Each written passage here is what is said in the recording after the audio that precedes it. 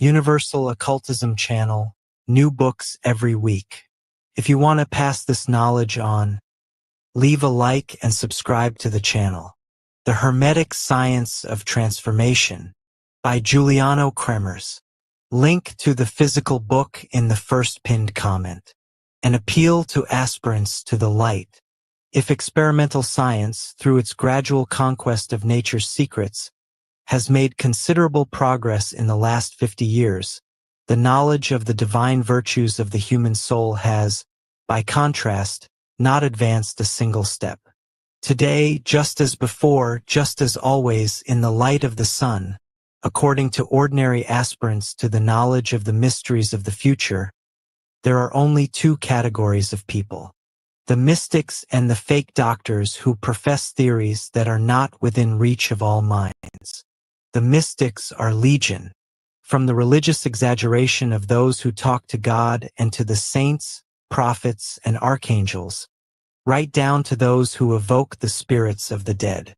The pseudo-doctors are those who, using the methodology of ordinary scientific experimentation, try to talk with a semblance of authority about that thing that everybody possesses and which nobody can explain, namely, the soul within the human creature, rich in virtues and unfathomable mysteries.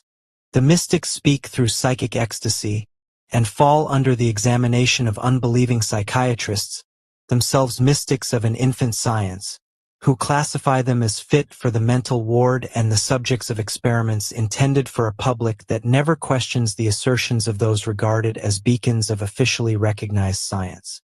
Thanks to their linguistic games, magnetism has become hypnotism. The human mind, that is, our faculties of thought and will, has become the psyche, and under that name has become an official subject for medical experiments. But how many of them, who have a conscience, will not confess that, in this struggle against the conquest of the unknown arcana, that they are always hoping for but never arriving at any positive conclusions?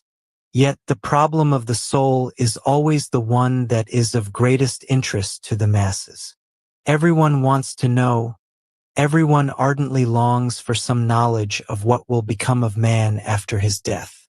The mystery of death is the limit at which the study of human science as it is conceived in clinics and universities stops, but it is also the limit that Hermetic philosophy must take as its starting point to ascertain, if possible, with what tenuousness the material of the thinking ego can withdraw itself from the necessity of bodily functions. If the skeleton is still solid, if the flesh is still young, the cells living, the tissue of the veins flexible, what need is there to go through the grave to remake oneself? You, O death, are the solution to the spiritual enigma within living man and within the hidden depths of his unknown soul. The initiate must vanquish death and go beyond the slavery of the inexorable law.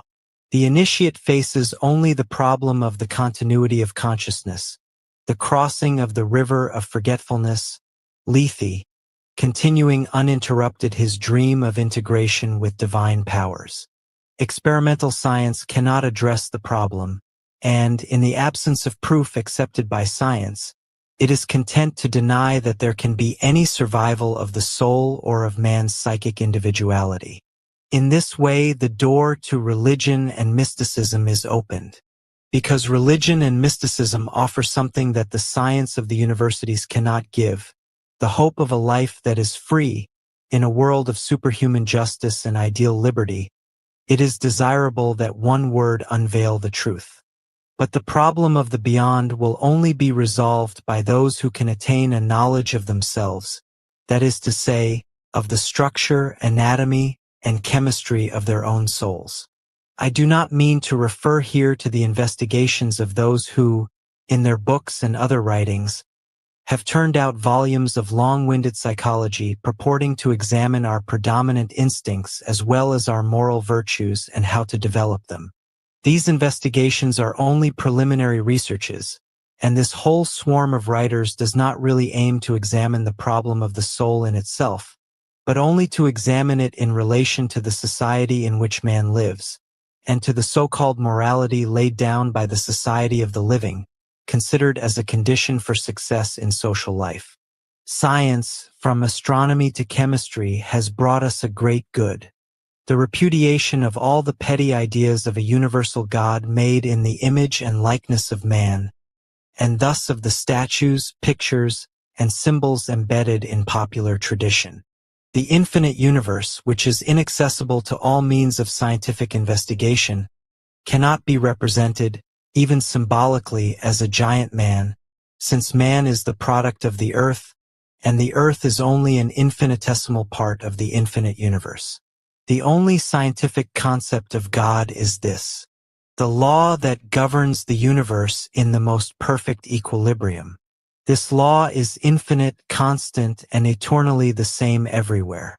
On Earth, in intelligent thought, outside of Earth's orbit, in the gravitation of visible worlds, in the moral displacement of souls grouped into society. This law is perfect because it does not allow any violation whatsoever.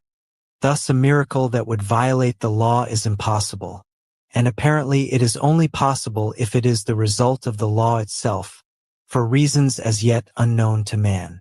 This law is intelligent because it gives and takes away according to merit. It grants and removes with a justice that is beyond man's capabilities. For us, there is only the universe with one inexorable law, with an order from which nothing can be taken away. If you want to represent this intelligent and inexorable law in the figure of a man, I beg you not to create an idol as God supreme.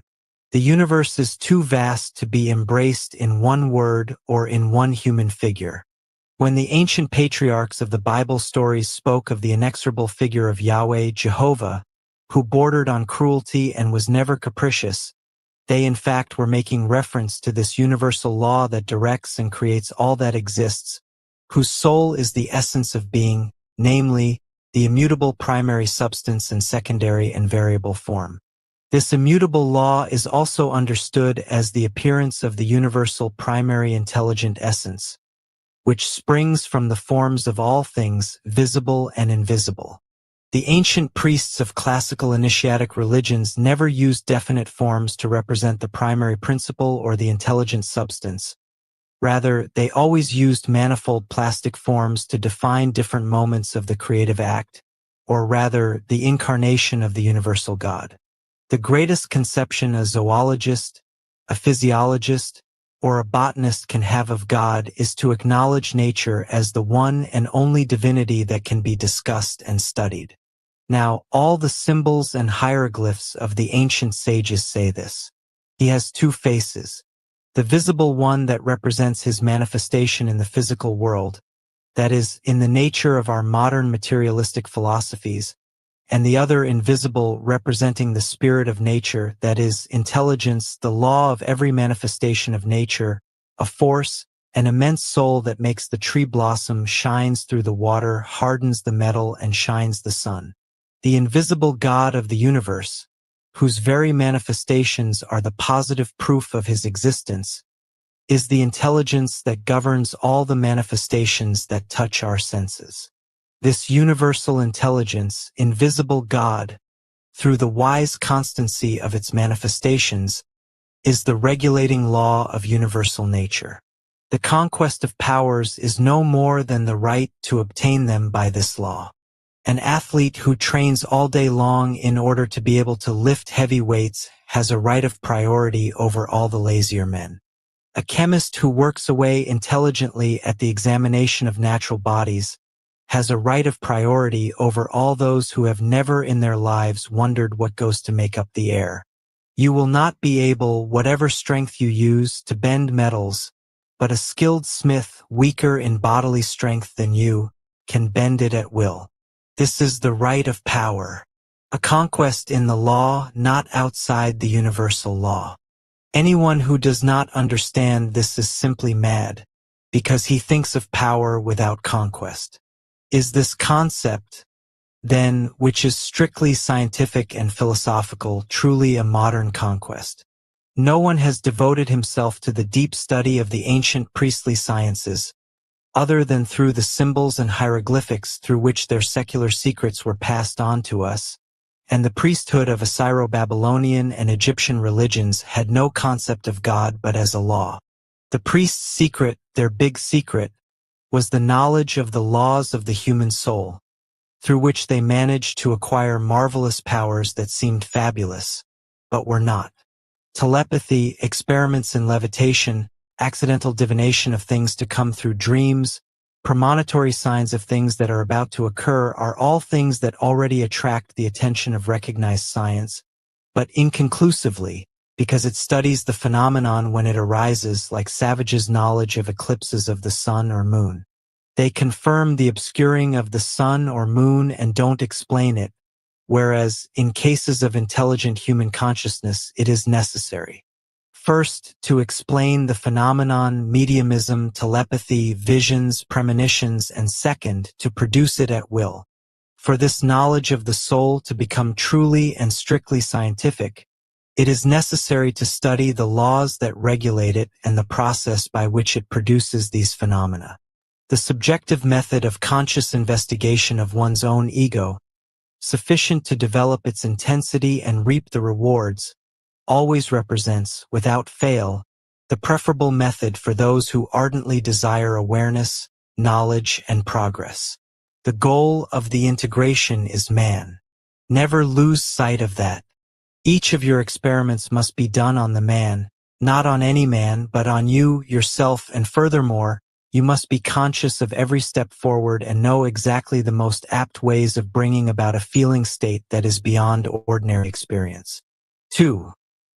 There exists a secret world that men glimpse, a world whose existence they suspect, whose manifestations surprise them, but that they cannot account for. To study it, we must first study independently the secret man who is hidden within us, and second, study the secret invisible world of souls, of the dead, of divinities, and of the beings that have never been human beings and that live in another life. The secret world will have to contain the entirety of sacred science of the ancient priests, the science that turns man into a living God.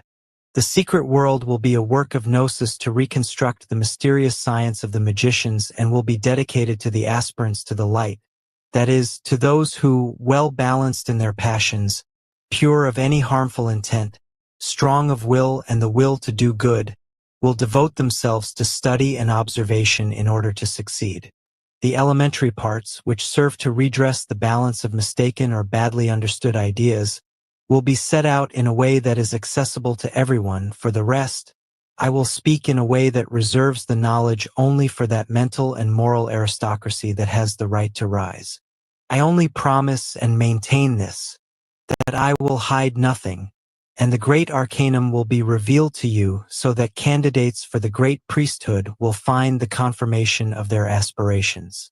Wordy philosophers and scientists with limited lines of research must make way for a rational school of culture that will show the way to the masses because it marks the limit where the philosopher must unite with the scientist and move toward the conquest of the truth for the health of the people. To be explicit, this curriculum of facts consists of the effort to better ourselves and others in the knowledge of the individuality latent in us, in applying these achievements to real life to the benefit of those less well provided for, fighting evil in whatever form of ignorance and authoritarianism it takes. The priestly initiatic methods prepared and shaped the etheric human nuclei, the self-formation of intelligent humanity. Our school is making this attempt today. The integration of the powers is subordinated to the state of consciousness that aspires to the potency of a real and profound knowledge. While religions proclaim that these qualities and supernatural powers proceed from the grace given by an unknown God, our school studies scientifically the laws that govern such phenomena, laws well known to certain special priesthoods, the founders of religions. It encourages the virtual powers of the living organism by bringing about, through traditional practices, self-discipline in the study of psychophysical powers and the development of the integrated individual, and effectively directing their hermetic therapeutic application to mitigating human suffering. Therefore, it is a school of practical philosophy whose disciples have but one aim: to contribute to the development of human civilization, as it is conceived in materialistic form, uniting, among its factors of progress, the elements of the potentiality of the soul and the spirit in all men. Its Hermetic mission must be carried out against ignorance and superstition for the benefit of the masses who must be saved by means of the science of man. It is therefore an altar raised to human science and against ignorance, working humbly and in obscurity for the good, instilling publicly and gloriously everywhere that human science will in time give complete order to human matter, that it will make peace among the peoples of the world and will fight the fear and the sting of death. To atheists, you will say that man is king of humanity and that man's wisdom is queen of the universe. To believers, you will explain that God manifests himself in his creations, as the tree does through its fruits. You will teach everyone that Hermetic perfection is an admirable medicine, which the gods and high deities on Olympus brought to earth, in human guise, among suffering and ferocious men, to heal their weeping wounds and make them peaceful, that Mercury distills the essence of blooming roses and that Eros gives it to mortals if radiant Venus smiles. Giuliano Kremers. To the Disciples of the Great Art. Nice, June 1st, 1917. With a deep sense of bitterness, after about 20 years, I am writing a few words of introduction to this edition of Elements of Natural and Divine Magic, which my dear friends the publishers have decided to make available to friends and disciples of the great art. In this book, in 1897, I began to write about these antiquated things which nobody cares about in a period in which it was so easy to publish a book that found no readers, and here again 20 years later under Cassandra's copyright, I write without hope of being believed. I did not publish Il Mondo Secreto to say I am a magician, because one gives up doing that to one's own advantage when one begins to preach to the masses. At the time, I wished to usher in a new period in Italy in the intellectual life of the best who might read my work, by tearing them away from the empty rhetoric of Christian or Buddhist mysticism that has given us the bloody results of the present day, and to discuss them with spiritualist empiricism and the madness of talking with the dead. I wanted man to understand the occult or mysterious powers, which are natural to living beings, and which are the unconscious cause of all the mystical inventions that have afflicted mankind for centuries. I wanted to show that between scientific materialism and mysticism from beyond the grave there is an unexplored realm that transforms the uncompromisingly exclusive nature of these two polar extremes, and that the science of man is located in an intermediate state between life and death, which was called mag, and which reveals the unknown and very powerful resources of human nature. I wanted to try out on a large scale the application of these forces to medicine, understood as the art of healing or of alleviating suffering. I wanted to go further, may God forgive me, to erect a monument to Italian Pythagorism, the source of later Templarism, and to initiate a small mental and moral reform of virtue in its practical essence in social life. I had forgotten the calendar. I thought mankind was many centuries more advanced and, in 20 years, I have only had tastings and tests as results. Nothing concrete except perhaps for the many troubles I created for myself by my own hands. Now my few introductory words can be reduced to these. That the reader understands in reading my book that I wanted to show researchers not the only way to get there, but one way to intuit the existence of a secret, an arcanum, a physical secret, a natural secret that very few men have known, and which now even fewer know, and which, even though it is such as to render a man more powerful than any demigod, no one can be found who sells it, and apparently it does not bring happiness to one who owns it. The intuition of the existence of this secret is by itself enough to make laughable the mystical inventions that have enslaved men to pontiffs and divine rights, creating thereby a formalized and mendacious morality that is the cause of the great evils of the present day.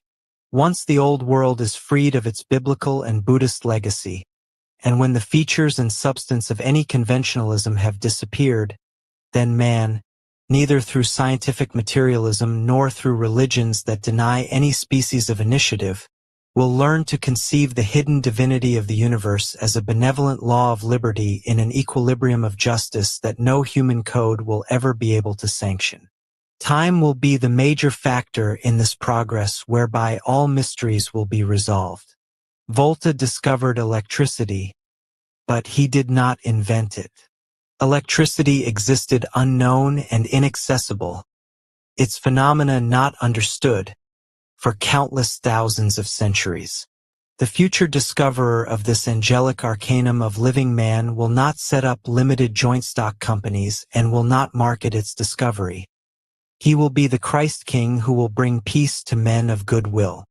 But for that it will take time, the great maker of all miracles, in order that the ideal become reality.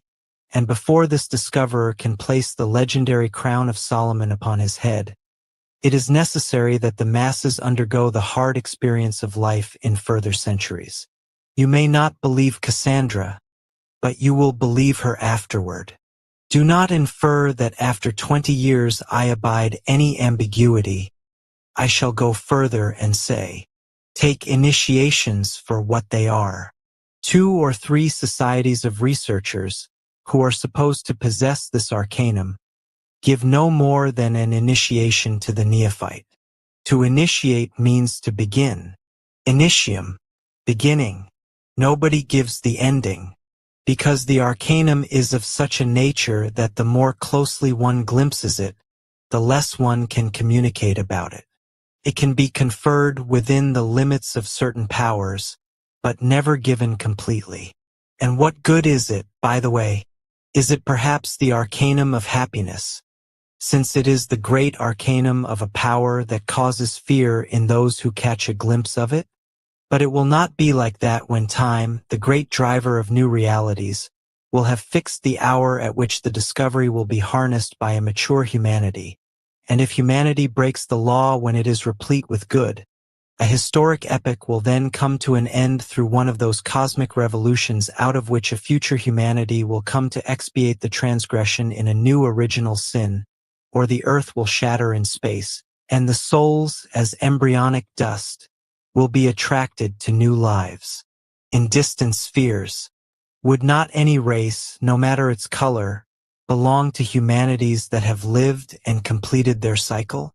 Extinguished, who knows, in mass suicide as a consequence of having disobeyed the law of equilibrium upon which reposes, inexorable, the phallic divinity of eternity.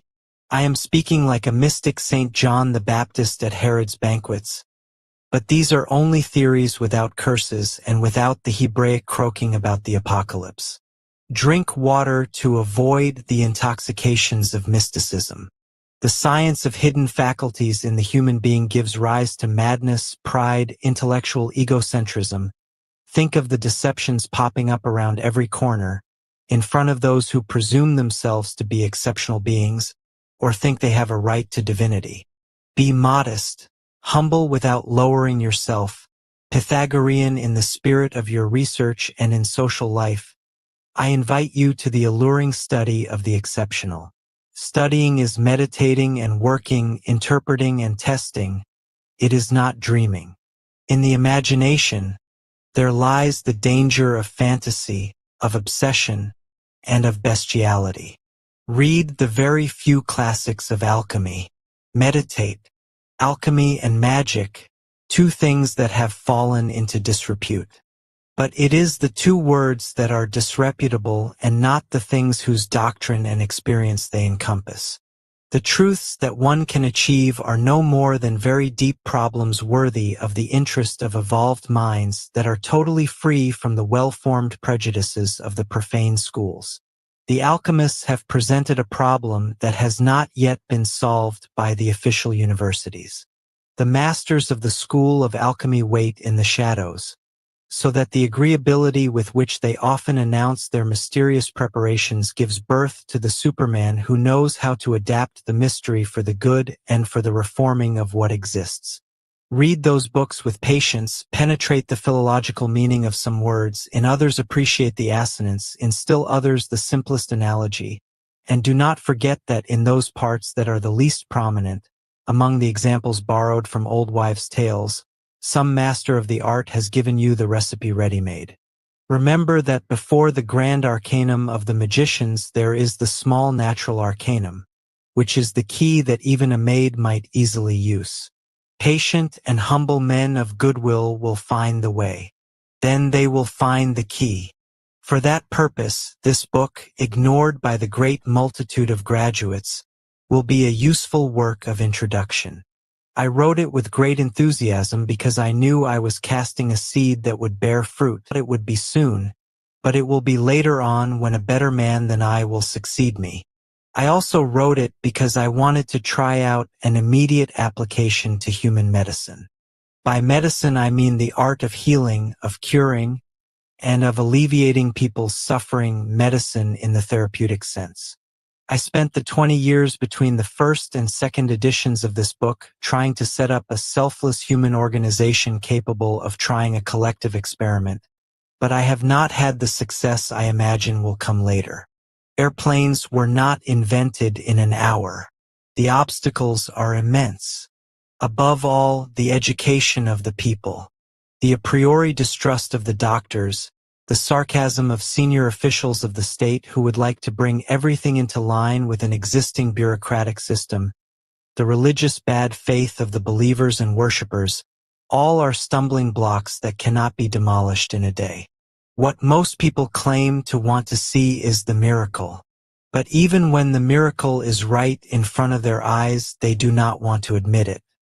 This is because they want to see it as they themselves and religious fables have conceived it, as similar to stage effects in some ballets. And yet much has already been done, while doing little, against the large number of obstacles placed in front of new things and the outside efforts in designing a normal peaceful life. The sciences of the human spirit cut through the tangled subdivisions of many branches of the science of physical man. Biology and physiology are in the vanguard, psychic experiments are part of the advance. But the problem that the science of magic and the mystery that is alchemy address is a secret that reforms and transforms a whole civilization, or a would-be historical civilization that at present makes us slaves to the corollaries of long-winded philosophies. It is a revolutionary arcanum which is frightening to approach, because its application and its adaptations would upset all those fixed ideas upon which modern society is based. But the first, perhaps the only side of application for experiment possible in modern society is occult therapeutics, toward which I have directed various good friends who have followed me. These are practicable experiments within reach of everyone, including medical doctors and those who know the ABCs of human anatomy. They can, by studying the law whose elements I set down, try the experiment. Try, but without speaking. Otherwise people will ask you as they asked me if you are selling imaginary powers, because people who do not reflect do not deny you and me the occult powers of a superior therapeutics. But while they deny this possibility to the human being, they attribute these powers with admirable compunction to a centuries-old image painted on a crumbling wall or to a worthless image carved in the trunk of a tree that has never borne fruit, without considering that the miracles from the images are the miracles of man and of the masses who adore them. I have been told in answer several times that faith is the great heritage of the religious spirit, which can do anything. That is a prejudice. Mysticism is a vicious legacy. There are so many categories, and it grows everywhere like a weed. There is a mysticism connected to all the aspects of human life, even in the family, next to the hearth or cooked in the soup. A man who can say he is not tarred with this brush is a god among the most perfect. Magic is divine in this sense because it places the adept outside any form of mysticism and makes him the center of a magnetic field of love, the radiance of which eliminates evil, annihilates grief, and scatters suffering. When this focusing center appears, the therapist is created. It is the radiance of love that heals, And this is a medicine that cannot be found on sale in any pharmacy and cannot be manufactured or distilled in any industrial laboratory. In spite of all this, your music remains a forbidden sound in the confusion of songs of all kinds. Human society will stay the same until the coming of Christ the King in the style of Solomon, when love will have statues and receive offerings as there were in the ancient temples, because the ancients were the first to emerge after the disasters of the epoch when the races reached their apogee and were destroyed for having violated their own wisdom. So I have wanted to try a therapeutic experiment, and I invite the disciples of the art to follow the example I have set, a modest example without any mystical belief. The new experiment will teach more than 1,000 volumes could. Do not give yourselves the object of calling 10 acknowledged scientists and recalling to life a man who has been dead 3 days and who is stinking on account of organic decomposition. Do not prevent a sick man from being cured by his medical doctor or from spending the little money he has on medicines. Give yourself the object of healing those who come to you, without even wishing them to know you have done so, and even less without wishing them to thank you. Love them and be wise enough not to desire the impossible. Comfort them with a word and quicken in them with your love that compensating force that in human nature acts as the restorer of the vital equilibrium. A patient who is without the equilibrium of the law of matter, with factors that cannot be determined by ordinary chemistry, without any other drug than an imponderable magnet that emanates from us may come back, is often compelled to come back by the law of physical and psychical compensations, and works the miracle by himself. You will verify it 1,000 times without pride and desire. Let it suffice. Let the healing doctor be thanked and let the chemist sell his poisons. This is not your affair. Go on studying, meditating without believing, that is, beyond the faith in the things that all the world maintains. The Miriam of therapeutists is a wave of love, which emanates from a pulsing center of unknown nature, from a man or from a chain of souls. The allegory may sound mystical, but it has a woman's name, she who was the first and the highest of the magicians, a receptacle, a deep treasure of love, because do not be scandalized by the truth I am about to tell, because love is matter, like heat, magnetism, light, electricity, radioactivity. Stronger than all these representatives of matter in motion, the element of love will serve as the essential condition of movement toward the enigma of creation and destruction that the mob of mystics foolishly personifies in a spirit and even more foolishly depicts as a man. The enigma is a law. Aim toward knowledge of it. Whatever you do, always do good.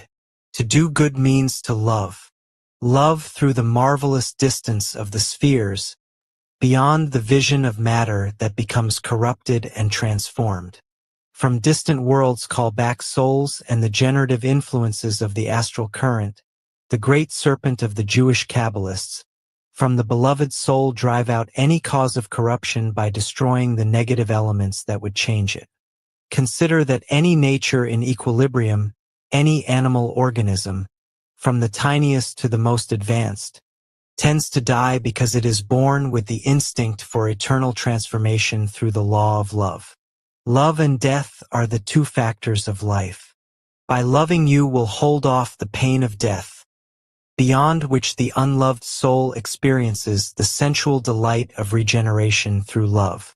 Dante repeats it in mysterious words here and there, and Leopardi sang it as in an aura of transport and desire.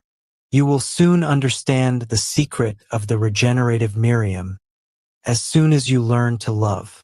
Only then will you be able to tell me if I have written this book inspired by the highest affection for those who read it, without judging me in advance, and with the deepest gratitude to those who, after having read it, become good, selflessly devoted solely to the cause of good, which in the future will unite men, peoples, nations as brothers and make the earth a place of love and peace. Giuliano Kremers. Part 1. Introduction to the Science of the Occult. Science is for those who conquer it. What need is there today of the occult? For today, what lurks in the shadows is dreadful. Criminality, falsehood, deceit. All that we know as science does not hide in a temple and say, "I fear the light." The knowledge of each new truth is like a stream that increases the ocean of achievements that contribute to human well-being. Do you know something that others do not? Publish a book and explain yourself. Thus, I have decided to write in order to make myself understood and to teach so as to help others succeed. I will speak and write clearly. As for you, to understand me correctly, you should only do with scrupulous fidelity all that is necessary for you to succeed and enable you to clearly understand all that I write. You should speak as little as possible, not argue about a particular phenomenon, and not say, as the ignorant do, "I have not seen it, therefore it is not true." One must study, keep silent, and wait. One must understand things well and experiment carefully. If the experiment fails, do not say, "The master is insane." Simply say that you have not understood, and try again. Science is every man's bread. Science has been democratized to the point of making chemists of children. But men with common sense understand that, so far, neither integral nor infinitesimal calculus has become popular. And since the highest reason of occult science is the algebra of elementary philosophy, the sublime mathematics in its application to the reality of existing things, I will not be held culpable for obscurantism if minds that are unprepared for calculating do not succeed in grasping abstractions on the fly. For my part, for those things nature permits, I will keep things down to earth, so that those with the least experience may easily understand. But since I also have to indicate the way to those who can see further, who are permitted to see more elevated things, I apologize if I resort to ideas that are beyond the range of short-sighted birdwatchers. This book is written for the many who want to prepare themselves and for the few who can fully digest it. Science is given to everyone, but only fully to the one who conquers it. Magic, the magician, and the uncommunicable secret. Have you got a clear idea of magic and the magician? Magic is absolute wisdom, which means that it is the synthesis of all that is, was, and will be. It is a word that covers all the attributes of divine omnipotence, if by God you mean the supreme intelligence who creates, regulates, and preserves the universe. Magic is, as an ideally perfect science, applicable and practicable. 1. In religion, governance of collective consciences. 2. In politics, governance of national interests. 3. In families, the ethical and moral foundation of the state. 4. In man, the enigmatic sphinx of the common learned person. The magician is the one who possesses the science of God, is its living repository, and who uses it. This science is so powerful that it causes those who have become master of the divine secret to lose any desire to speak of it. In fact, those who have reached the goal have done all they could not to write the truth except in a form that is almost unintelligible even to those who had some intuitive understanding of it. Just think, in fact, that ancient priests imparted this science in the temples to all those who became worthy of learning and practicing it after long and terrible trials, and it was given by degrees in rites and ceremonies that our Catholic Church has preserved in the holy orders. Hence one can argue that those who taught this terrible science and knew its importance looked for qualities that a common man does not possess. Just imagine for a moment that your children were to ask you for a loaded pistol, taking it for a toy. Could you give them such a dangerous device without neglecting the duties of a father toward his children and of a man toward mankind?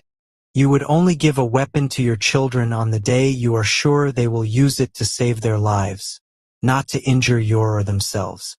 The master conducted the education of the profane to its end, slowly leading the neophyte to the priesthood. The highest priest was the adept, that is, the one who had reached the highest wisdom.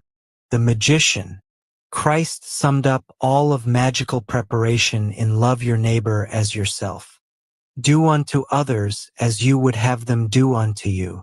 Those who practice these two precepts wholeheartedly and can keep their own counsel are ready to start. Perfect rectitude of heart, a clear notion of what is good, a total aversion to the creation of what is bad, a great love for your fellow man, a conscience clear of any stain, no desire that is not for the good of others, no fear of the evil that may strike you while doing good. That is how the magician is like the saint and is worthy of that great idea of good that is God. Eliphaz Levi wrote, "There is a great secret whose revelation has already destroyed a world, as is proved by the religious traditions of Egypt summed up symbolically by Moses at the beginning of Genesis.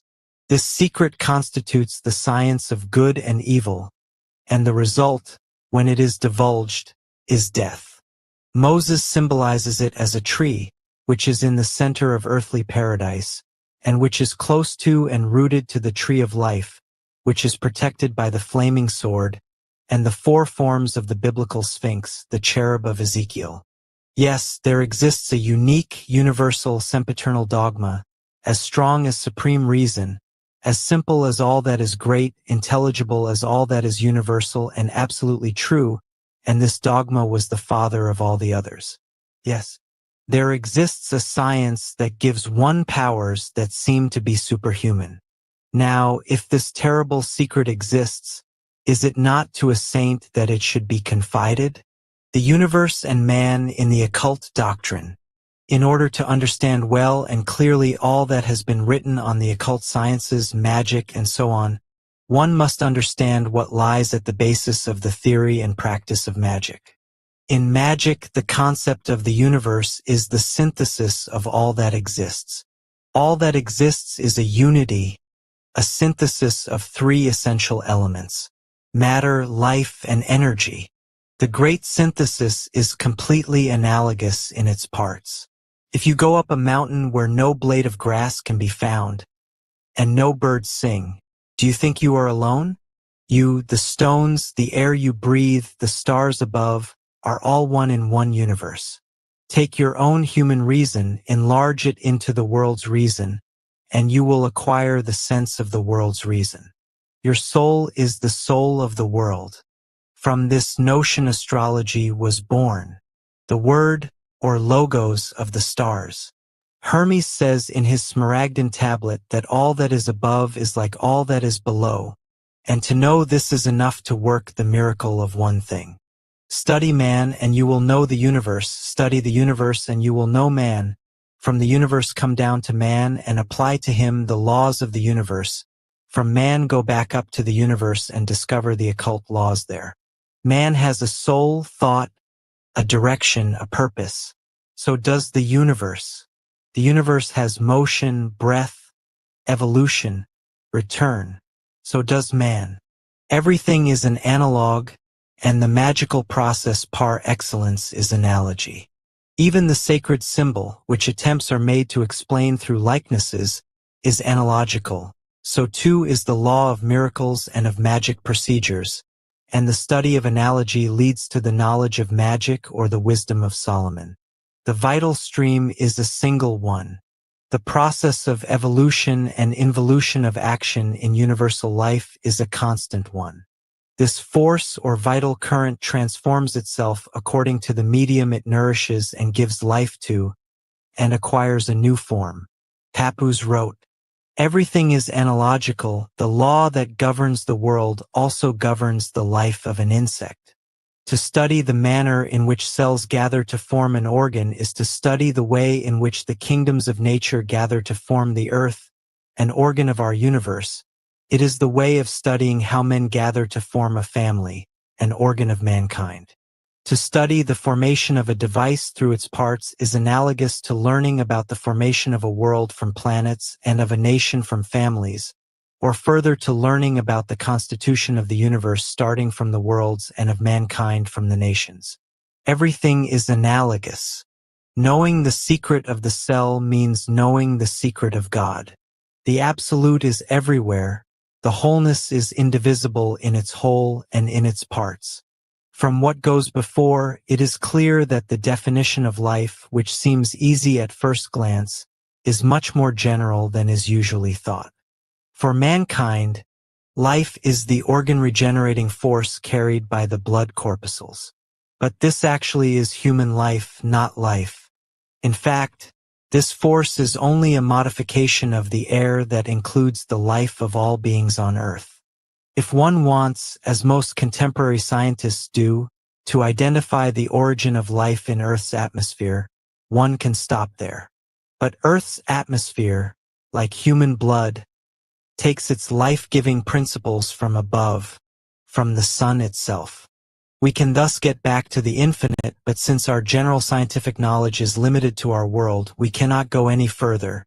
And as we realize that the force of the blood comes from the air, the force of the air from the earth, and Earth's force from the sun, we say that life is transformed solar force. From what I have said, the analogical understanding of anything that changes in universal life becomes clear. Let us now pass on to man, who interests us particularly. For some, man is matter; for others, theologians, he is matter and spirit. For the science of magicians, he is the reflection of the life of the universe and therefore tripartite in his formation. Body, plastic medium or astral body, and soul. The astral body can consciously go outside the physical body, as with adepts or perfect initiates, magicians, or it can go unconsciously and consequently undergo the chance influences of the moment, wandering spirits, as is the case with any medium. When the body breaks into pieces or shatters, the astral body takes flight and man dies. If a man imposes his astral body on the astral body of another, he magnetizes him. As I wish to set the foundations of what occultism teaches, for a clear understanding of all that I will choose and publish, I will not here go into an analytical examination of the elements that go to make up man in the formation of his astral body. Spiritualism, when I presented to the public as an introduction to what we would subsequently publish, the new material, definitions, and opinions on occult sciences, I did not mean to write a book of spiritualist propaganda, quite the contrary. I intended to present a completely encyclopedic overview of the mystery as it is understood in magic, as the highest point of human and divine wisdom, the key to the occult temple of nature, in which man comes closest to God, both in his conception and in his realization. Modern history will begin when a new type of chemistry analyzes the elements of the soul that make up the individual person and causes them to unfold, and this will mark the end of a long period of darkness in which man has not known himself. The occult sciences include spiritualism as well as animal magnetism and theurgy, though spiritualism is the one and only domain, after animal magnetism, which interests those who recognize neither wisdom nor truth beyond the limits of their understanding and authority. A French educator, Rivail, under the name of Allan Kardec, gave the first great impetus to the popularity of spiritualism, which, through successful publicity, spread everywhere that there were people who wished to talk with the soul of a dead person, or the curious who take pleasure in seeing a table move. One could say that magic, a terrible word, frightful, suspicious, had been quite forgotten in the face of this fashionable success, which does not strike fearful consciences as hard as the mother of all human wisdom. Spiritualism has been fortunate and successful because it is more suited to the common level of intelligence and closer to the doctrine of the Catholic Church militant, because of its idealist conception of the soul, of the spirits of the dead, and of the guardian angel. Spiritualism teaches that man is made up of three quite distinct parts. 1.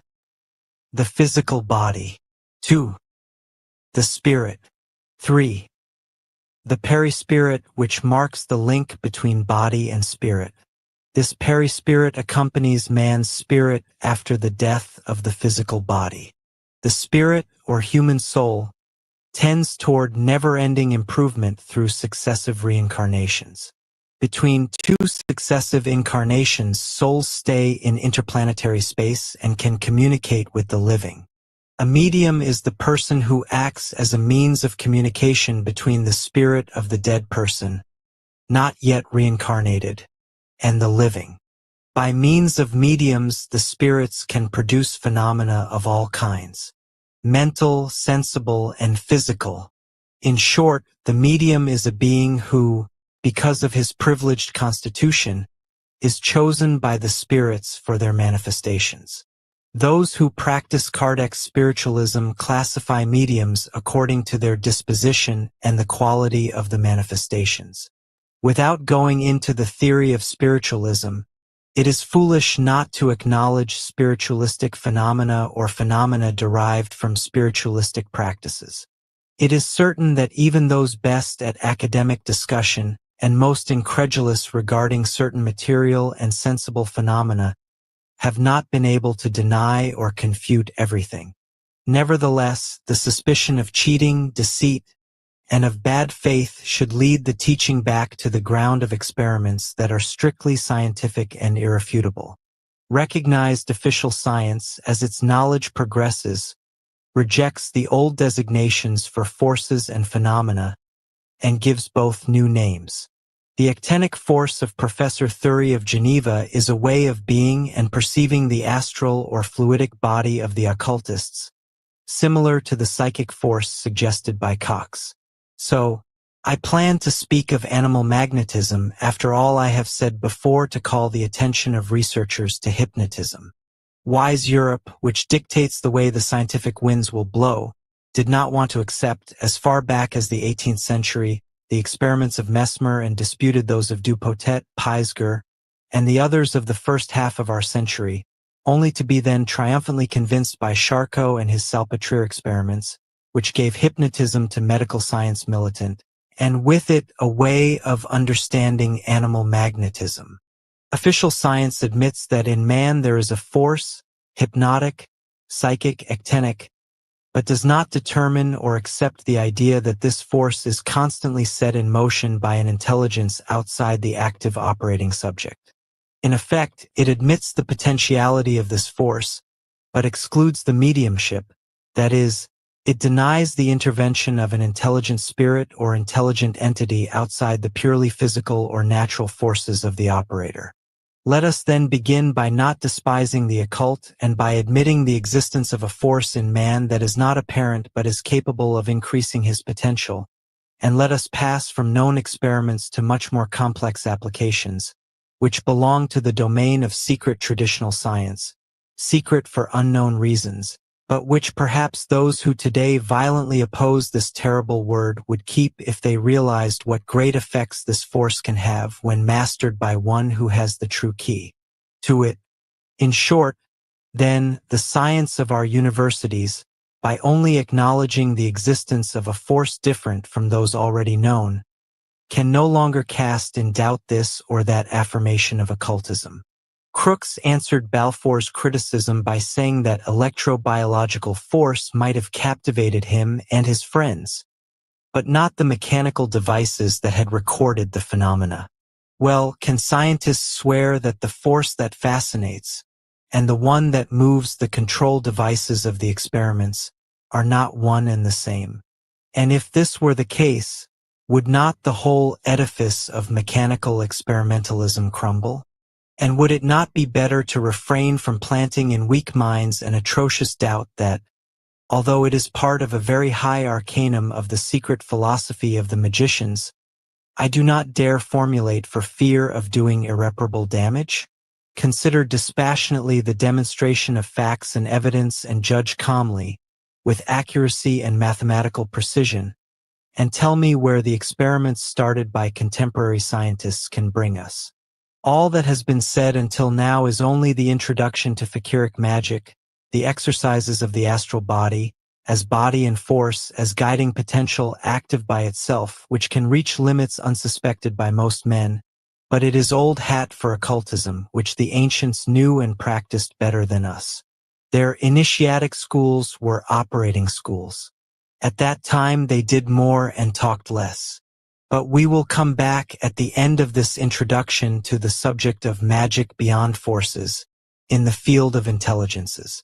Let me state that the title I preferred for this work of teaching is Introduction to the Science of the Magicians, not only because magic is the most proper word for synthetic science, but also on account of the misuse that has been made in the contemporary world of such words as occult, occultism, theosophy, and so on.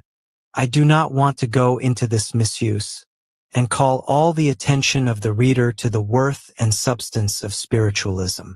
A true religion for the souls of the dead as a moral doctrine is purely and ideally Christian, with the exception of the notion of successive incarnations. It establishes the tripartite formation of man made up of a body, of an envelope or second fluidic body or perispirit, and a soul. It affirms the disappearance of the body at death, the continuation of the fluidic body together with the soul. It states that man can develop a special sensitivity that lets the spirits of the dead manifest themselves in one way or another, mediumism. This, in a few words, is the whole doctrine of the spiritualists. A table turns, a bell flies, a pen moves in a medium's hand. This is indisputable. But how the table turns, how the bell flies, how the pen moves, this is the mystery. The outside observer says, it is psychical force, it is magnetism, it is radiating nervous force, it is electrobiological force, unconscious automation. The spiritualist, on the other hand, believes that it is all the work of spirits who want to manifest themselves to men. The ancient occult science, the science of magicians, of which the evocation of the dead or necromancy is one of the most frightening parts forbidden to neophytes, agrees with the former and not the latter. Not because the communication of a spirit with a living person cannot take place sometimes, but because generally this does not happen. Always consider yourself as a unity under the Trinitary law, like the universe, with a mental function, intelligence, spirit, a material form, body, and an activity proceeding from these factors between the two natures, material and mental, perispirit. This leads to the consequence that death does not separate the physical body from an intelligent, invisible body, and therefore, there are no spirits of the dead. So the real calling up of the dead is impossible, and neither is there mental evocation in the commonly understood sense. The mistake of the present-day propagandists for the occult is their rush to instill in the public at large the principle of ancient sacred science, forgetting that science is the bread of all, but wholly open only to those who conquer it. The masses have religions. Christianity, in its essence, is the religion par excellence, with which spiritualistic doctrine cannot, either as a religion or as a heresy, contend. So what does spiritualism do? Two things. If it produces phenomena, it calls the attention of outside observers to the latent powers of the human organism, contributing to human progress, and accomplishes its mission because it passes from the parlors of innocent entertainment to the universities. If, on the other hand, it does not make chairs jump and bells ring, and it seeks to bring about a conversation with a spirit that has been called up, and that never gives proof of its own identity, then it accomplishes its mission of making intelligent people wonder whether there cannot be a less equivocal means of finding the truth, and thus prepares neophytes for the science of the magicians. The first mission is accomplished. Without spiritualism, psychic phenomena would not be discussed today. But the second is not, because it is difficult to convince those who have gotten a taste for talking with the spirit of the Virgin Mary that they are mad. Magic is the supreme science, the highest reason of the existing and the possible, the law of the sublime and hidden mathematics of the entire sensible universe, and the magician has to combine the purity of a saint with all the science and clairvoyance of a reasoning man. In addition, even in the explication of the unitary doctrine, spiritualism is rudimentary. The concept of the universe as a unity leads in magic to the principle of unity of force and unity of matter that some superior intellects have already glimpsed in their studies outside of the teaching of magic. In this case, magic, which no progress of vulgar science will ever be able to find fault with, identifies many modes of existence of the one force of the one matter that begins with the metal and, from liquid to gas, passes to infinitesimal attenuations. Now, spiritualism admits of an indeterminate fluid outside inhabited worlds in which swim and walk many generations of spirits, covered in their perispirit, who think of nothing but coming reincarnation. This is in agreement with neither reason, which is science, nor with the traditional dogma of the magicians, nor with religion. Therefore, spiritualism is anti-scientific, anti-traditional, anti-religious. Magic teaches instead the unity of force and of the matter in the vital or astral current, the great serpent of transformation in which, like on a very sensitive photographic plate, the smallest oscillation of a thought generates a form. The perispirit, according to the spiritualists, accompanies the soul of man after death and persists, while according to magic the intelligent divine principle tends to progressive attenuation until it is assimilated in God. This is the nirvana of Hinduism. In space, where the spiritualists place the spirits of the more or less perfect dead, science places all the fluidic forms, all the coagulations of the fluid of universal life. The spirits of the dead, the astral bodies of the mediums and wandering initiates, the elemental spirits or spirits of the elements, human conceptions, the lemurs, the larvae, and all sinful and incomplete creations. The astral light, says Eliphaz Levi, is full of souls, which it liberates, in the continuous generation of beings. These souls have imperfect wills that can be subdued and put to use by more powerful wills. They then form great invisible chains and can give rise to and determine great commotions of the elements. In the Latin forms used by the occultists of the past centuries, as is the case in our initiatic teachings, in Italian, we do not use elementary to mean the former and elemental to mean the latter. Our ancient and usual word is spirit, from the Latin spiritus, breath exhaled by the Creator, breath of life and love. So, while we call the former spirits of men, we call the latter spirits of the elements or elementals, which are creations inferior to man and more imperfect. But this is the perfectibility or not of form and force. Instead, the intelligent principles which the ancient Kabbalah interprets continue the series of the progression of intelligences as far as the divine unity. Except that this is not enough, and the spiritualists would like to know how the magician sees, how he operates, how he enters the astral realm. First of all, by reasoning. Reason is the first torch that brings us closer to truth. Second, by not deluding oneself.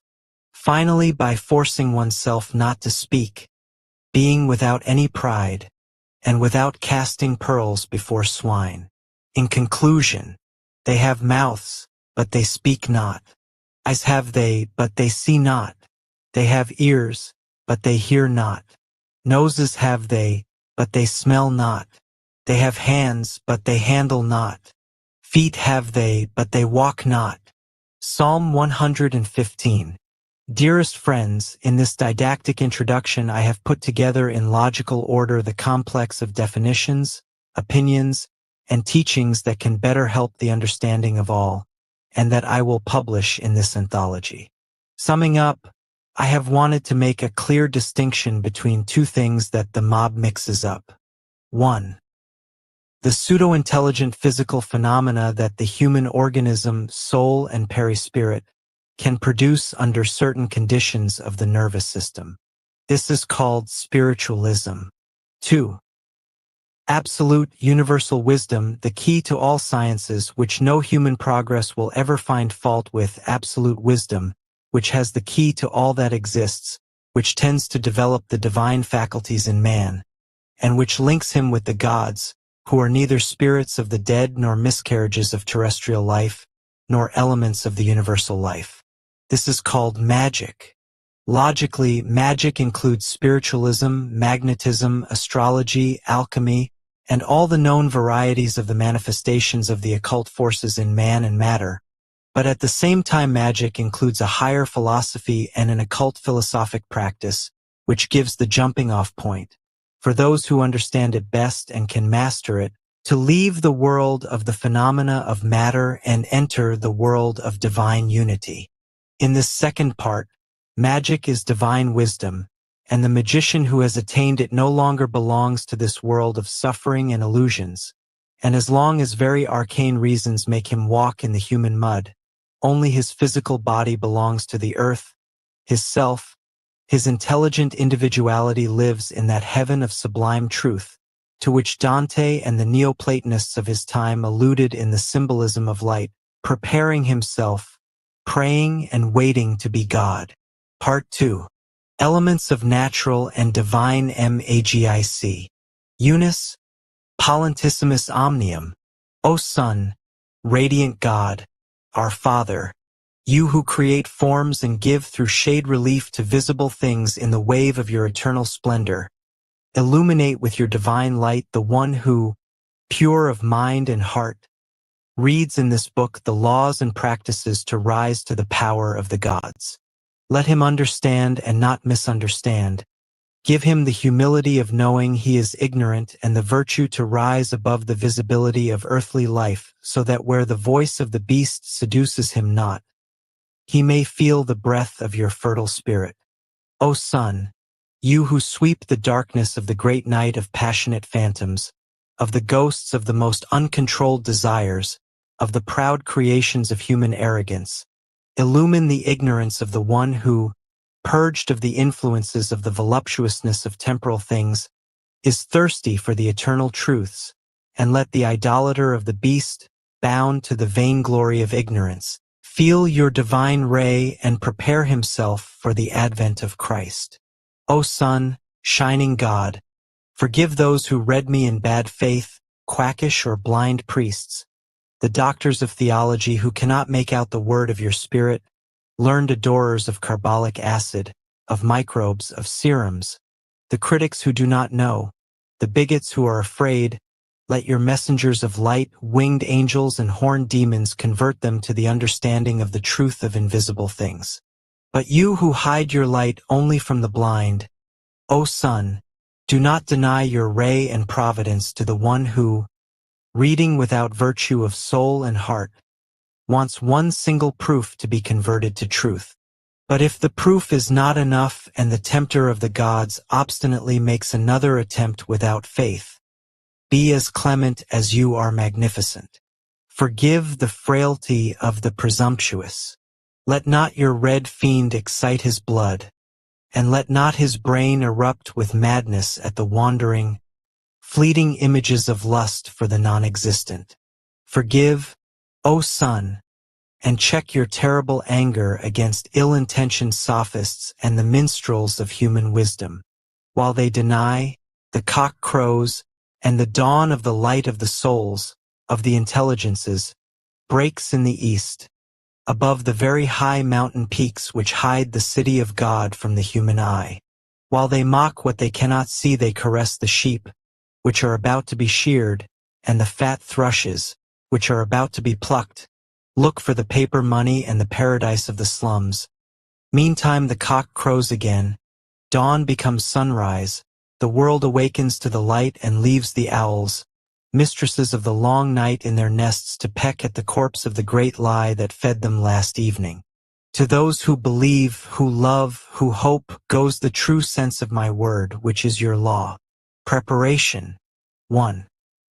If, after reading the introduction in which I have condensed, with broad strokes, all that has been said and written on this problem of the incredible, you have decided to continue reading what I promised, I warn you that from now on I believe I have the right to consider you my disciple.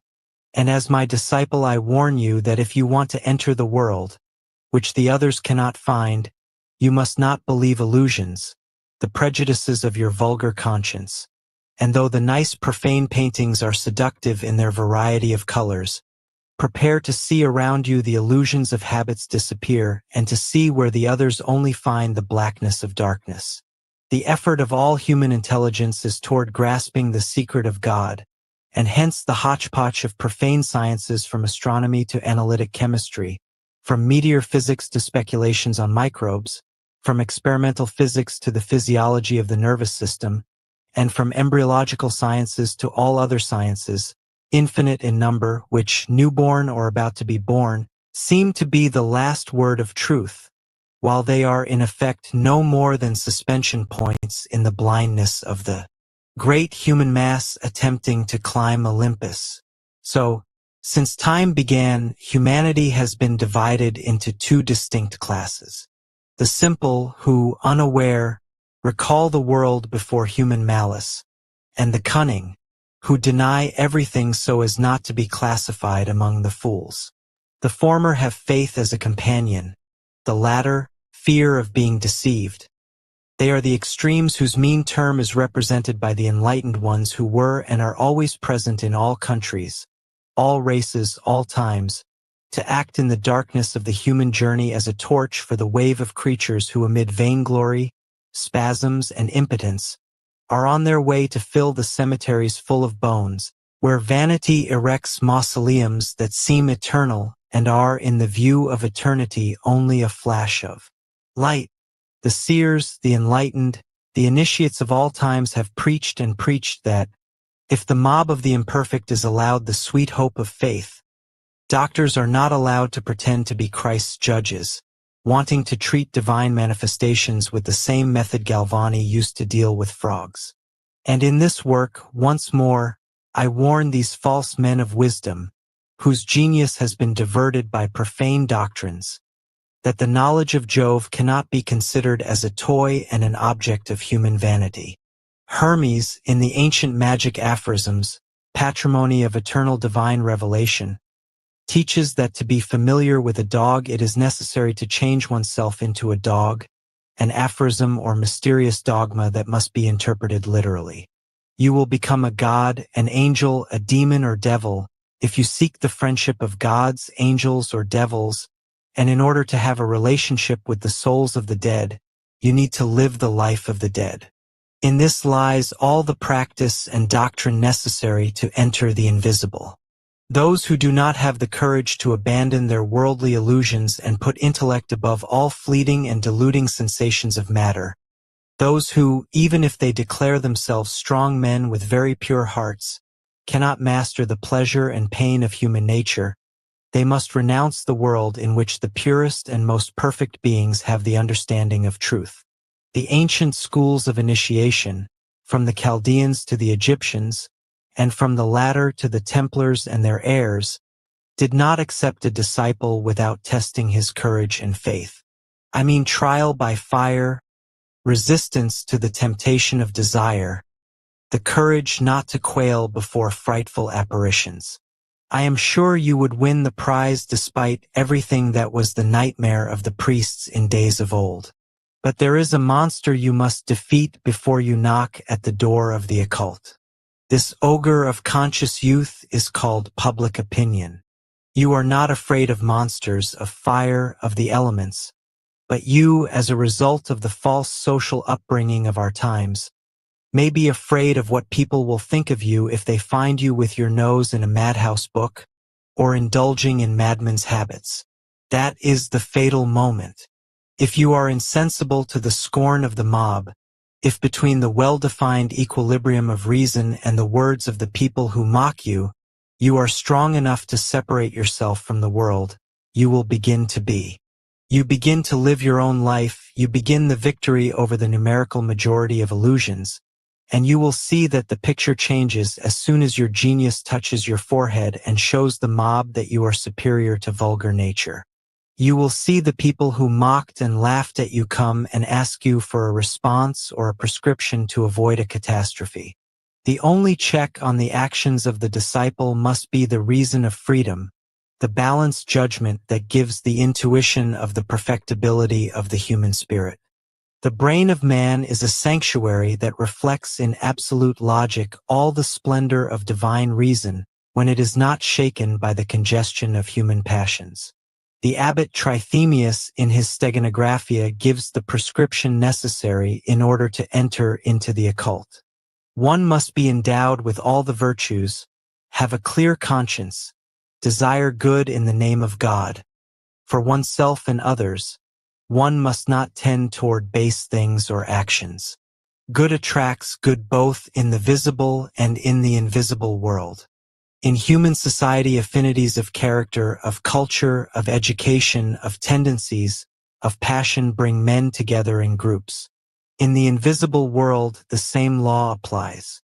At the level of intellectual synthesis, all men are equal, just as all flowers are flowers, but a chrysanthemum is not a poppy and a white lily is not a red rose. There are men who are gods and others who are beasts. Civilization makes them brothers because the divine law aims toward the redemption of lower natures, the evolution of matter and souls toward eternal light. Even we, who practice most fully love toward our neighbors, do not approach people we find repugnant. Therefore, all the preparations for priesthood of all times have the same prescription, and Christianity goes hand in hand with operant magic. Dharmastiter mentions the Asha of the Parsis, so dear to Ormuzd, indeed characteristic of the divine world. The Asha for the Parsi is purity and contains three elements: good thoughts, good deeds, good words. I call your attention to one thing that has to be clarified: the difference between religion and magic, between saint and magician. Religion is the entirety of a whole sacred doctrine, fit to be understood by the masses. If it has a true, deep, scientific origin, it speaks to the mob under the guise of divine precepts and admonitions. It personifies divinity and speaks a relative morality to the progress of the masses. Magic, wisdom, and teaching about what exists, the synthesis of the laws of created things, the process of creation itself in the order of truth and nature, is the key to all the traditional religions. Both the religious man and the disciple of magic look for knowledge of the divine world, the former passively by applying religious precepts, the latter actively by trying to force human nature and enter into the invisible world, to discover the laws and use them as masters would for the conquest of divine powers. The religious man may become a saint. The disciple of magic must either become a magician or disappear. Sanctity is a virtue of the initiate, not his purpose. The magician's purpose is divine integrity with its superhuman virtues. The saint may come to grace. The magician must accomplish divine actions. The former does not need science. The latter cannot exist without science. A pious friar, after a long life of self-denial and prayer, rejoices in the stigmata of the crucifixion. A scientist must be able to explain that which is the cause of these stigmata. The pious friar has no desire. He is at the mercy of God's grace and is made an instrument of it. He heals the sick, predicts a joy. He comes to the aid of the needy when he is least expected. The magician, according to his powers, must give and perform whenever he wants to and whenever he has to use his wisdom, his power, the forces at his disposal. Sanctity is obtained, magic is conquered. Cheynet, in his study on Pythagorean philosophy, says, all the rules of Pythagorean life can be summed up in this great maxim. First become a man, then a god, unite yourself in close relationship with God, follow and imitate God. But this did not refer only to Pythagorism. The neophyte of the earliest Christian rites wore white as a sign of candor, in the original sense of the Latin candidus, from which candidate derives, and white vestments are still worn by the Christian priests celebrating the Mass, but they have become shorter in the surplice worn for minor services, because the character of divine science is white like the color of the moon which is under the feet of the Immaculate Virgin. But, my dear disciple, let us not plunge into symbols, which the great men of today describe as the first sign of decadence. Let us go back to where we started. If you break with the common people, you knock on the door of the invisible. Who do you invoke or evoke? A god like the Theosophists, a genius like the Kabbalists, an angel like the Christians, the souls of the dead like the spiritualists. Intelligent beings are divided into three classes. The gods, who are above, too far above for a common man to understand or perceive. The messengers of these gods, daimons or angels, who are in contact with us, and men. Be confident and courageous, said the Pythagoreans, because man belongs to the race of gods. He is not a dethroned king, but a king in exile, who is waiting for and slowly working toward his return to the throne. He is a splendid bird whose passion for pecking in the mud has pinned his wings, covering them with clay. The Pythagoreans warned, "Purify your body and your soul. Let reason be the sovereign and absolute guide of your life. And at the moment when death releases your soul imprisoned in your body, you will become a god." Genesis 3:22 is translated from Hebrew. Behold, Adam became as one of us, knowing good and evil, which Monsignor Martini translated having God say. Now Adam has become one of us, knowing good and evil, and then he comments the us refers to the three divine personages, while the occult meaning is that Adam was created like unto the gods or the spirits of God. Therefore I consider my disciple capable of showing all his divine qualities, far from the vermin who pontificate slowly and incredulously, and of being above the infantile pleasure of hearing the applause or jeers of the sheep-like followers of science. I want him to be capable of perceiving the beauty of this man God, who still in his cloak of skin and muscles aspires to a perfection, which is not denied to other men, but which other men deny themselves, for the vainglory of being like all the others. You, my disciple, by escaping from the common herd, come nearer to the gods. Let the faithful pray in churches, synagogues, and mosques. Let peaceful creatures tickle their fancies with tables that rattle or rise up. Enjoy the fact that curious and presumptuous scientists give their opinions on the physical effects of mediumism. Rejoice that they work for the sake of humanity and its progress, because the whole encyclopedia of phenomena comes down to putting a sensist and gross materialism on trial and to building an altar to the spirit of man. Dear reader, I forbid you, in my duty as a master, the freedom to use your common logic in regard to what is related to your spirit, which is not common, and I tell you that the day you place your faith in the reason of one man you will forever give up your own, which must be modeled on and perfected by universal reason, which is in line with your divine nature. 2. The second part of the preparation for magic tends to instruct you, through outlines, where to begin in order to succeed, how to place yourself outside doctrinaire soliloquizing, and how to see and touch and learn through your own experience and not through the experience of others. If, in carrying out the first part of your preparation, you are courageous and good in the widest sense of these words, if you understand precisely that your spirit, in its cloak of flesh and blood, is susceptible to all improvements to the point of becoming like a god of Olympus, a major deity, you can wait and enter into relationship with natures that are higher than the gods in the heavens. What are these middle-range divinities? These creatures or daimons or angels or messengers of God, with whom you will come into contact? Or, better, of what nature are these intermediate gods whom you must deeply wish to know? The best treatises on occult sciences tell you that, beyond human nature, in the ether or in the astral light region, there exist the spirits of the dead, the astral bodies of the mediums and initiates, the elemental spirits, the human conceptions, the lemurs, the larvae, and all sinful and incomplete creations, as I covered in the introduction. But according to the first precept of the foregoing preparation, you must think and reason for yourself.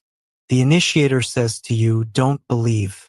Between faith and science there is an abyss.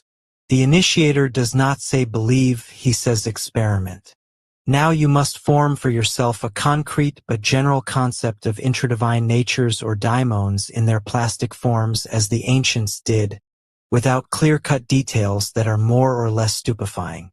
It is sufficient for the student to have a general idea of what he will meet, and I follow the ancient method. So will you, gods, daimons, and men, Among them, the same relationship exists as among the three states of perceptible matter. That which is heavy, that which is light, and that which is evanescent. The synthesis of nature presents the three states of matter: solid, liquid, and gaseous. This number 3 recurs in the kingdoms of visible nature. This number makes up the series in divine progression. Man, the heavy body that imprisons an intelligence, daimon; the light body that comes near to intelligence, spirit; the evanescent body, which has not even an ideal form and is symbolized by light. The philosophers say the theology of the ancients was symbolic, that the individual daimon or genius represents conscience, the sense of reason of a being. All right, that is one side of the question. But sacred wisdom, which the ancients manifested in their esoteric expositions, had 3 sides.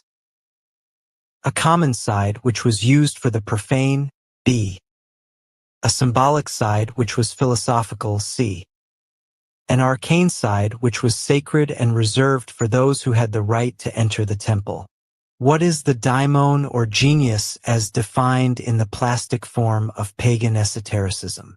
The ordinary man today would only smile. The daimon of the ancients and the protective genius of the Platonists are the putative fathers of the guardian angels of Christianity, and they are poetical figures. Those who make a show of their doctrine are content to see in the daimon or genius the soul of man in its essence as reason and conscience. Those who, on the other hand, are conversant with the sacred terminology of the philosopher-priests, and have the key to the 3 sides of the arcane idiom, know that the third, true, profound meaning of daimon or genius of the ancients corresponds to a ray of light of what is. A truth that is the first toward which you, my disciple, must aim. I will set you a problem to solve. In order to succeed, you have to study and practice the scientific theorems that magic teaches you or to which it alludes. You will understand their essence by studying and practicing. If you practice without reflecting, you will become an ignorant experimenter. The first goal you must place before your eyes in your approach toward the occult domain of the spiritual nature is to attempt to know the spirit or daimon or genius, which represents the step immediately above your nature, as a more or less perfect man. The Christian angel is a spirit of absolute purity and a messenger of God. The daimon, on the other hand, can vary in its tendency and purification. I will use the term genius to escape from restrictions and definitions. Once you have started to know your own genius, you will be able to define the first, and when you have known many, you will be able to have an approximate but still imperfect concept of the golden ladder, which starts from the least pure and ends with the most perfect. What should you do in order to know your own genius? The ancients taught that to know it one had to propitiate it by practicing justice, by the innocence of our habits. Then it will help you with its foresight in the things you do not know, give its advice in your moments of indecision, come to your aid when in danger, and it will not deprive you of its assistance in adversity. At times in your dreams, at times in visible signs, at times by appearing to you, it will help you to avoid evils. It will bring good upon you. It will raise you when you fall. It will sustain you when in doubt. It will lighten the darkness of your research. It will keep your fortune good, holding off bad fortune. What will your master tell you, so as not to resort to Christian mysticism and the veneration of pagan cults? Only one thing: be a man, be reasonable, and dominate with the continuous mastery of your judgments all the illusions of the gross material senses of man. Develop in yourself the consciousness of being, and if you deserve it or if you force outside nature, into your consciousness will come Raphael or Astaroth, the angel or daimon. Your genius will certainly appear, and like Dante you will have found your Virgil, and with Virgil the non-stop train to either the madhouse or divine wisdom. At this point, the disciple interrupts me. If these daimons are not visible because their body has no material that is visible to our eyes, how can I come into contact with them? I will not see them, hear them, or feel them down here. That is clear. You have to form a clear concept for yourself of what, in its true significance, astral light is. In Greek grammar, the word aster means star.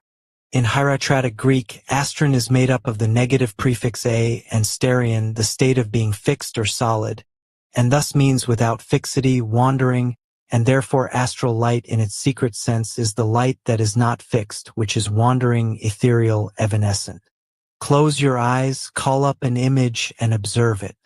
In the darkness of your self-induced blindness you will see with a kind of sight, which although it is within all men's reach, is not the ordinary capacity to see among other men.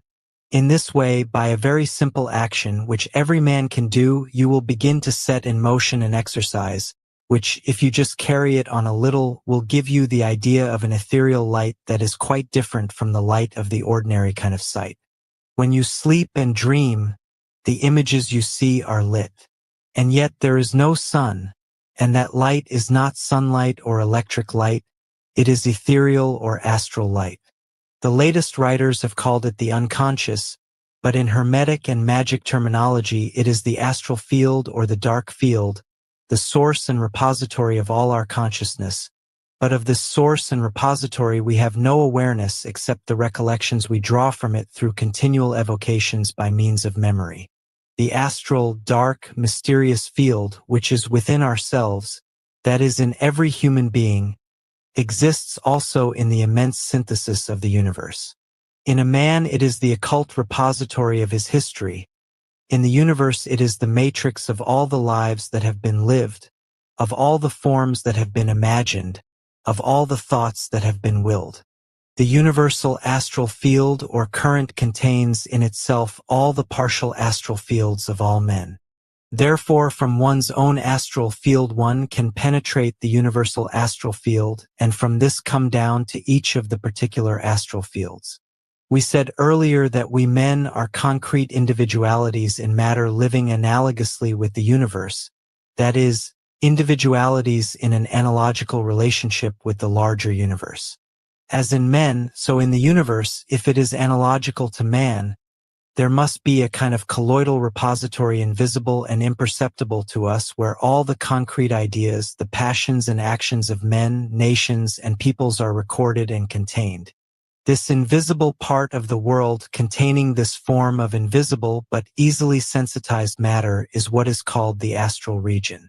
When you say, if you recall of a person you have seen, you are searching in your unconscious for the image of the person that you have seen and are evoking.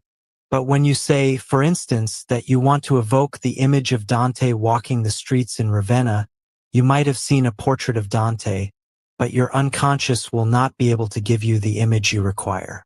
Then you invoke the image of Dante Alighieri, and if you believe in spiritualism, you think you are invoking the spirit of Dante by the form he takes.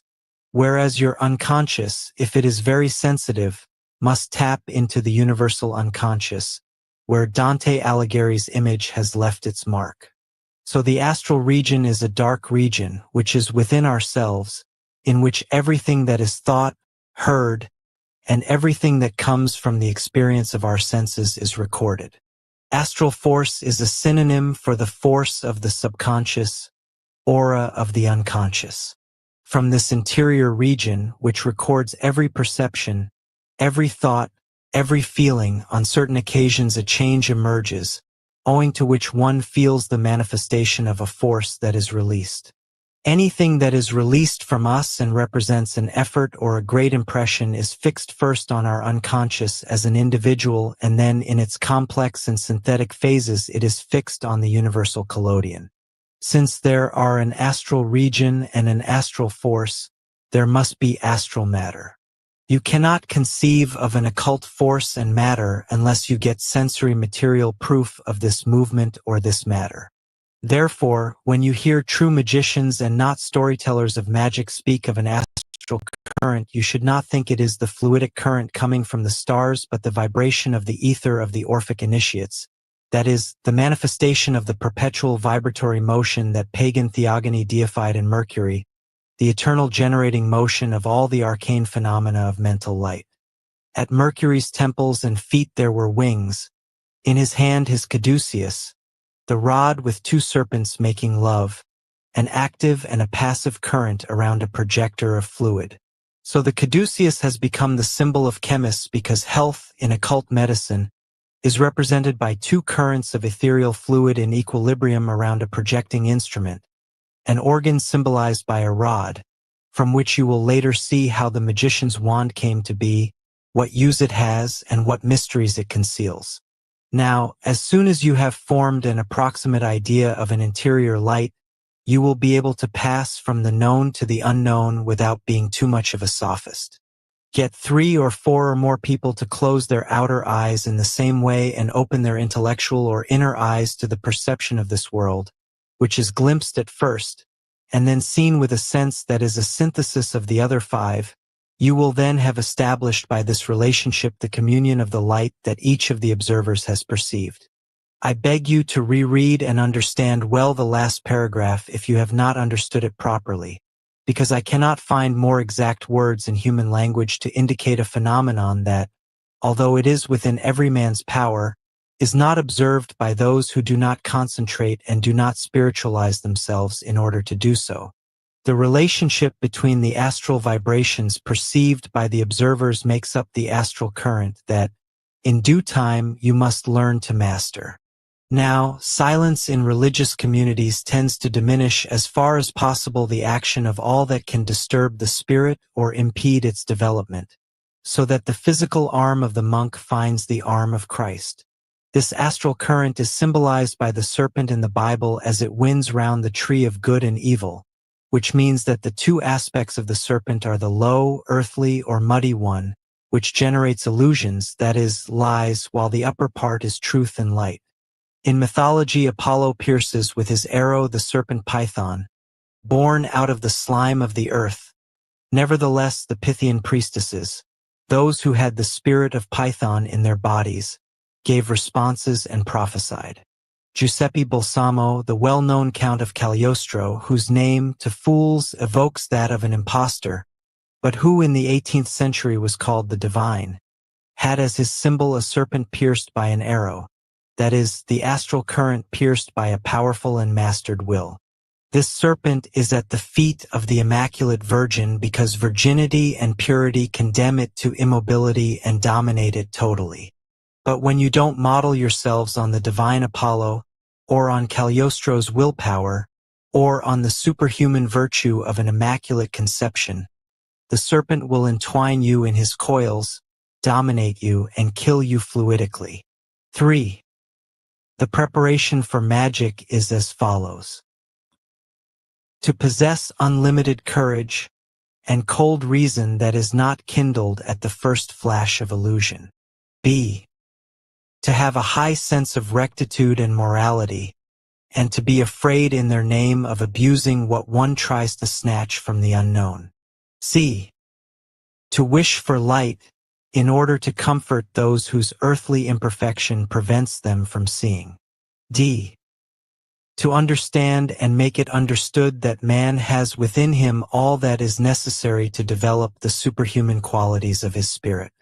E. To be persuaded that upright consciences, desirous of good, and being reasonable and whole, without hypocrisy and fear, invite the genius who is closest to the nature of the individual to become manifest. F. To be persuaded that the tide of opinions and trite phrases misrepresent, twist, and render badly the language that the genius addresses to our conscience, and that we close our ears to truth in order to listen to lies. G. To be persuaded that if the genius is taken as a guide, the astral serpent that appears as a sign of the struggle is dominated and one becomes a god. If, instead of understanding, one misunderstands, or rather one dreams of reproach, then one falls into the serpent's mouth. It is the moment to say a few words on the occult and the mysterious related to the duty of the aspiring magician to keep silent.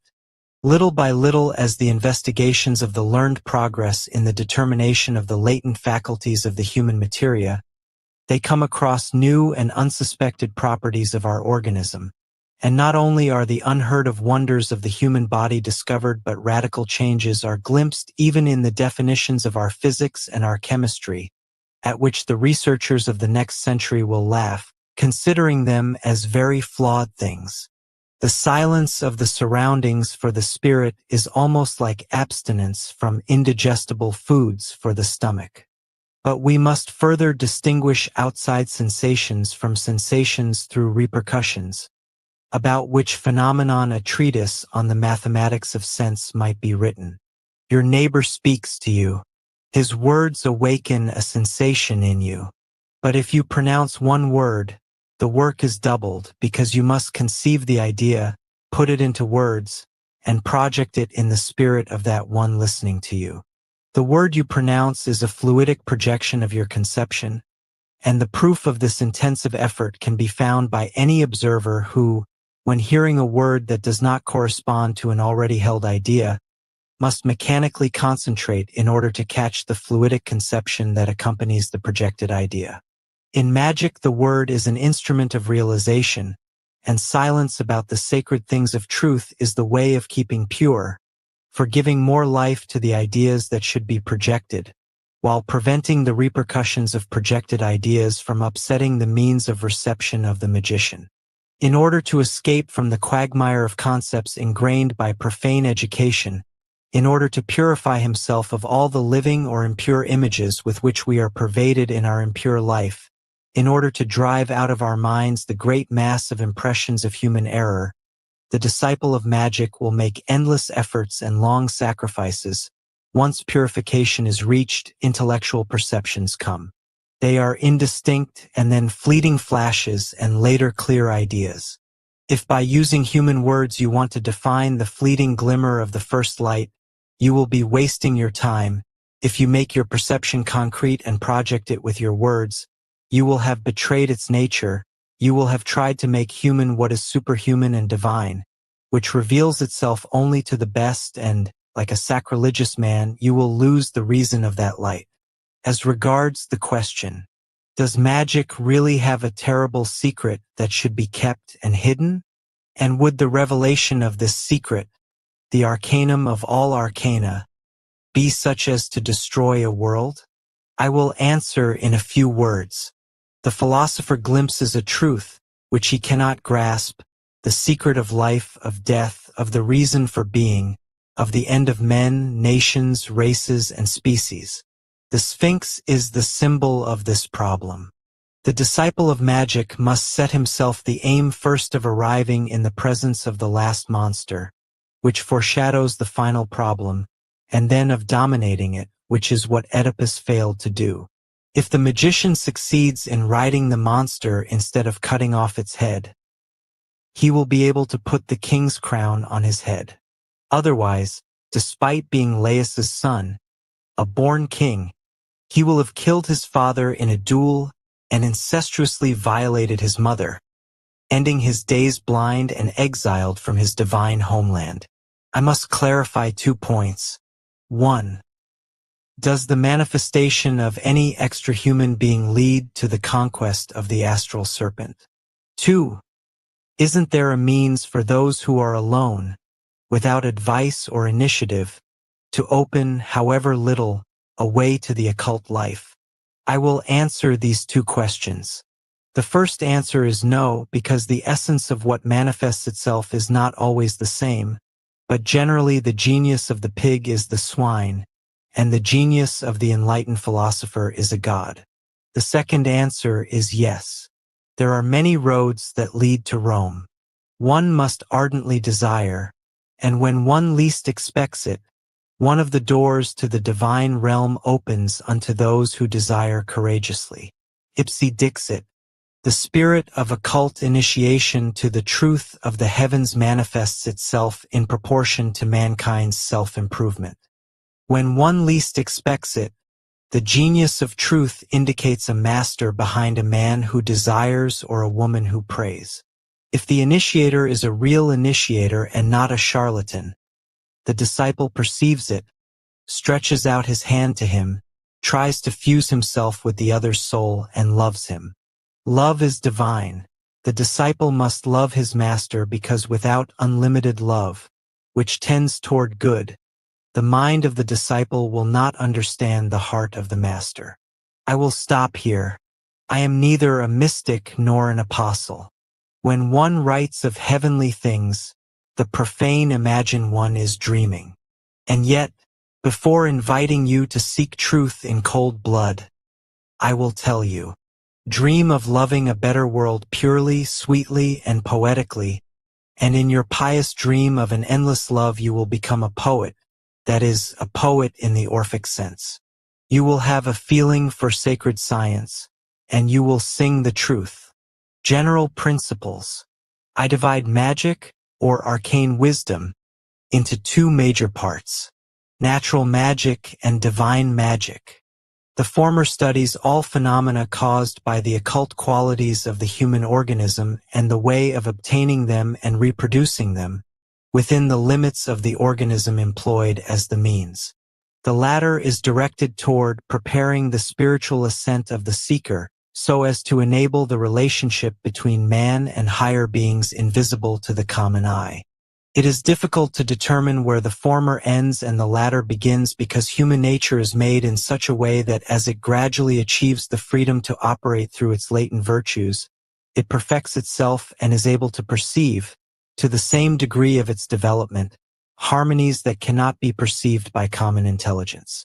So, the two parts of magic, more often than not, walk hand in hand, and when we are able to perceive the guidance of a genius that may be outside of us, our spirit can work wonders.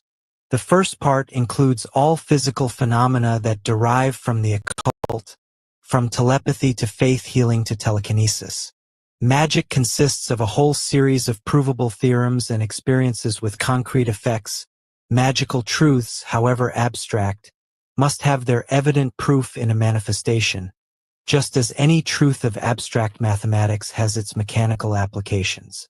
We must, however, consider that progress in human research is strictly related to the passage of time, and if many occult truths can be proved by reasoning and hypotheses accepted by the experimental method, other truths can only be proved and considered absolute by observing their effects, because the abstract reasoning that would prove their existence is based on a subtle philosophy called Hermetic, which is understood only by the most advanced human intellects.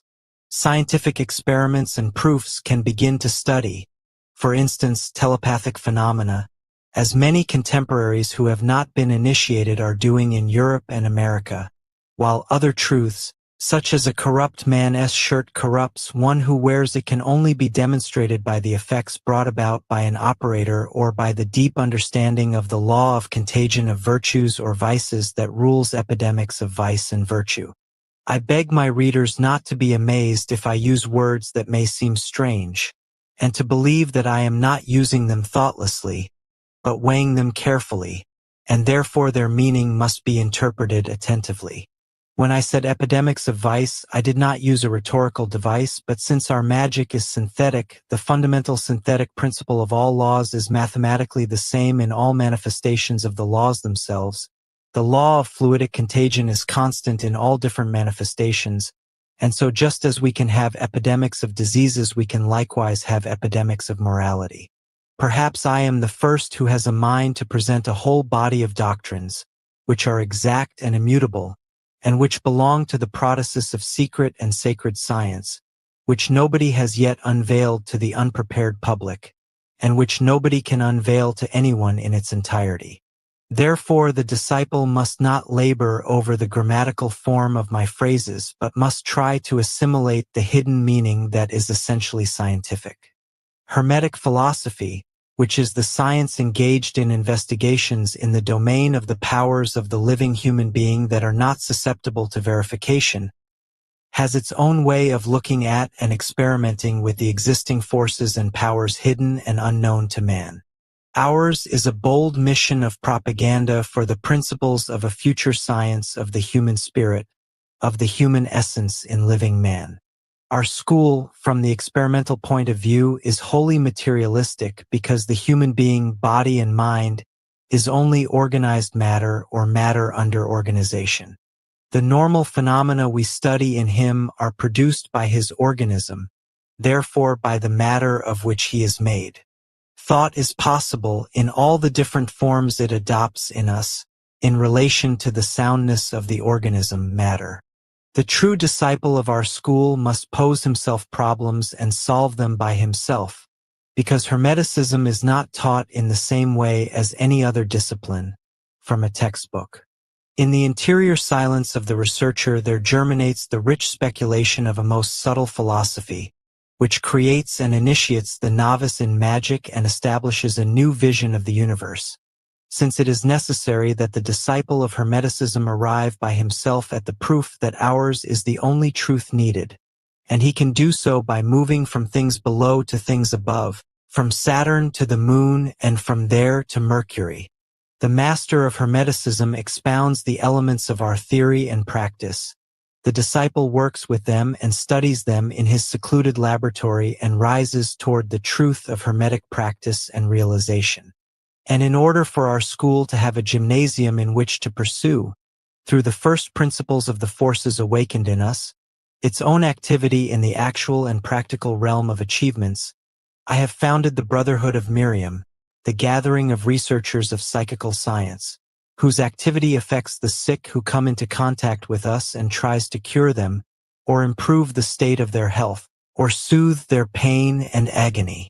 We are the first to take into consideration and examine a new principle of modern therapeutics, the personal healing action of the physician, which modifies, enhances, and strengthens every medicine he prescribes, giving it a healing strength that prescriptions do not normally possess.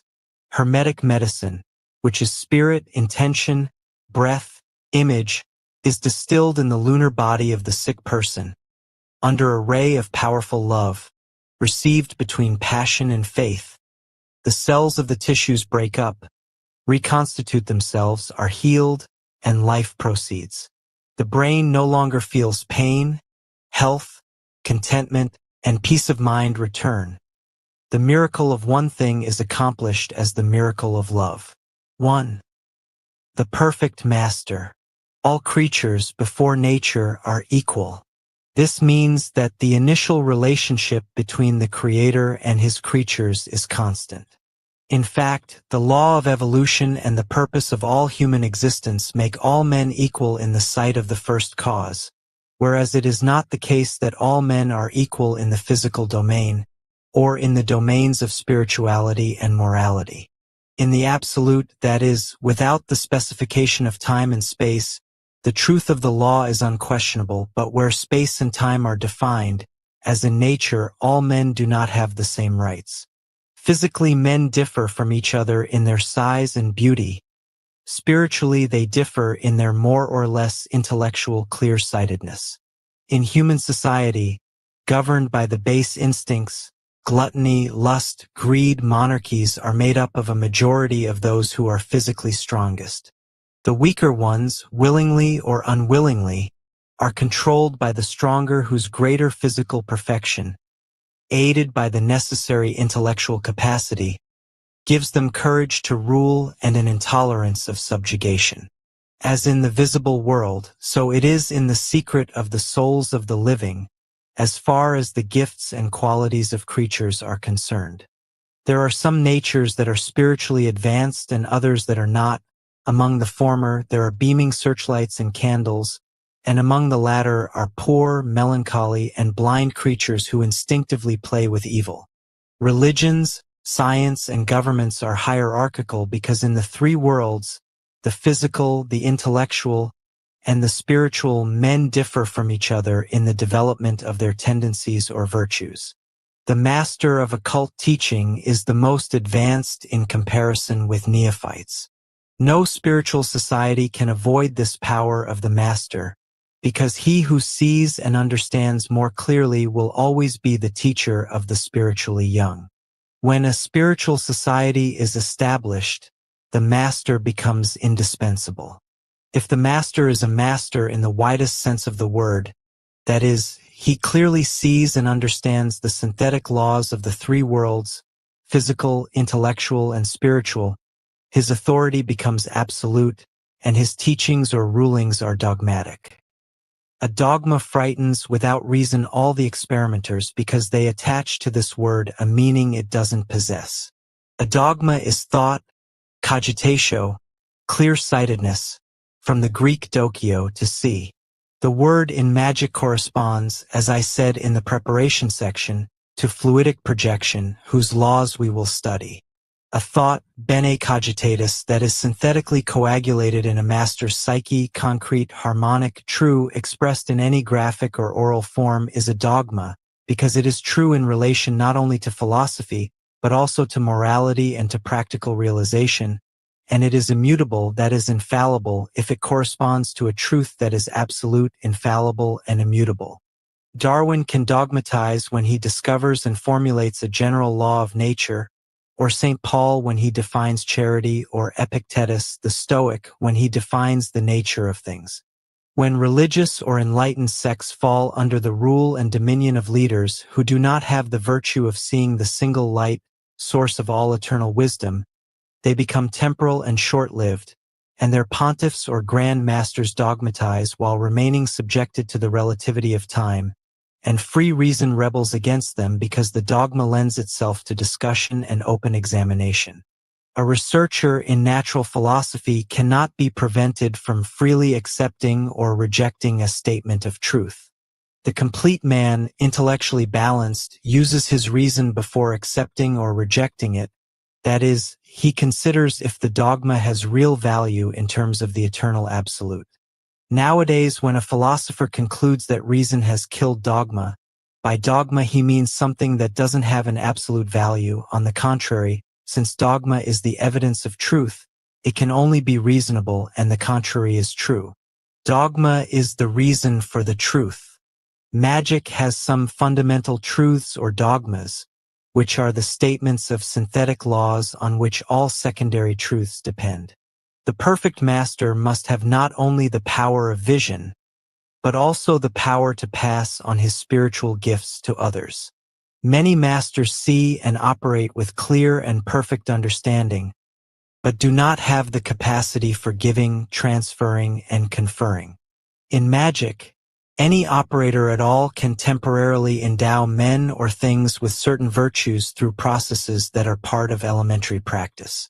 However, if any operator at all can give, not all operators can permanently transfer or confer the natural virtues they have acquired. Operators in magic must make use of the equilibrium resulting from their progress in order to neutralize all adverse forces, and in order to be considered perfect masters in the two parts of magic, they must possess negative and positive virtues, be able to give and to take, to coagulate and dissipate all the psychic forces condensed around them to temporarily grant their own virtues to a student or deserving disciple when doing an investiture. It is generally believed that science is learned out of books. But from the speculations of transcendental philosophy to the laws of mechanics, the only thing that teaches is realization or practice. Through reading one can reach a more or less clear idea of the thing. But only through operating under the direction of a perfect master can one develop the physical and psychical qualities that are of use in the reality of magic.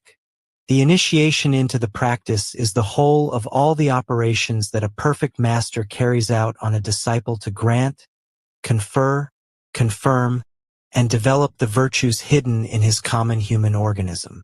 Now we come to the problem of the school, and to the mystery that in all times has formed the secret of magical sects and religions. Let us concentrate all our attentions on this. 2. The disciple. In the present literary climate, in which every ordinary person, in the light of equality and liberty, wants to express his personal opinion about the occult sciences, the word initiate has acquired a very elastic meaning. Let's come to an agreement on terms before we go on. Where a master exists, there also exist disciples. An invisible thread binds the disciples to the master and to each other, even without their knowledge. Imagine a circle. Place the master in the center, or in all around the circumference place the disciples, or hence the concept of the mystic rose, many petals around a bud, which is its soul, spirit, force, and intelligence. Therefore, by initiate we must understand the disciple who has emerged from the dead water of the masses and has come within the zone of radiation from the center. This can be better explained by saying that whoever has the ability has done all the work of purification and preparation upon a neophyte in order to detach him completely from the common milieu, drawing him out of the stream of the vulgar masses and elevating him to purer waters, to which the mob cannot rise owing to their natural weight, owing to that inflexible and inexorable law that condemns lead to sink and leaves to float. Proposition 1.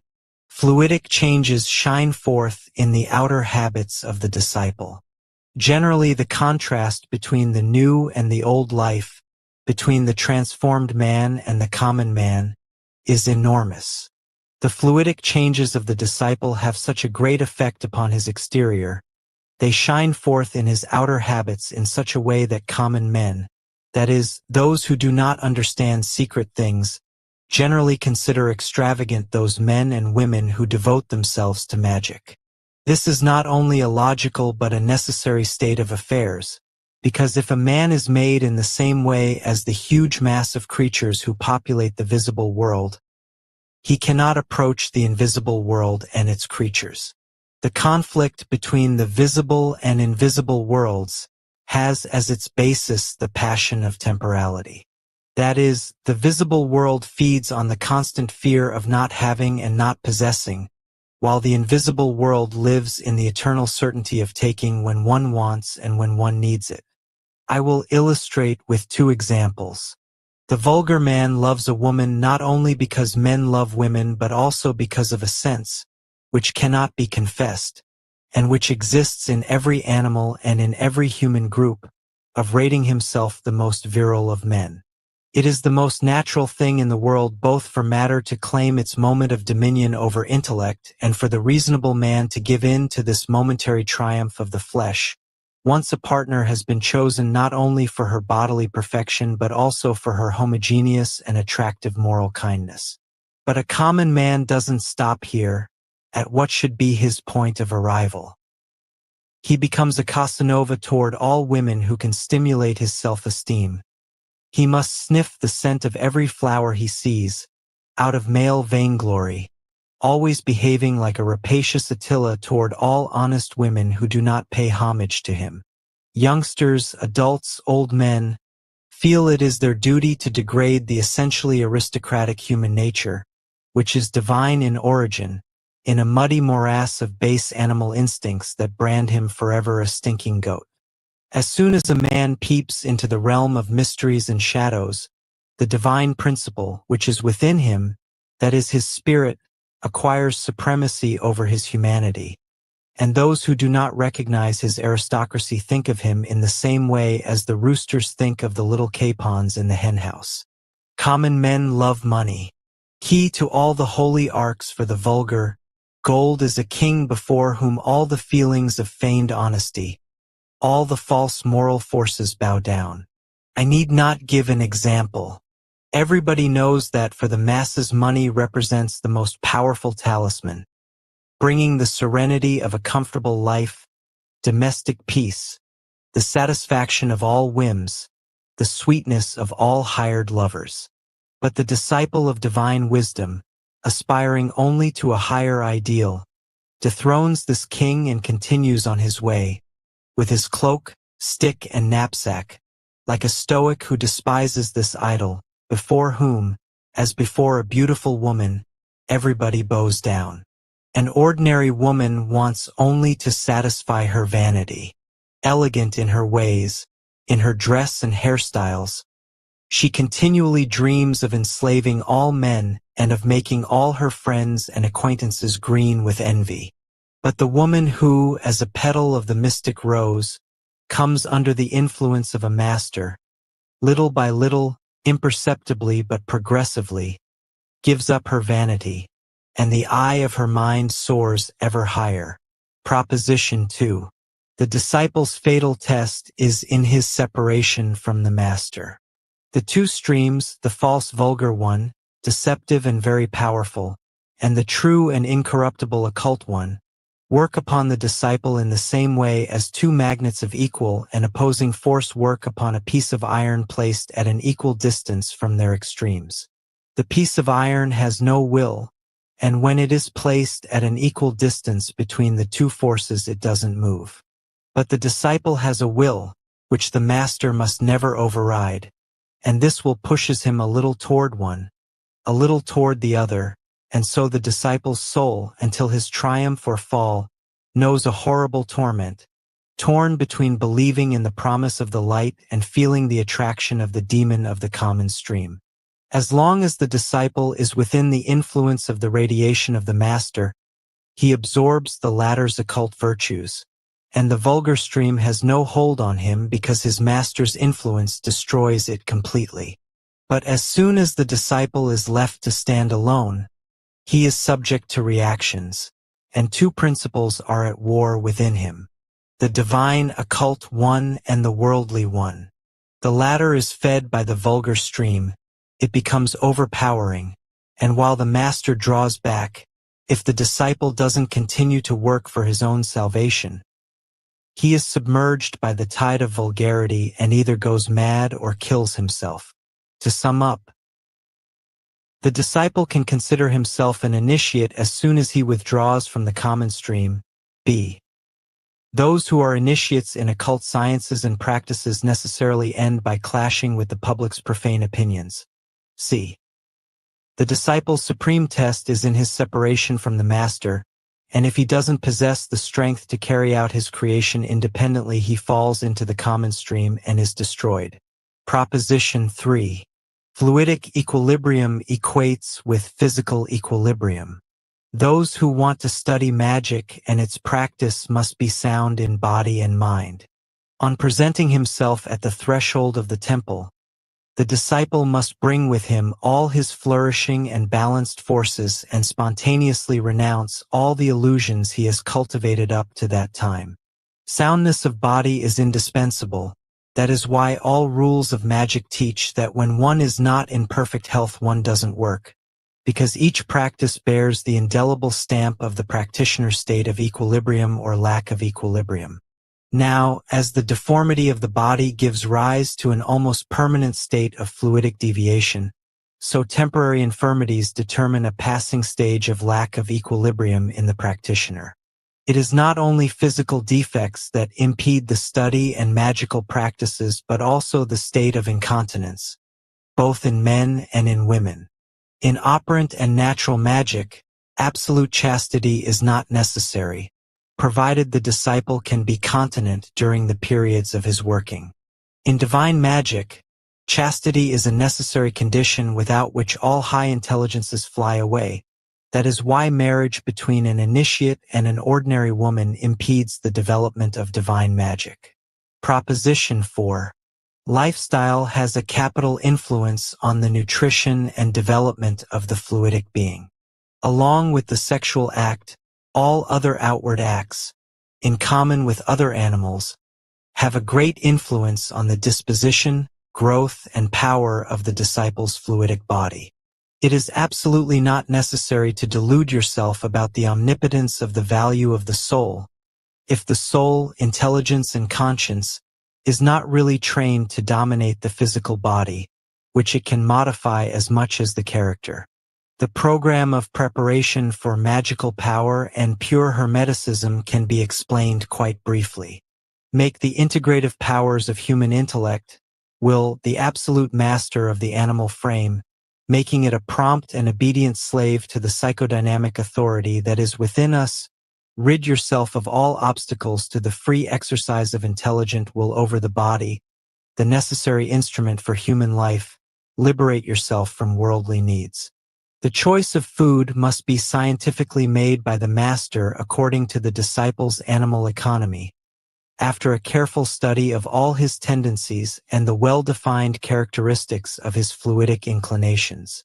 I must warn you once and for all that I am publishing the absolute principles of this unknown science. and that a full application of all its precepts is only for those who have got well ahead in natural and divine magic and who do not suffer at all in doing all these things, indeed would suffer if they did the opposite. But that the disciples, on the contrary, especially the young, can start by degrees toward the realization of these precepts under the guidance of a master and by themselves, so that the abrupt transition from an ordinary lifestyle to the well-structured diet does not produce changes that are temporarily painful to the animal organism. Sleep must not last very long, because the state of sleep in the human organism greatly contributes to making the animal organism heavy. It makes all the bodily components heavy and the fluidic potential numb. To this end, I suggest a hard camp bed and a light blanket in a very spacious room, where no lamp or candle must burn while the disciple is asleep. A man who is mystically asleep must re-enter the total blackness of the astral, and while the organism recovers its strength, he, that is, the intelligent man, must attempt to pass through the black zone into the white astral light.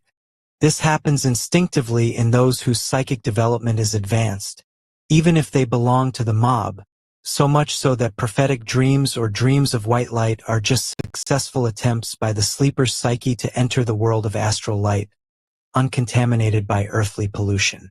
The animal strength of sleep must be recovered properly because man's fluidic organism, which takes vitality from his physical envelope, must not find it tired or overfed or numb. If you examine the rules of all the monastic religious orders, whose founders were recognized revealers of old forms of magic or wisdom, you will realize that the logical, exclusively scientific rules of magical practice not only coincide with the monastic ones but also with the precept of strict hygiene, to which that currently taught in European schools approximates as it improves.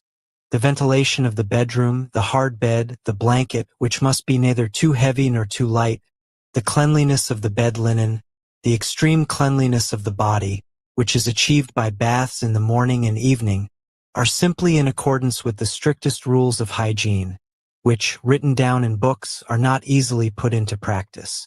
I will now advise the practitioner even about the color of the walls and ceiling of the room in which he sleeps. Colors, through the sense of sight, have a direct effect upon the brain, the cerebellum, and the nerves, as we shall study later. Colored paints produced from mineral or vegetable matter, which to different extents may influence the brain by inhalation of their vapors, even through the skin, have the worst effect. Those who have the means and opportunity should replaster their bedroom walls and ceiling and whitewash them, avoiding lead-based white paint. The color white is the best suited to psychic sensations of visual origin, and mystically it is projected as the image of purity. Indeed, it is to be noted that, if the color white in magical and religious symbolism is related to purity and virginity, this is due to the development of the magical truth that color confers its virtue according to the idea and quality attributed to it. Furniture, garments, even when washed, cloth, blankets, chairs, keep the mark, or, better, the smell of he who used them, and are generators of fluidic contagion under the same general law that experimenters have attributed to contagion by microorganisms. He who can, therefore, prepares a room for himself, exclusively for his own fluidic life, for the practice of magic should replace everything, from the largest to the most insignificant item of human life, and should refuse as impure any intrusion of another person's fluid, except for masters much advanced in the art when they don't operate in an impure way, since, if people better than you come to your place, you have much to gain and nothing to lose. In this context, I must hint at the substances used to purify places in old books of instructions, now superseded, such as incense, aloe, sulfur, benzoin, pitch, sandalwood, fragrant herbs, flowers, which present experimental science wants to replace scientifically with carbolic acid and other similar disinfectants. The substances, which have been used since ancient times as disinfectants, were used by priests in bygone ages. The Magi of ancient Persia, even those who traditionally knelt beside Christ's crib, used incense, myrrh, sandalwood, and precious resins, as did the magicians of the Middle Ages, and as modern practitioners do both in the East and the West. because the scientific concept from which both ancient and modern magicians proceed is one and the same. The fundamental action on which rests the science of what exists is this. Thought, fluidically, is generative. Each realized projection has its origin not only in the thought of the creator but also in the projecting instrument. I will illustrate with an example. An operator's will, conscious or unconscious, is the cause of every imponderable fluidic disturbance in an environment. As long as thought is aided by a projecting instrument of the human organism, the reality, sooner or later, becomes a fact. The disturbance generates a physical disturbance, which at the extreme suppresses animal life, which means death. Now let's see how to neutralize the prime cause from the opposite point of view. Act on the practitioner's will, either by influencing his projecting device or isolating your own fluidic radiation so that the harmful and deadly projections don't reach their target. Perfumes, from the subtlest to the strongest, through a direct action on our organism and on the organism of those who enter a specific place, are capable of developing such a preponderance of fluid in us that others' attempts at fluidic contagion are in vain. From this point of view, we mustn't make fun of the ancients who purified houses with incense, nor should we consider its use illogical in religious rites. Now going back to what I was saying about the purification of the place where the disciple must establish the source of his purity, fumigations methodically carried out are advisable. The best judge of them can only be the master or a brother who is more advanced in the study and practice of magic. Since perfumes and fumigations have different effects depending on who uses them, the time when they are used, the place, and the practitioner. Clearly, it is understood if the aspiring magician wanted to practice purification in all stages of his life, he should confine himself to a monastic existence. But social life demands that man doesn't retire completely from the world for very many reasons. First of all, because, as I said before, the saint has nothing to do with the magician, whereas asceticism demands and fosters solitude. Magical life cannot demand perfect, complete, and perpetual solitude, owing to the very nature of magical art and practice. The ascetic aims for individual improvement. He is passive. He doesn't look for others on whom to exercise his intellect and force. The magician, however, who is active par excellence, can neither act nor develop his force except through other men and living things. In order for you not to think that this life of isolation, which I advise must mean shutting yourself off completely from the world, I want to add more. Anyone who reaches perfection has, as his mission, to use his conquest, if not for the good of nations and mankind, at least for the good of his neighbor whom he must help in all the circumstances of life. This concept of human solidarity is based on this sense of brotherhood. Thus, any aspirant to magical power who hopes to succeed in his ideal turns into a little messiah, a bringer of peace and comfort. The would-be magician, in order to live in the world of causes, must be isolated, and, in order to manifest and develop his powers, must maintain social relations. When he lives in the extrahuman world, all that is matter and human fluid offends him. Even the light of the sun, which greets the happy days of spring, even the kiss of a woman who loves him, but in order to use his powers he needs human society. The regimen of his human life must always represent the most complete activity. To live for the body and for the spirit is problematic. It means action in perpetual motion until the palingenesis of matter and the triumph of the spirit over all is reached, until his conscious liberation from the ties of the earth, and until he completes his evolution toward the divine central principle, which the masses call God, but which in magic is called tetragrammaton, which means a word of 4 letters, because this central power has no name, and in Hebrew it is designated this way. Morning ablutions, baths, isolation at certain hours and on certain days, purify even the purified man who is momentarily fouled by the overpowering effluvium of human society, into which he goes to exercise his power and his mission. The scents which come from the fire purify the air he breathes of any fluidic coagulation, since the vapors of the scents have in them not only the virtue of the resins, the barks, the wood, and the fragrant herbs, but they also confirm to our senses how the fire, by burning wood, resins, barks, and herbs, transmits to the dead waters of coagulated forces its purifying and renovating movement, is the origin of every change that prevents the rot of astral stasis. Proposition 5. The supply of fluid is proportional to the nutrition of the animal organism. But if sexual continence and the purification of the environment in which the aspiring magician takes refuge have a great importance in his fluidic life, and if the perpetual activity of his body and spirit prepares him for his progress in the field of uncommon and extrahuman phenomena, nothing is more necessary to the development of fluidic life than ordinary nutrition. It is ordinarily believed that the human body has only one way of feeding, through the esophagus, and it is believed that the food eaten is transformed into blood and consequently into nervous or intellectual energy. This is not the complete process of nutrition of the two material bodies, physical and fluidic, that interpenetrate each other in the human organism. The nutrition that is fit for the former is almost always to be avoided for the latter, and what we call the disease of the century or neurasthenia, the source of myriad nervous disturbances, originates not only in the society in which we live but also, and mainly, in the wrong nutrition of our organism, to which are given or attributed artificial needs that are not naturally there. The physical nutrition of the human body depends not only on the quality and quantity of food eaten, but on the vapors the body absorbs during daily life.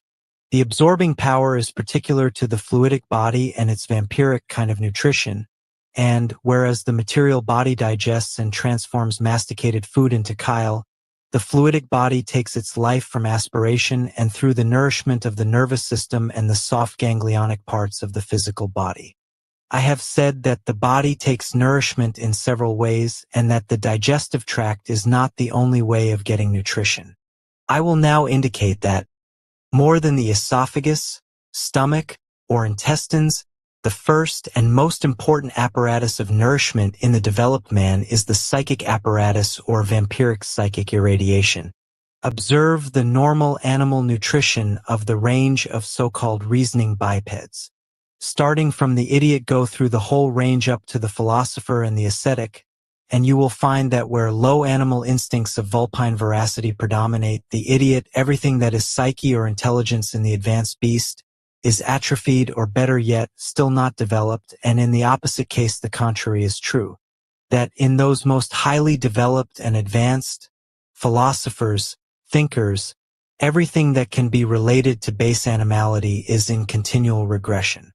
Step by step, as intellectuality evolves in man, his greed for food decreases, and when the intelligent principle takes the upper hand, its bonds with the animal body are loosened and, while the latter wastes away, the former becomes stronger. But this must not be the goal of those who aspire to magical practices, for just as solitude and company must be the two poles of the existence of an active magician, so his physical body must represent the most robust container for his spirituality. And to this state of perfect equilibrium between the two extremes, which fight for supremacy, the magician owes his perfect bodily health, and to the most complete state of realization of this equilibrium, he owes the health of his psychic faculties. His nutrition must be in line with his work and his consumption. There is nothing more scientific than the intuitive work in the choice of food in a disciple who has just begun to practice. The advice I give to those who start is to be frugal.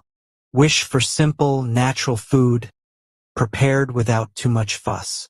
Prefer vegetables, avoid as much as possible game and blood. Enjoy the odor of a cask full of purple wine, but drink it very moderately and refuse alcohol and alcoholic drinks. Eat whatever you like, but be frugal. Drink whatever you need, but in moderation. Sleep when you can, but be industrious. Be abstemious or indulgent at will. so as to become master of your deeds. If you suffer, you will say that the cause is in yourself, and you will look for it until you find it. Correct your ways, choose the right path, and wipe out all the stains of badness in you. Fasting is a symbolic rebirth of the body, a rebirth to the life of light. It is a moral and material regeneration. It is a most powerful aid to the development and liberty of the astral body. 3. Intelligent powers, forces, and creations. We have studied the perfect master. We have put forward the principal conditions of the disciple, which will be helpful to his development. Now we are ready to study in an elementary way the problem of the extrahuman, the superhuman, and the occult human. The reader must remember what I alluded to but did not enlarge upon about the invisible world in the preparation section to the present discussion. But he must proceed step by step.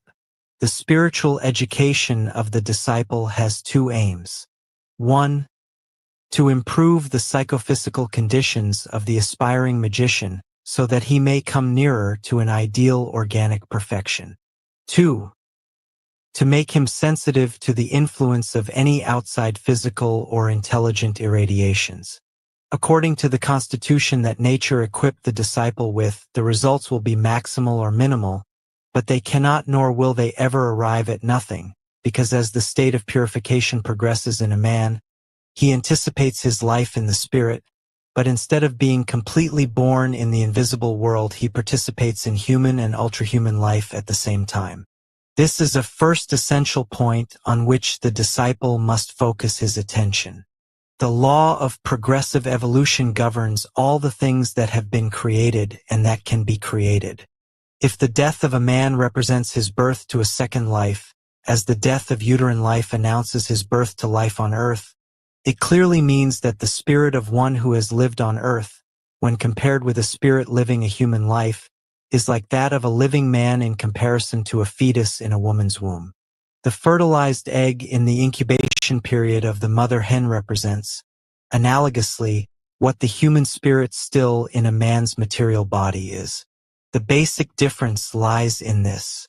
The fetus in the womb and the chicken in the egg cannot, just as the human spirit cannot, communicate with the physical world outside the womb and the shell, which means in the levels of low animality, that spirituality which breaks down all physical obstacles is embryonic.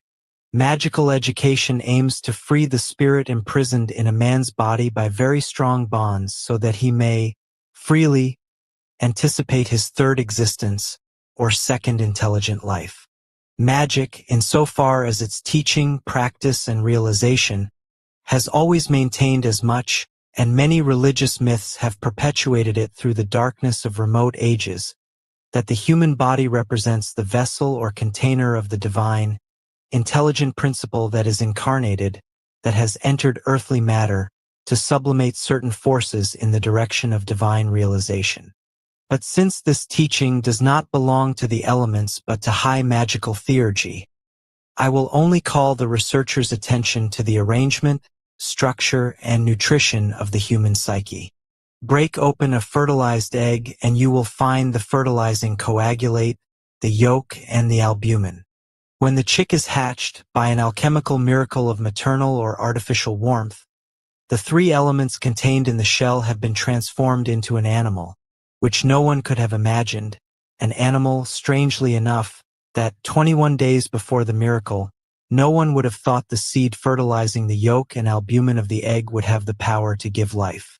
Now, the birth of man to his second life must absorb all earthly materiality. In the same way as the chick took nourishment from the contents of the egg, the human spirit becomes disembodied, that is, it is created spirit when it has absorbed the materials that nourished it. In every man, in fact, the natural process is this. The physical body is consumed, old age, and one is born into the life of the spirit, death. Natural magic aims at a great realization, which is astounding, unbelievable in our times. I am talking about creating the state of spirit in man while his body is not absorbed, like the chick absorbs the contents of the egg. The body serves, on the contrary, as a container of material supplies, continually renewed and never completely absorbed, until and as long as he needs them. How all this is done is easy to understand. Either you have contact with a man who has reached such an advanced level of development and who can communicate the same properties to you or confirm them in you, or you possess, by grace of God, the clear vision to intuit the laws of this secret alchemy of the human spirit, or you work for many years, many long years, and then achieve it through hard work and perseverance when you least expect it. The last two methods are the commonest because meeting a perfect master on your way, who actually gives you this starting point of development, indicates itself a stroke of grace, which in the human world has no correlative, because this gift cannot be paid for in this world's money. That man gives you immortality and becomes your true father in spiritual eternity. You must learn by contact and then part from him to live your own life and fully grow. As a matter of fact, we sometimes meet creatures, male or female, who are exceptional in the development of their spiritual state. In this way, the states of natural mediumship appear, and the visible evidence of this in certain beings is their natural inclination toward religious or amorous asceticism. Where the development of the psychofluidic organism does not develop in harmony with the physical body, the animal life of the individual is very abnormal, and the nervous disorders and the many pathological phenomena show to the world of the ignorant that one is dealing with a crackpot. That is why certain cases of madness were sacred in ancient religions. That is why the enlightened religions prescribed that those who had a tendency towards sacred matters should be immediately admitted to the priestly order so that the premature development of their fluidic self would not have to struggle against a profane life. That is why many men who have applied themselves body and soul to flush out the devil, without rules or a guide or an extrahuman divine intellectual aid, have been struck by physical accidents or diseases that have made them into subjects for observation in the anatomy room. There is nothing simpler than the practice of Allan Kardec's spiritualism, and yet I invite researchers to observe closely, in those who become the most highly developed mediums, all the alterations in the medium's body as he progresses and, at the same time, continues his worldly life. Some start to go pale, others show heart or breathing trouble, others have stomach or nerve trouble. None of the advanced mediums can say, "I am physically the vigorous man I once was." But is it true that those who follow the practices of spiritualism to develop their latent mediumistic powers run the risk of killing themselves, or of at least nervous disorders? Is it true, in short, that those who devote themselves to the practices of divine sciences become physically and intellectually ill? This is incontestably true, if the development of a man's spirit is not in accord with a new regime for his human life. Therefore magic, through the gradually adjusted regime for living it prescribes for disciples, foretells a state of equilibrium between the spirit and its physical vessel. From that state, the perfect health of the body, while the spirit is purified and floats in higher regions, the forces of the fluidic body take exceptional vigor. Illness in the physical body of a magician always represents a mistake he has made in the domain of the fluidic body. So close is the relationship in him between fluidic development and physical health. Now we face the problem. Once the disciple's body has been prepared sufficiently to render it sensitive to any sensation not perceived by other men, what does he see in the invisible world? First of all, does another world really exist? Or is it rather an invention of the sick mind?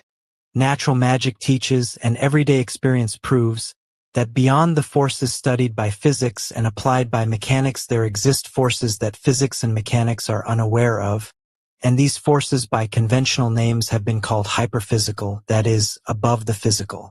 It seems useless to prove the scientific error of a name that cannot stand up to our examination. Physis, from the Greek, means nature. All forces are included in nature independently from the intellectual principle that animates them. sound, warmth, electricity, light, which known physics studies only very imperfectly because it limits its studies to the laws in their experimental effects. While coming back to the unity of motion, it should study the laws of their creation, our modifications or ways of being of the forces in nature that our animal organism liberates. If by the indefinite search for the source, which is the mother of all the manifestations of all physical forces and energies, you mean to reach unity, I do not think you can imagine a more synthetic thing than magnetism in nature, which is always considered magically as energy, force, warmth, sound, electricity, time, space, dimension, motion, life. The expression of all that appears in so many different manifestations of the intelligent physical nature of the perceptible world. From what is occult in us emanates the variety of forces summed up in the word life, from animal sensation to thought, to the idea, to the image conceived, to the organic preserving magnetism that transforms and creates. Consequently, magnetism is the synthesis of the energy and life that makes a human unity. Magnetism is indefinable, life is indefinable. The former, coming from a universal source, is the father and supreme center of all forces in perceptible nature. The latter, created by the former, evolves or stops for incomprehensible reasons. Therefore, we all possess a magnetic power, but in different proportions according to our natural constitution, that can manifest itself without the individual being aware of it. The animal machine emits a perceptible amount of sound, warmth, magnetism, and electricity, and an imperceptible amount of light.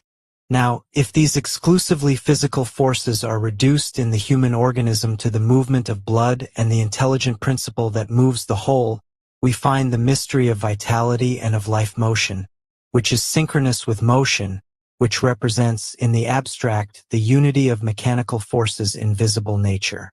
Animal life, or better, vital animal impulse, starts, transmitted by the father, in an ecstasy that lasts but a moment, in a fertilized ovum, and ends when the last tear runs down the dead man's cheeks. But nothing can stop us believing that the motion transmitted through the act of generation does not go on even after the death of the material body visible to all, in a third fluidic body that is its successor. This motion, movement unity, together with all its manifestations, differently named as psychic, magnetic, hypnotic, or nervous forces and so forth, are not above nature but inside physical nature. Therefore they are not hyperphysical but physical. We can simply call them occult because their action is not perceived by all organized beings.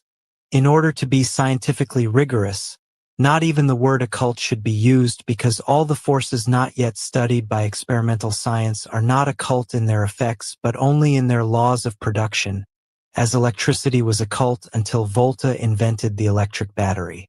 Now, all the forces in nature are measured, studied, and identified on the basis of their perceptible effects.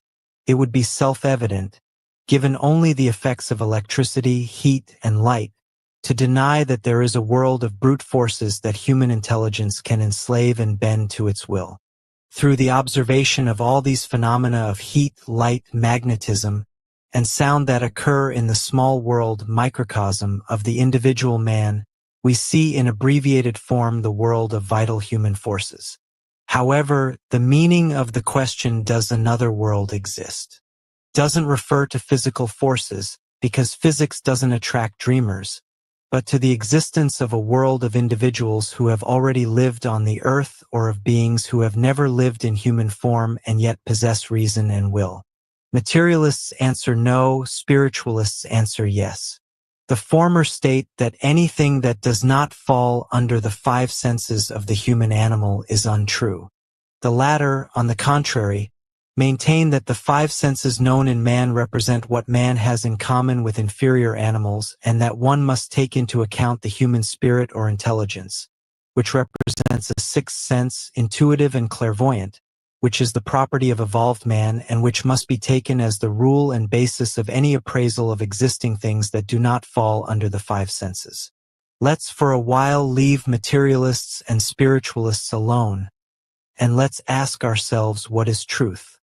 The five human senses, the powerful weapon of the sensists, often deceive us. One random test with a sensitive, impressionable subject, even before he is put into a hypnotic sleep, is enough to convince us that the animal senses are the most imperfect of all created things. The state of hypnosis, even superficial, can easily be used to alter the normal functions of the senses in a sensitive subject. It is clear that not all hypnotized subjects can easily see with their fingertips, but all of them taste in a glass of clear water what we want an experimental subject to taste in it. Fresh water acquires the taste and properties of castor oil. A basket of flowers can assume for the subject all possible forms.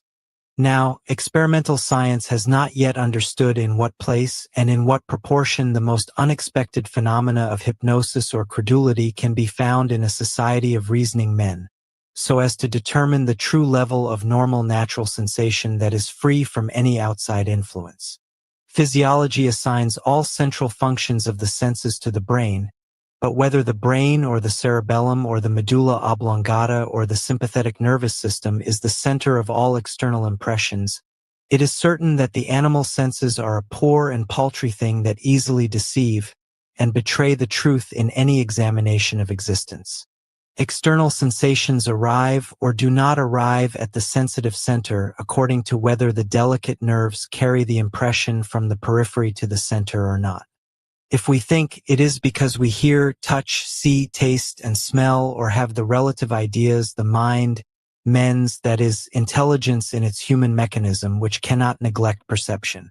There is no thought that, directly or indirectly, does not refer to sensory memories. Don't believe, O man, that you are soul and body.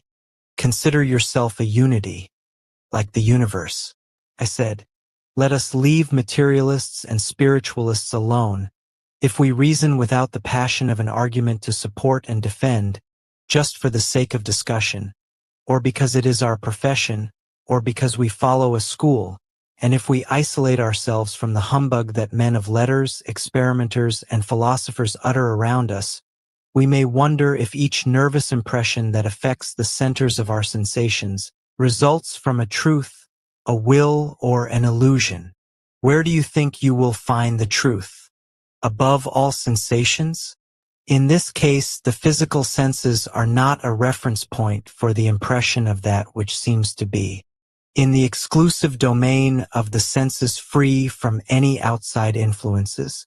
In this case, it is the mind, the reason, the spirit that speaks. Below all physical impressions? But who guarantees that we do not cut off the truth, creating for ourselves a sensation in our sensory center that does not come at all from the periphery? And is it true that the path of sensations begins at the periphery and arrives at the sensory centers? And who can assure us that it is not the other way round and that from the sensory centers they arrive at the periphery? Or when is the first thing true and when the second? The happiest men are those who either do not think or have no time to think, the one who would like to discuss philosophically the questionable aspects of that which appears to us, and whether it might or might not be that one would end up in the madhouse.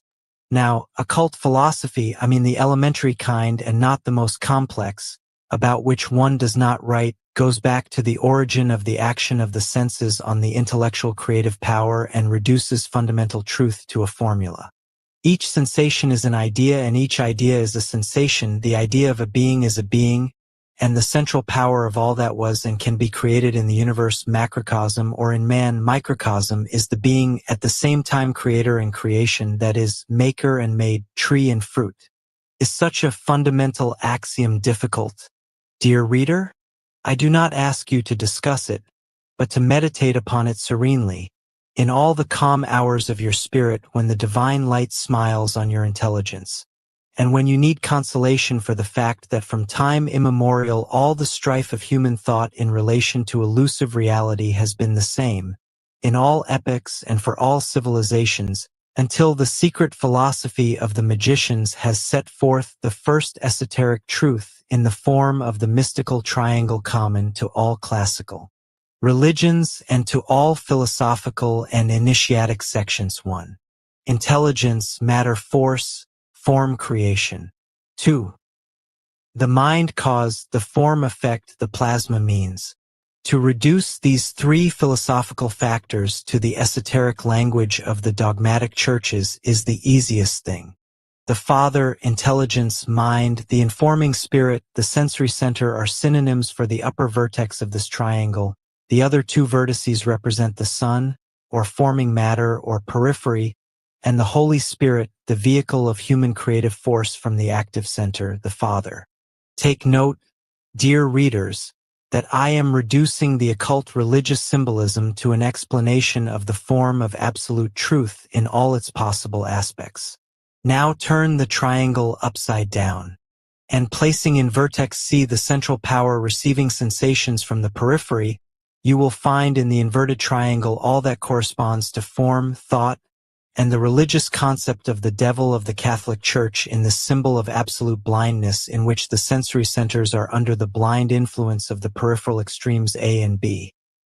It is matter creating its God without light. Let us examine words. The number 3, to which the planetary sign of Mercury corresponds, includes all the three terms of the triangle in its upright position.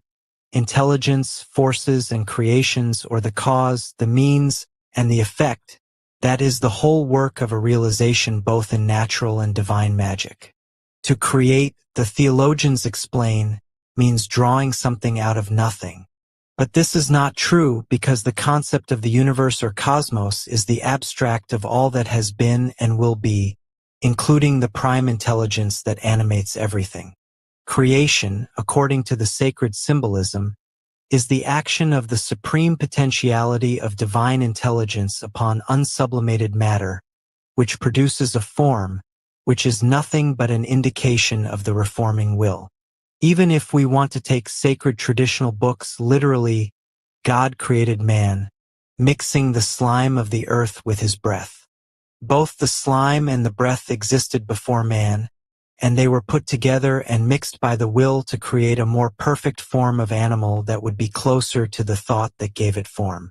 And this man created by a supreme will has passed down to us the impulse of the divine will that created him, and we were created by our fathers exactly in the same way as the first and oldest of our ancestors was created by God's will, exactly in the same way as we create a child by mixing the slime of the earth, the act of animal copulation, with a certain spirit of life, which the senses will never catch, because this spirit of life is liberated in that physiological moment in which materialist philosophy is absorbed by the senses, in the spasm of love and of the libido, and spiritualist doctrine is kidnapped in the spiritual ecstasy, which produces quite material effects after 9 months, if not before. Therefore, to create is not to draw something out of nothing. It is to give life and form, thought and will, spirit and essence and appearance. If mankind did not think only of getting rich and of the refined enjoyment of the most delicate and highly developed sensations, it would not be going far from the source of absolute truth, because occult philosophy, which is the true, the only, the immutable reason behind all things, determines the two currents thus in common terms. The pleasure in the life of the senses is the result of all the actions of the outside world on the inert intellectual center. B. The creative act, the true imitation of God, the prime intelligence, is, contrary to any profane pleasure, the preponderance of the intellectual center, intelligent will, over the extremes at the periphery in contact with the outside world. Hence the difference between the initiate into natural magic and the ordinary man. The former has his thinking center, intelligence, force, will, and action perfectly in accordance with conditions in B, is free from the world around him and capable of producing the phenomenon of the realization of his will, while the latter is totally under the influence of any intellectual stimulus that comes to him through external sensation. I recommend the reader who really wishes to progress to study closely this fundamental part of the mechanics of impressions and will, whose philosophical foundation I have explained in the same way as is taught in the Kabbalah, the book of the philosophy of the absolute and the relative. But I leave the way open for those who wish to study the Kabbalah in its parts. and I draw out and spread its precepts in this survey of the elements of the secret science of the magicians, so that the application of the precepts will be clear, and so that I will not continually hear people say that the occult sciences are a veritable fraud done by those people who profit from the credulity of others. Better, I intend to throw in the furrow of studious people, prepared by the skepticism of our schools not to believe, the prolific seed of an integral or scientific theocracy that will create, for the peoples of the future, a state of merciful well-being throughout its civil organization. But let us not get away from our intuitive progression. So, it is not the senses that lie, but the sensations elaborated in the conscious centers of a man who is not free to judge. The physical senses are for men the only reference point of reality, but the sensory impressions acquire their value according to the state of consciousness and the psychical neutrality of the sensitive subject. In order to understand the real nature of things, we need a state of perfect neutrality, which is produced by a perfect equilibrium within ourselves. Once we have established the principle that human senses deceive the passive sensory centers, the problem: does another world of reasoning, invisible, and willing creatures exist?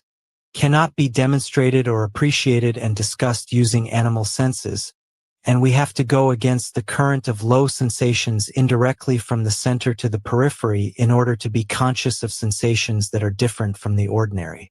Magnetize a sensitive subject, charging him with your fluid, or hypnotizing him by mechanical means. You will isolate him from outside sensations. This means that you will produce the temporary phenomenon of freeing his intelligent sensory center from outside influences. Free from outside sensations, the psychical center of the subject is to the psychical center of an ordinary man as the mind of the man with an empty stomach is to the mind of the same man who has copiously abused intoxicating drinks. The phenomenon of lucidity, of clairvoyance, is obtained, that is, the impression of a fluidic thought or the evoked image of an existing thing immediately reflects on the intelligent sensory center of the subject, who communicates not with the senses of his physical body but with the mind, thought force, of the one who magnetized him, reflecting the sensations or images provided to him. Every conscious or unconscious isolation of the central sensory power opens the way to the manifestation of the potentiality of reflection of the images that surround you and come from other people or things. The psychical power of a subject increases if exercised, just as exercise works to develop muscles.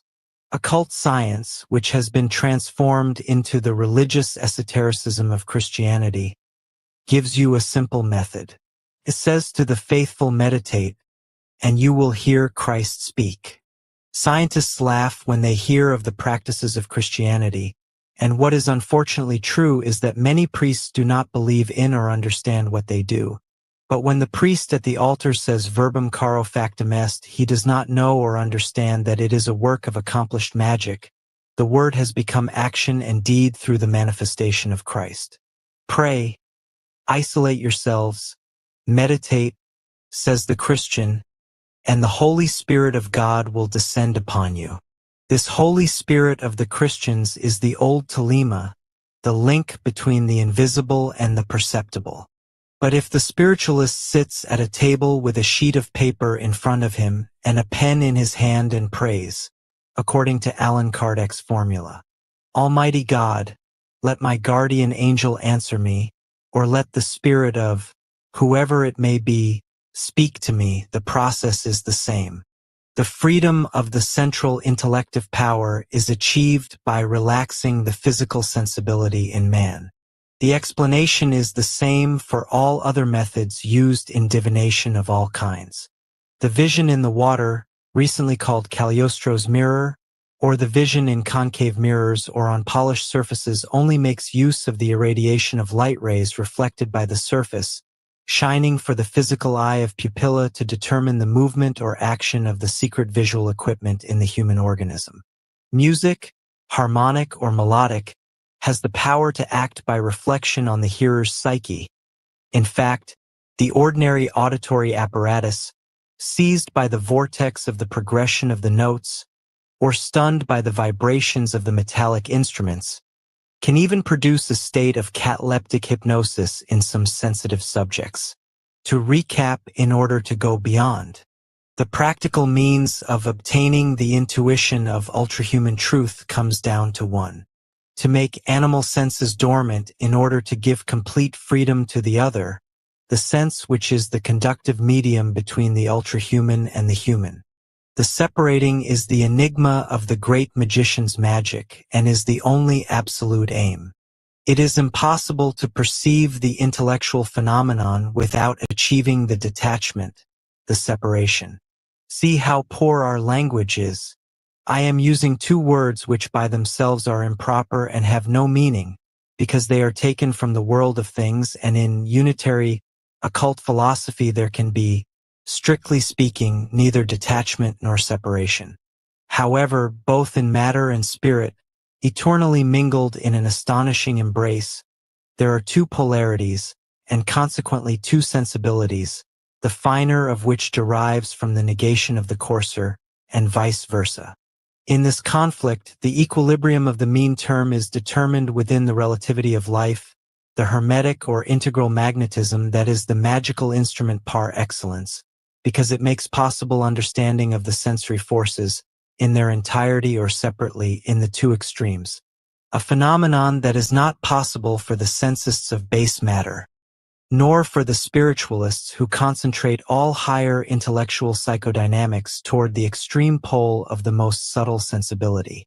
I feel this explanation is not fully satisfactory in rendering the concept of Hermetic initiation for two reasons: the lack of new words, which I cannot invent, since most people have no idea of the thing, and the error of profane philosophical education that renders the reader incapable of analyzing the dynamic causes of any action of human intelligence in relation to the lowest of sensible creations.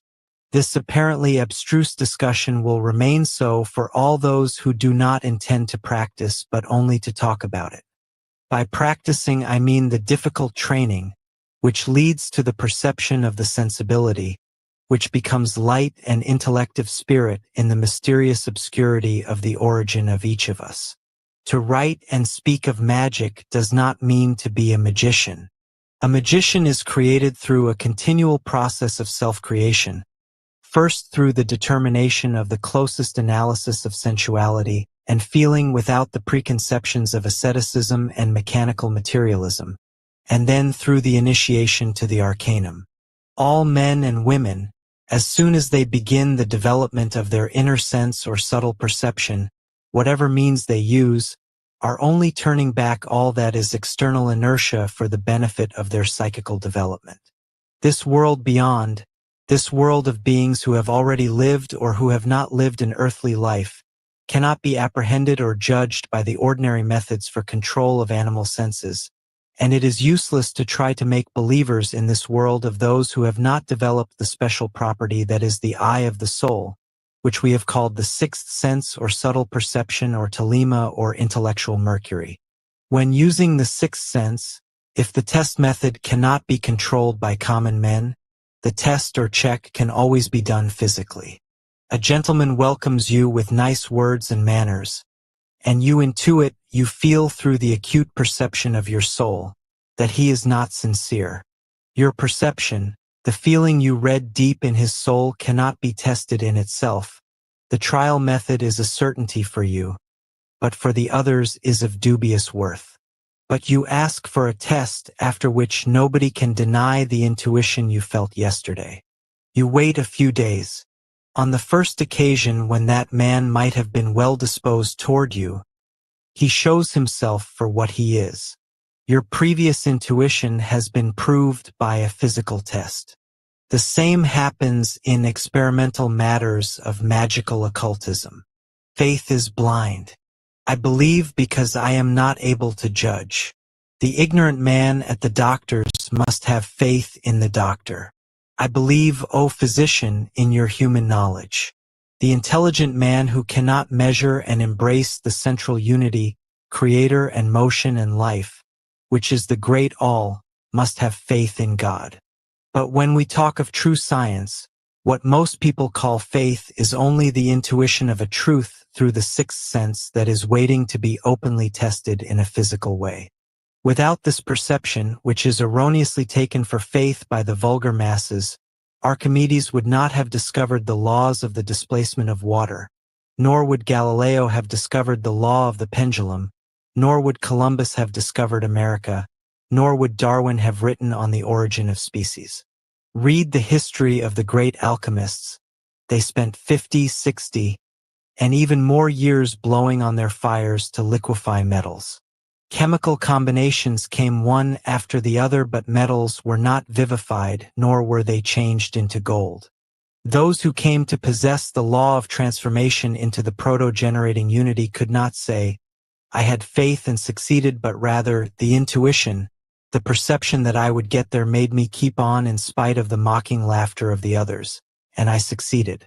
Now, the other world in question, being an assembly of intelligences, creations, and forces, can and must be perceived intuitively by those who are psychically advanced. But the certainty of the existence of this world containing intelligences, creatures, and forces must be felt by all men on account of the material effects it produces. Every action has a reaction, both in the world of mechanical forces and in the hyperphysical world. Now, in the forces, creatures, and intelligences that populate the invisible world, the action is the work of the one who has an intuition, or better, by the one who has developed the sixth sense, feeling the presence and the action of hyperphysical forces and intelligences, whose reaction has a strong impact on the physical world. If A is the action of extrahuman forces and intelligences, which a sensitive person S perceives, the reaction R is in the realm of the physical. Astronomically, it is like this. Therefore, in order to avoid any misunderstanding, I mean that if the perception of the action of the other world on the sensible world is exclusively for the one who can subtly perceive the movement of these forces and intelligences, all those who do not rise above mediocrity have the right to have physical proof of these intuitions of the other world from their sensory reactions. Proposition 6. The conflict between religion and science is defined by the sophism of the definition of God and of the Spirit of God. In magic, in order to understand what we mean by intelligence, we should briefly examine the forces in nature. I advise my religious readers that in this section I have no intention of putting down the God of any faith. Rather, I want to erect a temple of reason to the one who, transformed by all religious and sectarian controversy, has become a figure of fun to scientists and outside observers. All definitions are conventional, but light, sound, heat are forces or manifestations of one force. Define the force. So what is force? No more than the soul of any phenomenal production. But the conception of this single force cannot be grasped by the human intellect. Wherever we turn, we have the intuition of myriad simple forces in a continual unfolding and manifestation of phenomena. The single force is the life of the universe. The various active forces of all manifestations are the life of things, of metals, minerals, vegetable growth, men, and beasts. The single force in continual unfolding of itself is motion. The simple forces are ways of being of motion or central motion. This simple philosophy of things is as old as the hills. Zoroaster venerated the sun, just as Dr. Kremers did at the beginning of Il Mondo Secreto in 1898. People of no account say that Zoroaster venerated the largest planet because he adored it as the visible god. However, if we studied the mythologies of the sacred East, this concept of the single force and motion would be found in all the astronomical religions of antiquity. The sun, with its circular form, represents rapid rotation, and with its apparent movement, uninterrupted motion. Wherever you see in the religious symbolism from the ancient Persians to the Egyptians and from pagans to Catholics, circles, wheels, and round symbols, you can say it is the personification of central motion or the life of the universe that the faithful are being reminded of. The heavenly planisphere of the ancient Egyptians is similar to the wheels of Phoebus's chariot in pagan mythology. The host, which the Catholics bring forth for the devotion of the faithful, is Zoroaster's and Dr. Kremer's sun, which host churchly religion keeps in a silver and gold container with rays like the sun that is worshipped by the faithful. The manifestations of the single force or motion are specific forces. They are all physical or natural forces, and yet we usually divide the physical from the mechanical, from the chemical, from the vegetable, and from the vital. Above all these varieties and subspecies we place the force of thought and will, the psyche or nous of the Greeks, the neshama of the Hebrew Kabbalah, the mens of the Latins. At this point the force, or single motion, fuses with a principle of absolute reason, which represents the reason of this one force, that is the thinking soul of this life or physical soul of the universe. In other words, if F represents the single central force and F1, F2, F3, F4, and so on the specific forces of different manifestations, the rough mechanism of these evolutions and manifestations of F remains rough hypothetically, because when you ascend from the life of minerals to the life of beings of a superior order, you notice that each phenomenon of force and will is accompanied by another inexplicable conjunct, which in the form of reason, of free choice, of equilibrium, of idea, or of number determines its quicker or slower manifestation in one way or another. So this F, or single central force, by itself is only hypothetically blind, but in practice we notice that it is constantly governed by a law, which is the expression of its reason, which determines its functions. Once this force F reaches the level of a reasonable and evolved man, his psyche, will, or free choice can modify it, or better, can stimulate it for good or evil, adapt it in certain proportions to his requirements for vital force, misuse it against his fellow men, or increase it.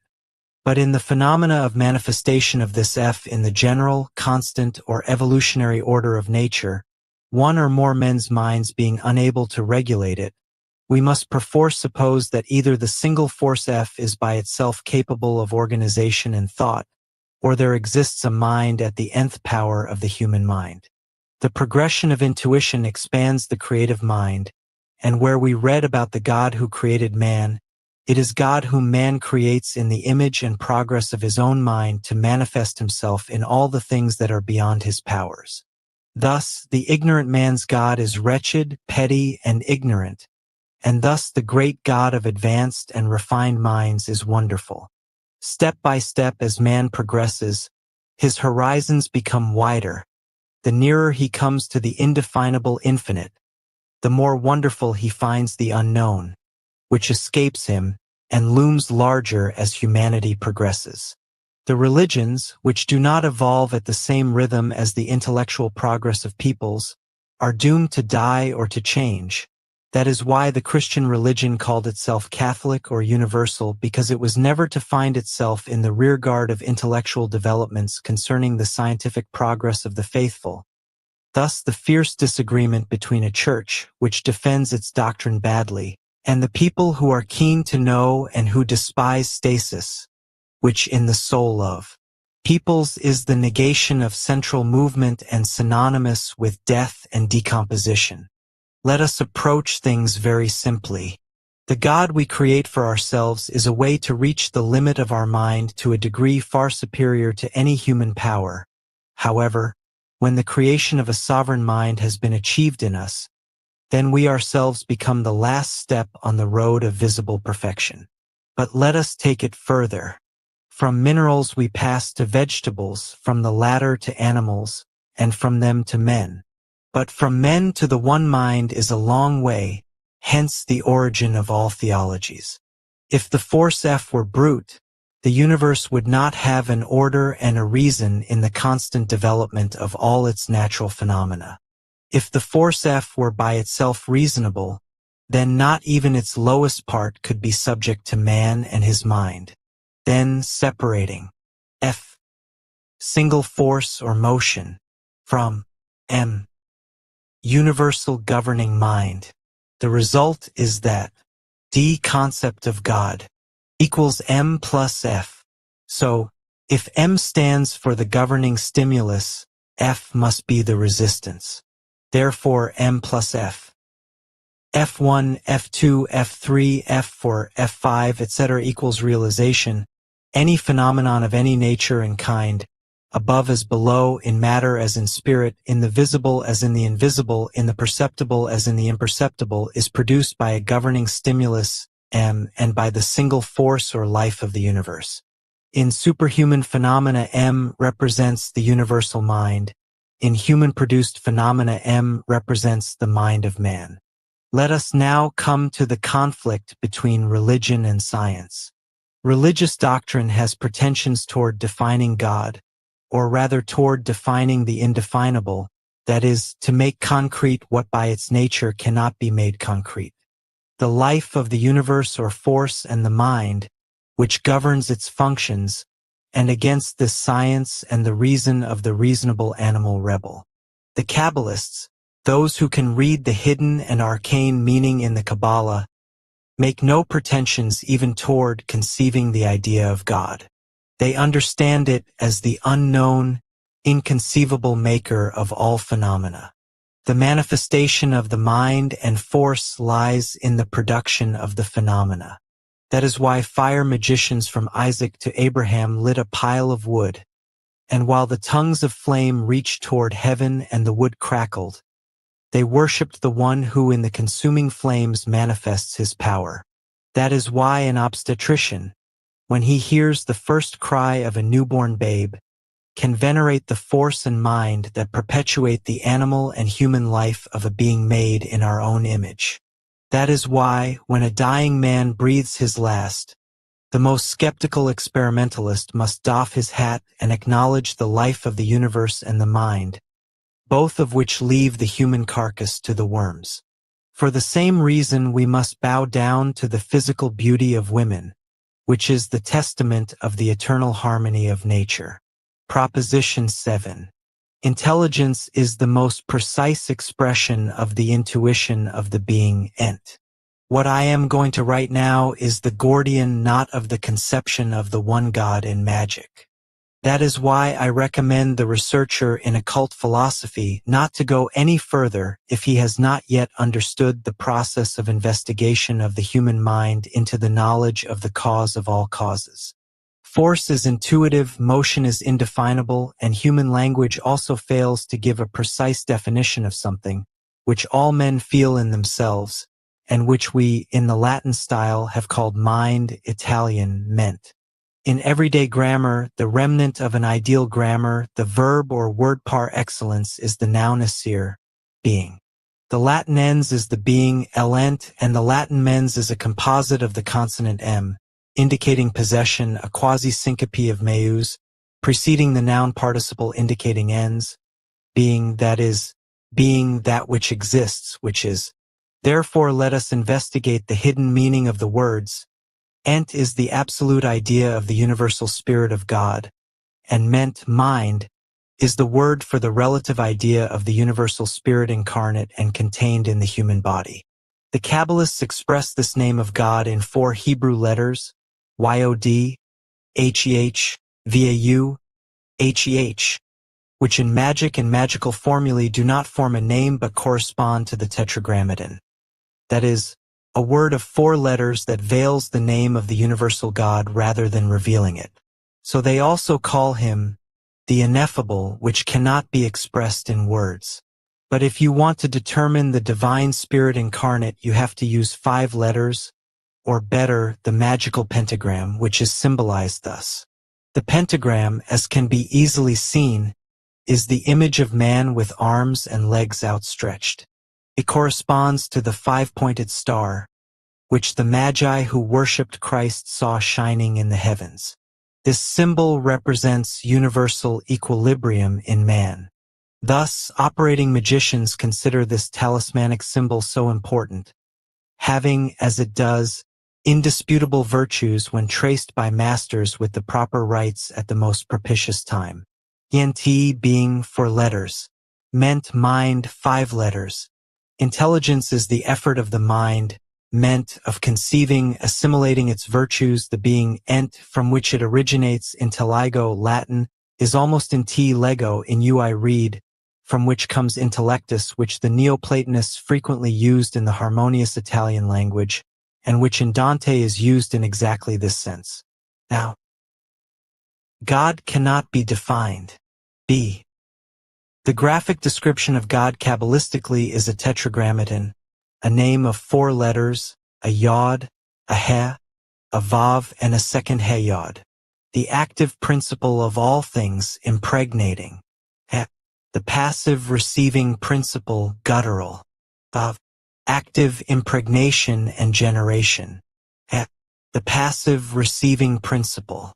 Therefore, the Hebrew Jehovah, that Jehovah whom ignorant authorities on sacred philosophy have mocked so much, was not a definite thing for Hebrew priests. On the contrary, he was a great and true God containing all the principles of force, mind, and realization, as explained in Proposition 6. The 4 letters express an eternal law. A peasant who makes a hole in the ground, plants a seed, and when a season has passed gathers the fruit, carries out all 4 operations indicated in the Hebrew tetragrammaton. Yod. The active principle, the peasant digging the hole. He. The earth or passive element in which the hole is made. Vav. The fruit-bearing seed. He. The harvest. This simple operation of the peasant is similar to the operation performed by man in reproducing himself and is similar to any operation in all the realms of nature. But this is the only plastic conception of the truth of the Hebrew tetragrammaton. If you rise to the heights of the most elevated ideal philosophy, you will find the same unchangeable law. Now, this Kabbalistic sacred name, which perfectly expresses the eternal law of creation, may be differently understood according to the psychic development of those who think of this unity of mind and force. Hence came the names of the angels, where archangels or higher intelligences are no more than rays of the central power. So the Catholic religion still has the names of Michael, Raphael, and Gabriel, who are different aspects of the eternal luminous center, or better, they are elevated manifestations of the universal power of Jehovah, the great God. Write these names in Hebrew letters, and if you study the Kabbalah well, you will realize that each name is a general law or divine principle. The idea of these powers and intelligences is not the same for all men, and scientists who take them for curly-headed winged little children are bound to say that the Kabbalists are impostors. Do not slander things and people you have never known. Now let us ask the question again. Is there another world of intelligences, of spirits of the dead, and invisible creatures? The answer cannot be in doubt after all we have said. This world, which is dubiously hinted at, exists. 1. Because a mind exists whose manifestation is the law of nature. 2. Because to create means to give form, and the nothing, the negation of being, is inconceivable and non-existent. 3. Because the human mind, the image of the universal mind, follows the law of all existing things in nature, frees itself of all heavy parts, and evolves seeking contact with the universal mind. It would be an exception if its unity, against all laws, fell apart and disappeared on the death of the physical body. Now, in occultism, or better, in magic, the work of the magician is twofold. First, to come, by every means possible, graphic signs, visions, hearing, intuition, into contact with the other world, and second, to move actively in it so as to obtain reactions and effects in everyday real life. All this is not done when you are sleeping, hypnotized, or magnetized. It is done in a state of extranormal exaltation to which none of the 3 above-mentioned states corresponds. Rather, one's sensibility is highly excited. In mediumistic manifestations, the medium is passive. In magical operations, the magician is active, and each magician has his own special way of operating and exciting his sensibility, but certainly not by sleeping. It is not self-hypnosis, nor is it religious ecstasy. Modern language does not have a word to express that state. the operator falls into a particular ecstasy in which he does not only undergo the manifestations but governs them, giving them force. Man must strive with all his might to integrate the powers and virtues of his latent, sleepy, forgetful personality in the face of the new personality imposed upon him by the society in which he lives. He must not be mystic through excess of spirit, or beast through the preponderance of the grosser of his parts. Thus, slowly evolving, he enters the sphere of mag, a state of being that cannot be understood by those who do not experience it. Mag is the power of active trance. I do not know how to explain more clearly something that very few can understand. It is the state of automatic, volitive trance, a shadow. In all its manifestations and realizations, magic considers the great whole in the synthesis of a huge unity that is the universe. The universe, being an incommensurable unity X, is equal in functions, or rather, by analogy, to any organized unity of an inferior order. The human body, for example. The human body, considered as a synthesis, is an organic unity whose parts are the limbs, the viscera, appendages of all kinds, just as each limb, each appendage, and so on, considered as a unit, is formed of muscles, blood, cells, and so forth. Any movement of a muscle or a limb is related to the organic unity of the human body. Stand a man upright, have him raise one foot such that he is standing on the other, the whole organic unity of the body will feel the effort and the effect. The same is true for any movement or sensation. Let us consider the unity of the universe by analogy. The limbs, the viscera, the appendages of this monster, which cannot be comprehended in its synthesis, are the stars, the planets, the sun, the moon, and so forth. Any movement of one of these parts of the unity is related to all the rest, which we can see and perceive, in the same way as the human limbs are related to the unity of the physical body.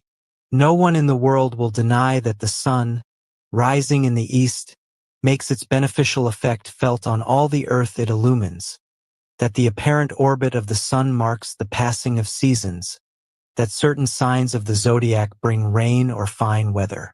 The objection might be made that, in the human unity, the human will is not subject to any fixed law in the direction of the movements of its parts, while the universe is subject to mathematical laws in the movement of all its planets, so much so that even the orbits of the furthest comets are established and measured by our astronomers. But this is not true, because in the human body microcosm, as in the universe macrocosm, we notice an identical analogy between the fixed laws of predetermined movements and accidental movements of any kind. For example, the fixed laws. In man, the circulation of the blood, nutrition by way of ingestion, constant renewal of organic tissues. In the universe, the movement of the planets, the rotation of our planet, the movement of the stars toward major centers, and the movement of occasional satellites. Chance movements. In man, any voluntary or involuntary movement of an organ. In the universe, thermal variations, atmospheric flux, meteors. The astronomers can try through their meteorological research to establish approximations or probabilities, but so far nobody has described or determined the constant law that governs the origins and the course of cyclones, storms, hurricanes, rises and falls in temperature, non-prevailing winds, and so forth. Now, if we relate the two unities, macrocosm and microcosm, man and the universe, it is logical, strictly scientific, although not always perceptible, that any movement in any part of creation influences the other part and modifies its conditions. We live on the Earth and need not resort to Sirius or the movement of Jupiter's satellites to feel or experience the visible effects, the motions of revolution and rotation of the Earth, the solar ecliptic, the motions of the Moon, are enough to confirm the most apparent alterations that influence us. These elements are enough to establish that the planetary influence of the ancient astrologers corresponds indisputably to the beneficent or maleficent action of the planets on our earthly nature. It is all a matter of simplifying the ancient form and seeking the truth in the astrologer's simplest expression. The sun in Capricorn has a bad influence. Only an idiot could laugh at this. The sun in Capricorn is the sign of cold, desolating, freezing December. The Yule log surrounded by ice, the hungry wolf who comes out of his mountain lair in search of prey, and winter, enemy of the poor, comes on in the cold, the ice, the northern gale. Then the sun becomes a small child again on the ecliptic of the year, and for the Catholic Church on the 25th of December child Jesus is born. Child Jesus, like the sun, who rises up to heaven in the sign of Aries, at Easter, when the sun reawakens spring on the earth. Now, as in these apparent cases of the passing of the seasons in the astronomic year, so the influence of the apparent motion of the sun and the waxing and waning of the moon have a more definite and real effect than is ordinarily believed, at times exaggerated, at others minimal, on all the three kingdoms of nature. I will certainly not remind you that the waxing and waning of the moon have an evident influence on crabs, oysters, the impregnation of fish and mollusks, nor that, in the countryside, some phases of the moon are considered unpropitious for pruning, nor that some fevers seem to take on the characteristics of the phases of the moon in a single week, nor that there is a relationship, experimentally proved by Palmieri and his collaborators, between the waxing and waning of the moon and the eruptive phases of volcanoes. But if a genius should come and reveal to the world the laws that govern the relationship between the phases of the moon and the nerve centers of the human body, there would be a great revolution in experimental science, and we would find the reason behind certain nervous epidemics, ordinarily attributed to the circumstances of the times, and the reason behind so many of the mysteries in the cure of ordinary diseases, that in one planetary period take on a benign form or a malignant tendency while they disappear in another. Having said this, for the sake of clarity, I advise beginners to choose carefully the period in which to begin their work. I advise the period of the waxing moon and, most of all, the lunations in November and December, or better yet, the two signs of Scorpio and Capricorn, so as to try the first operations under Aries, April, and the more difficult ones in Virgo to reach balance in Libra. With a serene mind, let us turn our aspirations upward. 1. Cultivate your own mind so that it can, after having risen, first perceive and then know the laws of our own physical and spiritual nature. 2. Work toward perfection in yourself so that the nature of the beast, while we are still alive on earth, be conquered by spiritual supremacy. 3. Enter into rapport with the invisible beings around you, dominate the bad and the inferior, and learn from the more perfect to get closer to the supreme truth. 4. Penetrate the laws that govern each earthly realization and use them when it is right to do so to help your fellow men. 5. Prepare the spiritual progress of mankind with all your might, because as the spirituality of men progresses, so civilization proceeds, since civilization means realization of the spirituality of the masses. 6. Strengthen bonds of brotherhood between men, and by solving the problem of souls, solve the social problem of peoples. This is the scientific and humanitarian credo of occultism, but it is not a program for one life, but for centuries. It is the program of the priesthood of science. A modest man of good will, a small cog in the big wheel of mankind, does what little he can in all humility, and will start to realize that part of the great ideal which he feels most congenial to his self. Every fluidic organism and every spirit living in the man, made of flesh, cartilage, and bone, has limits to its development, just like any body, taken physically, has limits to its action in the perceptible world. I will explain using this example. All able-bodied men can live the human life, but one can become an athlete with the powers of Milo of Croton, and another, with all the will in the world, cannot lift an iron bar that weighs 100 pounds. This shows that an individual, studied from the physical and intellectual point of view, comes into the physical world with qualities peculiar to his embodiment.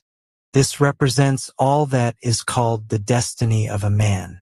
I recommend my learned readers to study this problem deeply and to come to a precise idea of it, because there is nothing that puts such a damper on illusions as this consideration of man in his physical and intellectual reality. We must distinguish all the factors that are part of the formation of a man who acts in the human comedy. Physical heredity, which is one of the achievements of modern science but which the ancients knew and studied all the same, conquest of a truth that will never again be modified, simply because it is a truth. B. Climatic and astrological circumstances. Official science does not admit any influence of the moment of birth on the subsequent course of the physical life of the individual, but it will soon realize that it must take the influence of these moments on men into consideration, in the same way as zoological philosophy had to accept as necessary the influence of climate on races. See, human education. Education in childhood and youth is a continual process of suggestion that begins in the tenderest years and ends when the young man, matured into life, has become an unconscious machine as a result of the upbringing he has received. Jesus of Nazareth said, "Never hit a child, because hitting, even with a flower, leaves a deep impression in the tender incarnate spirit. The child is like uncultivated land where good crops as well as weeds can be sown and bear fruit." D. Will or volitive power, which is an emanation of the individual's intellective power modified by the human environment in which the individual grows and acts. E. The resistance of the environment to the will of the individual, which always exists in society as a strong factor, which the individual overcomes through the law of adaptability. F. Perseverance of volitional activity, which is a modification of the environment under the tenacity of the individual agent's strength of will. G. The intelligence or spirit of intellectual light, which is always impeded or modified in some aspects in life by the action of the six preceding elements. Educating and remaking your conscience, stripping it of any influence to which it is subservient, ancient superstitions, environment, habits, deceitful visions, servile imitation of established types, is necessary. The master key to the educational idea of our personality is to be found in this purification of conscience from the mists of human convention. Only then does the Hermetic novitiate begin to bear his fruit, when the conscience is free to perceive a twofold current. 1. The sensory or psychic current which comes from the periphery. 2. The instinctive current which begins to strip away the tendencies of the ancient man in us. Know thyself is precisely the initiation to light, the purification from all that is artificial or subcreated, and which human social ignorance has inflicted upon us. Man has in himself unfathomed depth where, following the reasoning materialist, all impressions, forms, and ideas that our conscience may forget are recorded from birth. In us there is an ancient part and a very modern one. This ancient part, historic man, is the marrow, the center of the outwardly visible man, reasoning, with a consciousness formed by sensations and by the adaptation of his mentality to the surroundings in which he operates. The unconscious, the subconscious, the subliminal belong to that astral field which is in us. Astral equals black, without light, from which spring forth every now and then many disorders and the most inconceivable wonders. The flash of genius and the paroxysm of madness.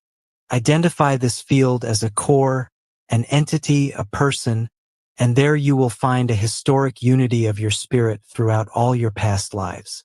The scientific word for this historic individual, who is our solar soul, shrouded in a cloud of black mist, has not yet been invented, because the historic personality in us is not only soul or spirit or pure breath but a whole of special activity, which comes to our consciousness as living and vegetating men, like the prompter for the characters in a comedy, in the most critical moments of forgetfulness and impotence.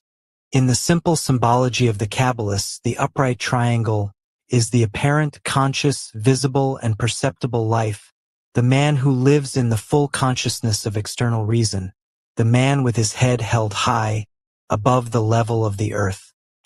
If the triangle is turned upside down, be like a wedge stuck deep in the earth below the level of the earth, it represents the mysterious occult life, in the unfathomable darkness of the death of man. The vital man in his unconscious, the misty, dark, deep astral field, which does not belong to the outward visible life. The double triangle, that is, the penetration of the two C such that the level is fixed at the middle intersection of the sides of the triangles, is the magician, a man integrated between apparent external consciousness, upright triangle, and the occult part of his consciousness, inverted triangle, which stands in place of the occult God with all his powers. The unconscious and its intentions manifest themselves through spontaneous actions shooting out without conscious and volitive control. Freud uses the two words interference and intention. Therefore, he attributes to this internal area, which reveals itself through slips and surprises, intentions which are volitive actions, and gives the unconscious astral field not only the capacity to retain images and impressions but also an Ionian power, that is, a personality capable of conceiving the same acts as our conscious personality. This is not Freud's conclusion, but mine. From the point of view of magical philosophy, the consideration of impressive powers, of a second complete personality represents the stumbling block for all philosophies. The internal man is the father, Kais, Eris, Fuisti, the conscious man, the inhibitor, who, through his education and the ideas inculcated in him, and from the milieu in which he lives and his respect for civil, moral, penal, and religious laws, suppresses any manifestation of the historic personality, as soon as that personality diverges from the life conforming to the reactions of the external and conscious character. This censorious obstacle, be it pre-existing or recent, is a huge bridge that deters the common man from the attempts in magical experiments, since the obstacle is not only spiritual in the common sense of the word but has power over all physical and mental life, influencing success in practical life as a reasoning inhibitory power, at times instinctive, more often marked by sentimentality, with 100 different faces, and imitative in origin. I consider this theory of Freud only in relation to the psychology of the researchers in magic and of the practitioners of the orders or brotherhoods of Isis, and I must separate the psychoanalytic concepts from other elements of our practice, even admitting that psychoanalysis encroaches upon the field of our philosophy and carries elements of the latter into the scientific field. I am my. If, when you find yourself on the edge of the deep astral abyss, you ask who your God is, the voice answers you. I am the one who was, is, and evermore shall be. Death did not change me, any more than the dispersed ashes of my corpse has reduced the power of my being. An ancient initiate asked the voice which told him the truth, "Who are you?" And it answered in the teaching of Pythagorean mathematics, which can be translated thus: I am in you, and for you. I am not you, that is, your mind. You have prayed, that is, in the form of prayers you have impregnated the invisible beloved. I, the voice who speaks to you, am the fruit of your act. I am the Mercury of your intellect. Osiris acts upon Isis, Horus is born.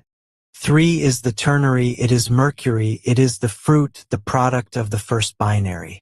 The first problem which faces the initiate to this integral science is to ask his Hermetic light, whose source no man knows, who are you who manifest yourself, bringing me truth? Some say, it is me, my ingenuity, ingenious, the genius in me. Some say, it is an angel, angelus equals messenger. Some say, it is a daimon or a god. If he does not understand the law so simply expressed in the Kabbalah, he will never understand it, like the inspired mystics of religious forms of all kinds. Well, that voice, essentially Hermetic in nature, should answer. I am not you, but I am not a stranger to you. I am in you for your sake, and I am not you. The unknown wise man is approaching. Hermes is the Greek name for the Latin Mercury. Nebo, Hermes, Mercury, Lucifer, Holy Spirit are synonyms for the same state of being of human intelligence whose secret laws are still forbidden to men. It is this intelligence which is changed from light into force and produces the forms of magic that tend to be objective, from magnetism to the projection of psychic forces, to the different forms of mediumism, and throughout those phenomena in which an ungraspable intelligence watches, and which one man considers the spirit of the dead, another a demon, and still others an angel. What is most important is that Hermes manifests himself, since the light of Hermes will lead you to integration, because you will begin to see the external and internal worlds in a way and with a feeling that is different from the way you saw it yesterday. Hermes must bring us to an understanding of mental motion outside of any place, surface, or point. Man can, through the analysis of his mind or mental motion in its dimensionless space, join with the universal mind motion, which must fill the same space and draw upon its thoughts and knowledge. If you conceive the dimensionless space of mental motion and the motion outside of any place, time, in the operations of the mind, does not exist. The human mind, if you hermetically penetrate this function, identifies itself with a universal mind outside of time, drawing from it a divine virtue that changes into miraculous powers, although they are miracles only for the masses who ignore the universal law. The standard examination of the elements that go to make up man, the ternary of intelligence, physical body, and sidereal or astral body or perispirit, is synthetic, but the examination must go further, so that also those who are followers of elementary spiritualism, through the simple light of reason, may understand that the three terms of spirit, perispirit, and physical body are harmoniously related to each other. Harmony is the correct proportion of relativity between the trinitary elements making up the synthesis that is man. In fact, as the circumference is proportional to the radius, as the contents are proportional to the container, so the perispirit is not relative but harmonizes with the physical body and the spirit. Because between the physical body, the astral body, and the spirit only harmony exists, a constant and varying proportion in the reciprocity of the terms, as in music, where the harmony and sound are obtained through the various components of the overall sound, each of which is at times predominant, at times silent. Music is the most exact expression of the harmony of the three elements that constitute man. The harmony of sounds is the expression, established as a law, of their reciprocity. One can observe in practice that the necessity for man to adapt himself to the environment in which he lives develops, in greater or lesser proportion, his spirit, his perispirit, and his physical body. In a society of gladiators, the physical body predominates. In a society of intellectuals, the spirit dominates, and the sidereal body represents the connecting link between one and the other, and it follows somehow in its development the law of compression of resilient bodies that absorb the shock of a collision between two opposed forces. From another point of view, it acquires the tensile properties of the elastic bodies that, although allowing the distancing between two extreme factors, spirit and matter, preserves the power of reuniting them as soon as they come back to the state of inertia. The analysis of the functions of the sidereal or astral body is long and difficult, and in order to understand its entire essence one must be greatly advanced in the production of the phenomena of natural magic and in the development of one's astrality. I cite the case of materializations.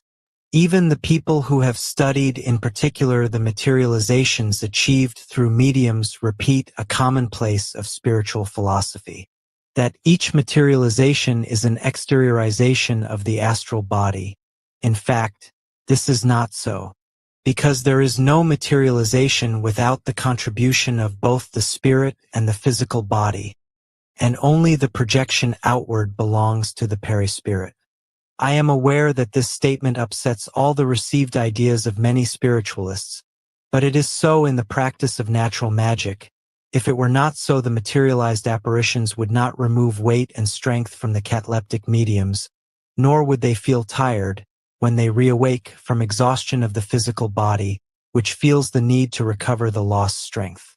In the spells of black magic, enchantments, evil spells, acts of sorcery, a part of the perispirit is not expelled from the body to be attached to the objects involved, but the sentiment of love or hate is materialized through the exteriorization and fixing of magnetism in the physical body, under the action of the spirit over the sidereal body, which in the magician, through the masculine action of the inspiring intellect, operates like a feminine element in the realization of the active conception and the plastic nutrition of the concrete fact. That is why the ancient schools in magic used the word androgynous to mean that in each magical operation there was a real process of generative incubation, whose mechanism is perceived through practice, and which in the third part of this work we will be in a position to study deeply when we examine the doctrines known thus far on the polarity of fluidifications. Going back to our procedure of the analysis of man, we must realize every day that the instinctive or fatal aim of man is corrected by necessity, just as a projectile or a bullet expelled from a gun is deviated or stopped in its trajectory by an obstacle. The man who is free of himself acts according to the intelligent primal action that placed him among the living. The necessity that opposes him is the physical and moral environment in which his human life plays out, so the necessity to conform to the environment or means of existence develops the faculties of one of the three factors more than the other two. Consequently, this resistance of the environment to the activity of the virgin individual according to his nature must be seriously considered in the analysis of the individual, dividing it into the factors indistinctly acting upon his trinitary constitution. So if we call the spirit B, the perispirit C, the physical body, we can make an equation. A plus B plus C equals A plus B plus C plus D plus E plus F equals man. Now, given the absolute constitution of the individual is A plus B plus C, in the practical explanation his power of realization is relative to all the factors A plus B plus C plus D plus E plus F that we have studied as coefficients of the power of life. Two men, born of the same father and mother, factor A, in the same month and country, factor B, vary in their human education, factor C. The one can develop his physique more, the other one his intellect. The one may not have developed his will in an environment that is continually hostile. The other may be so strong and powerful as to modify the environment according to his will, factors D, E, F. The one uses his intelligent activity in one way, the other in another way. Now, there is a larval element that acts on the mind of every man, and it is the fantastic dream of each. It has a nature similar to that of fantastic pride. The vain long for the greatest honors, the libidinous for subjugating every beautiful woman to their powerful masculine pride, the miserly covet money, only the enlightened look for truth alone, above all honors, women, and wealth. If you make use of the law, you will have everything, but do not wish for everything through the law or by bending the law to your own ends. Otherwise, not only will you not reach your aim, but you will also bring all hell down around your ears if you wish for things that the just gods will deny you. Divine magic considers the truth one, the light one, God one, matter one, the universe one, the force one. The way of perceiving this single intelligent force must be the same for all initiates, as it is one in its synthetic essence of being and one in its perception. And when an initiate studies and progresses in Naples, he must feel and see this single truth and its laws in the same way as another who studies and progresses in Copenhagen, Melbourne, or Lima. This unity of vision concerning the hidden God and his laws forms the universal brotherhood of initiates and the unity of all the classical religions, from the most ancient to the most recent.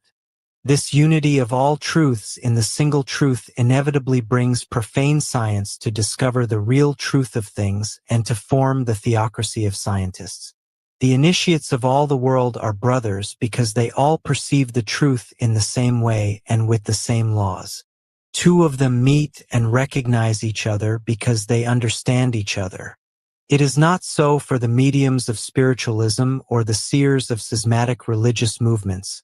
Each of them sees and hears that particular spirit of things, which is not the universal spirit of God. Apollo spoke in the same way in all his oracles, and the Greek fable of Apollo who defeated the serpent Python is a magic legend because the center of light, Apollo, dominated the spirit of earthly mud, which is the astral serpent of magic, and which corresponds to the serpent that Catholic statuary places at the feet of the Virgin Mary wound around the horns of the moon. For the magicians, the serpent Python is what we must dominate. For the spiritualists, on the other hand, it is what they must listen to. If you abandon yourself to the coils of the serpent, you will become prophets of the astral, prey to all psychical illusions. You are caught in the whirling vortex of all the impressions, of all the images making up the cinema of the soul of the earth. In this vortex, in this current of low earthly breath, everything is mixed with mud. Spiritualism plays with it. Its communications are only the aura of the times in which the spirits write and manifest themselves, and you can even find disembodied spirits who use scientific language, like those at Salpêtrière, in speaking of truth and absolute science. The magic of the magicians, as in the emblem of Cagliostro, a serpent transfixed by an arrow, aims at the sun passing above the dragon, that horrible dragon that is the terrible guardian of real truth. The legends of Jason, Bellerophon, Perseus, Theseus are different fables about the same conquest of truth. The fantastic battles in Nordic mythologies between knights and dragons, between generous and valiant defenders of truth and monsters who belched fire and swallowed up peoples, are simply similar artificial representations of this truth. You will never be an initiate if you continue to play about with your astral serpent, which is earthly in all its manifestations, even in its language, which reveals, in all vacuous and academic spiritual communications, the human grammatical form which is the expression of the relative ideas of the earth and its children. Dear reader, at this point I will touch on a question of divine philosophy, about which those who know cannot tell everything and those who do not know, but think about it, remain perplexed. Is the language of truth human? Can it be rapidly translated into human language? Is the language the spirits used to talk to mediums the language of spirits? If, on the contrary, it is the psychical translation made by mediums, is it a faithful and uniform translation of the spirit's ideas? In magic, the language of causes is a part reserved for the masters. Divine ideography is the key to all religious symbolism and the secret of talismans, of sacred hieroglyphs, of occult books. This key is won from the invisible, through a continuous communication of our ego with the world of causes. As soon as the terrible serpent dies, transfixed by the initiate's willpower, you will get the key from St. Peter the Apostle at the gate of mystical paradise. If you are a Christian, or Isis, stretching out her white and elegant hand, will let you touch it if you prefer to enter the Egyptian garden. In any case, only then will you have a complete knowledge of signs and of the power of characters both in divine and natural magic, and only when your virtue has made you deserving will you know how to use them and what they correspond to. For now, these few words will suffice to warn mediums that they will never again hear the language of God if they keep on listening hour after hour, day after day, to the enticing song of the serpent's creatures. They will never go beyond the known world. I said, don't listen to any communication. You can interpret only lucid dreams, and never literally. In this connection, I think I have clearly said that the serpent speaks the language of men, and God the language of God. Operations in magic are of two minds.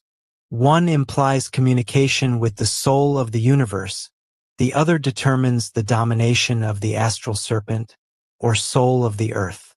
Operations of the former kind put man, the one who by working initiates himself in relation to the universal spirit. He who begins is, like all men, like all things, imbued and soaked through with the earthly aura.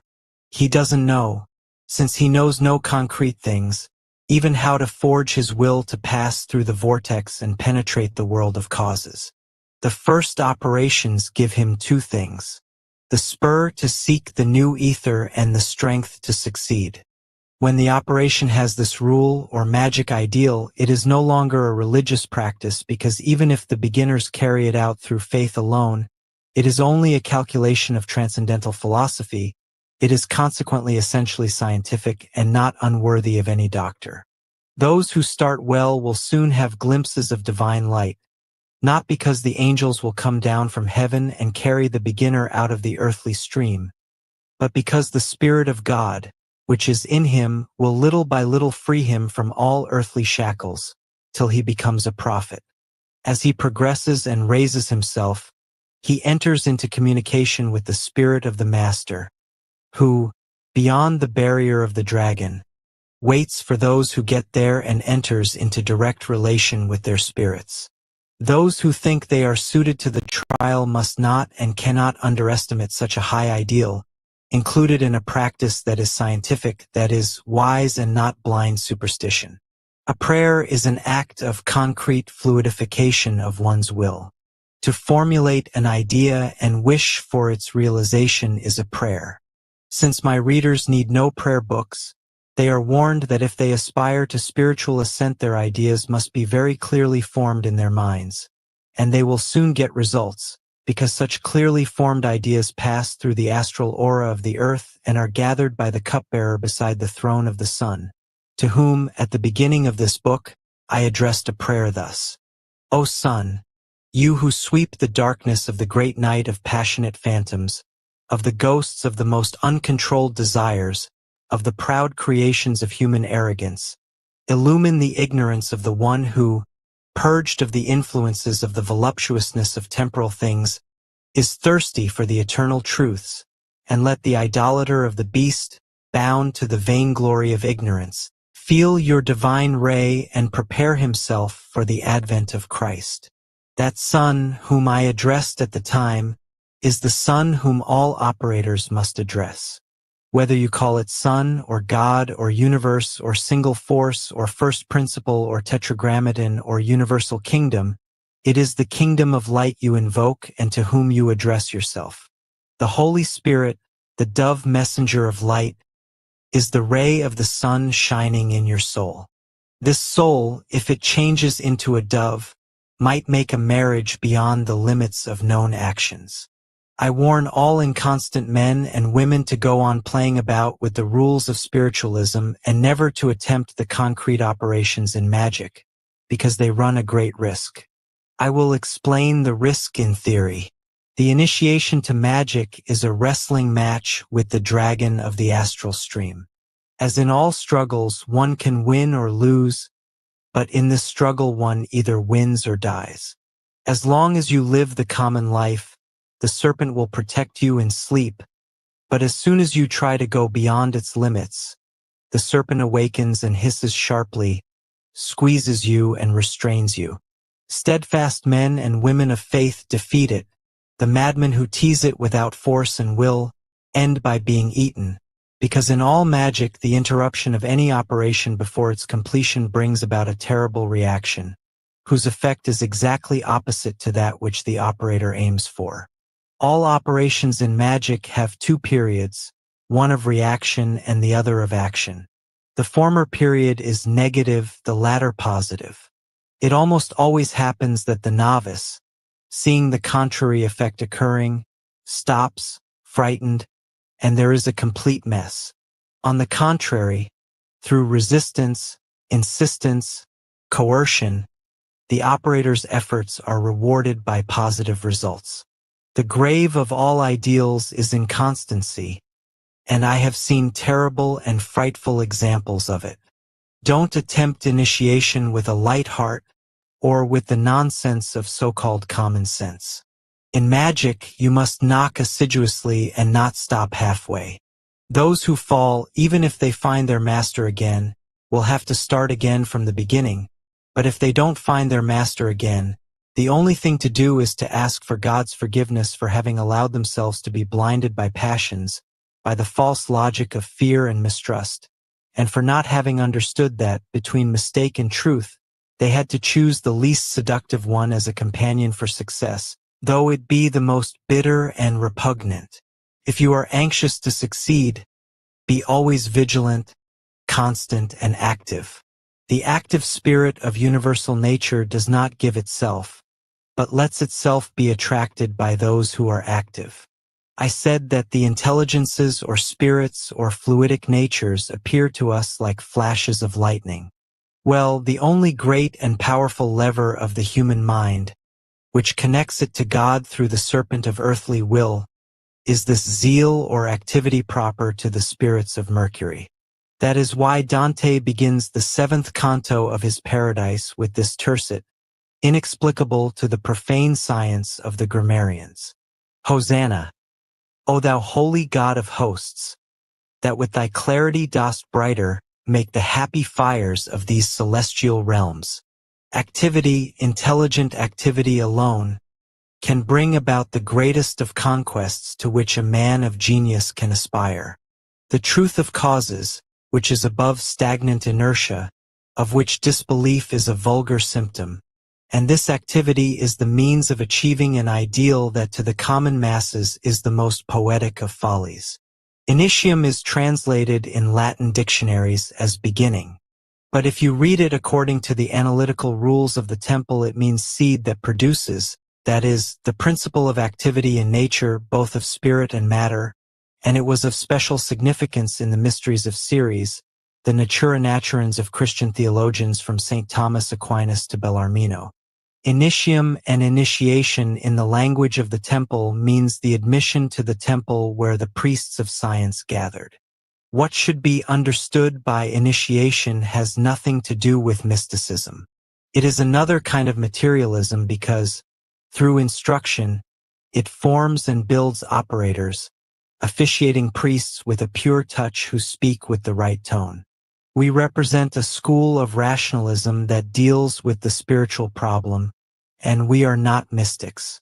Our creed is an exposition of concrete ideas that agree with an efficacious general methodology. The neophyte is the one who aspires. In the Mosaic religion of the Hebrews and in Essenism he was called a Levite. In monasticism he is called a novice. This neophyte, before entering the temple, before passing the threshold to attempt the conquest of its uncommunicable mysteries, was subjected to terrible trials, descriptions of which my readers can find in all books dealing with initiation. In other words, the custodian of the temple opened the door to the mysteries only to the neophyte who could be trusted to ascend on account of his virtues and perseverance.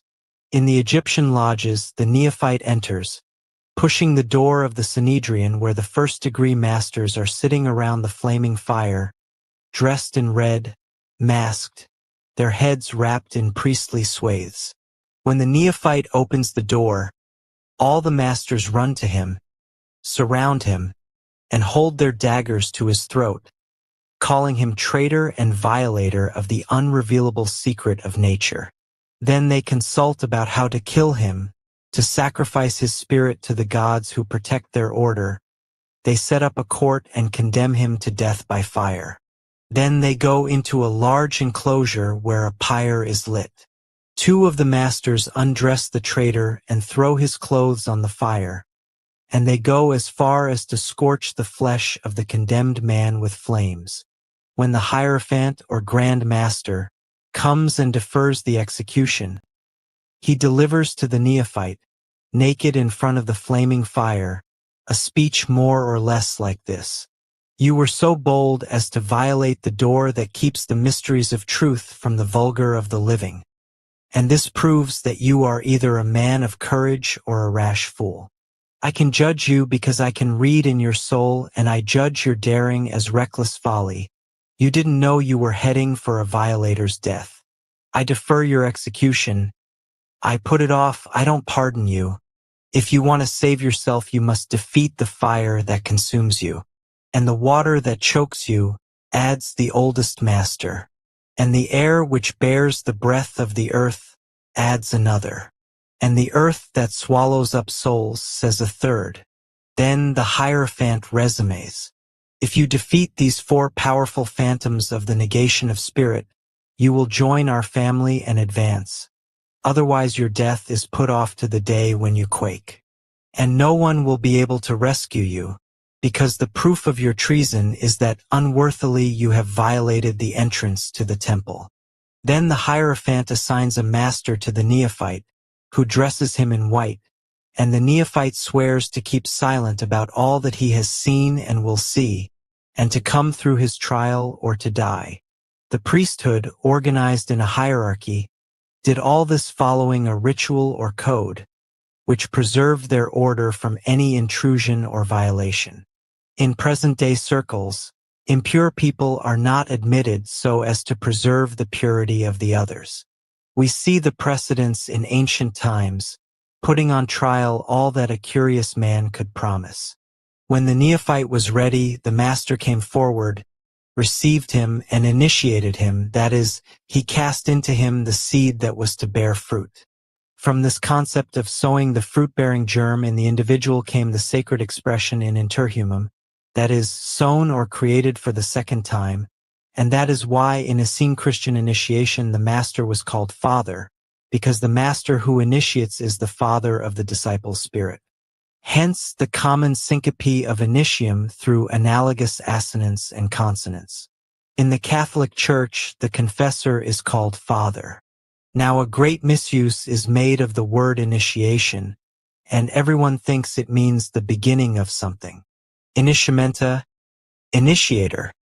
Initium are pagan words with two interpretations, one vulgar, the other priestly, and their original use was in the rites of Ceres. Initio, isio, isiones, the generating movement, the beginning, in the ancient sacred language corresponded to the breath that Genesis says God Almighty used to infuse his divine spirit into Adam, the man of clay. Hence, initium is different from initio. Ceres, the goddess who could fertilize and be fertilized, could convey with her mysteries the idea that priestly power should cast into the neophyte the seed that brings understanding of hidden things. In order for you to receive this redemption, which is the work of indispensable preparation, the law tells you, 1. Always live a very pure and austere life. 2. Never show nor wish to seem but be. 3. Always do good and be guided by the purest justice when doing good. 4. Consider gluttony, lust, and the influence of the profane world as your enemies. 5. Purify yourself after every deed and think before acting. 6. Say only what you know is true, which you have experienced to be true. Don't give what you don't yet possess. Don't wish for what your impurity prevents you from obtaining. 7. Speak as little as you can. Don't cast pearls before swine, and never lie to yourself. 8. Always be an example of morals and justice, and before violating the law of others think that you don't want others to violate your law. 9. Purify your word through silence, and your body through fasting, and remember that good words, good thoughts, and good actions open the occult kingdom where one thinks and creates, keeps silent and learns. But let's go back to what I promised. The temple was open to the neophyte only after his trials, and the initiation was the act of entering the temple, receiving from an experienced priest the fruit-bearing seed. That is why, also in our modern language, we call initiate he who has gone into the knowledge of mysteries, and adept he who has reached a realization of them. At this point, it is useful to note that initiation to absolute science is neither obtained nor given in the same manner to everybody. We distinguish initiation through rites B, initiation through conferral C. Direct initiation first. Initiation through rites is the one I have chosen to establish a school of magic in Italy. The master who gives it must be able to perceive that his disciple has entered into the zone of purification, wherever he is, and at certain moments to communicate with him, or assign him a deputy for himself in the extrahuman area. Second, initiation through conferral is the one used by visibly constituted societies, with a hierarchy of degrees, and the power to initiate is thus conferred by a master to his practicing representatives. Third, direct initiation, on the other hand, is the communion a master himself makes directly with a disciple, and in this case it is a true dedication of the master to his disciple. This happens only in the case of an extrahuman mandate, otherwise no master gives himself. To achieve a realization, magic employs all the external means a man can use. In religions also, the pomp of sacred services, priestly garments, the temple ceremonial are magic. The same thing happens in sections. But if the pomp is magic in religions, the magic of magicians, taken by itself in its essence, needs only one thing to produce miracles. Will. In the great ceremonial of the Catholic religion, the Requiem Mass, the Te Deum, are real and great collective operations. The priests, led by a senior operator, perform the analogous ritual and sing and pronounce words, which have a power that depends upon those who sing and pronounce, upon the faith of a congregation which is present, prays, and takes part in the ceremony. The substance of things hoped for faith must be an argument of things invisible, says Dante, but the argument of things invisible in the souls of the masses, who are very keen on eternal signs, is roused with the pompous form of priestly rites, and even the soul, which is least touched by ideals, feels moved and is taken into the general motion of souls, and overwhelmed by what in these rites is atavistic memory and fear of the unknown. Books have been published lately on mass psychology, but philosophical research, which ignores psychic force and its contagion, will always be superficial in its consideration of psychology and its paradoxes. In churches, processions, revolutions, civil ceremonies, the key to the general commotion lies in stimulating the feeling pervading the chain of all the participants' psyches. In a brave army, even those with cowardly souls become courageous, and we need only visit the shrines of the Madonna of Lourdes or the Madonna of Pompeii to study how the most balanced soul feels moved and overcome at times of mass crisis of faith. In this connection I could write about profound, though simple, things. I could speak of disturbing truths capable of shaking not only the order of religions, but also the order of nations, if those in authority allowed me to let politically passionate, ambitious, and bad men to get hold of the secret of how to become masters of the souls of the reasoning and easily intoxicated mob, who are nowadays called by the pompous name of the sovereign masses. It is nevertheless clear that, in the ceremonial magic of religious pomp, faith, if its seed is present, invades all the people, sucking them in like a whirlpool. It is not so in divine and natural magic practiced by a knowledgeable and capable magician. To the wonderful rituals, rich in sacred and religious accoutrements and trappings, the magician only substitutes his spiritualization with intelligence and his fluidification with the realization of what he wants. He thinks or is inspired, finds analogies, and through his art he achieves his end. Some philosophers, who want to explain everything through hypnosis, say that in fakirism and magic everything is based on the self-hypnosis of the operator, that signs, ciphers, and magic apparatus serve only to put the magician into such states of excitement so as to produce the phenomena. Others, on the contrary, maintain that the objects used in working magic are charged with human magnetic fluid, so that they work with the magnetism with which they are charged. The former as well as the latter have based their conclusions on laboratory experiments and have had partial success, but they are all convinced that their own assumptions are true. Hypnotists ascribe the power of producing phenomena to the projection or liberation of the magician's intelligence or spirit. So they put a subject in a somnambulistic state and order him to produce a given physical phenomenon. They have only half succeeded or they have not succeeded at all, but they have certainly proved, on the outside, that the subjective phenomena have all been produced. The physician who puts a sensitive subject to sleep and offers him a glass of water, telling him that it is poison and obliges him to drink, has poisoned that person with drinking water. The same is true, say the hypnotists, for any subjective phenomenon produced by an individual who, like fakirs, can hypnotize himself at will. But objective phenomena cannot be explained in this way. At this point, magnetizers with Baron Dupotet, author of Magi de Voily, at their head, come in and say that a clever magnetizer can project his magnetic fluid onto objects and give them a specific force so that magic potential is made objective. In this way, they explain the power of talismans, potions, or any clothing that the operator wears or employs. Both the former and the latter are mistaken because the secret of working magic is neither the magician's self-hypnosis nor the magnetization of the objects the operator uses. Let's examine the weak points of the two theories. Self-hypnosis might carry the exaggeration of subjectivity. If a man hypnotizes himself, he might believe he is looking at an eagle when he has only a dove in front of him. If a man did so, he would succeed only in voluntarily killing his reason and his spirit.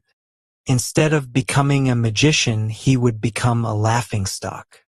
Magnetism, as a determination of the will, is an incomplete force to be used by itself by an operator, because it can only be projected on things so that they are fortified with intention, but not with intelligence. The magician uses magnetism transcendentally, coupling it with the powerful secret of the vitalization of things, which is something above magnetism, because it couples magnetic fluidification with a soul that is intelligent on account of its power. The word vitalization is inappropriate, but there is no other way of indicating the powerful magical means of coupling inanimate things not only with force but also with an intelligence that is living and keeps away contingent events. Baron Dupotet's experiment of the river in a room can be an example. Let a strong magnetizer take a piece of charcoal and draw on the floor, with strong magnetic intention, two parallel lines like this, and it must be understood that the two lines represent the two banks of a river. Then we put a medium to sleep and we tell him, walk ahead. The somnambulist walks. When he reaches line A, he will stop. You say, walk on. I can't, he answers. Why not? Because there is a river. If you induce sleep in a second and a third subject, the result is the same. Let's suppose now that a magnetizer with a very strong fluidic projection draws the same two lines in the middle of a room without putting any medium to sleep. Any sensitive person who comes into contact with those two lines will feel anxiety about something like the danger of turbulent waters. Those who are very sensitive will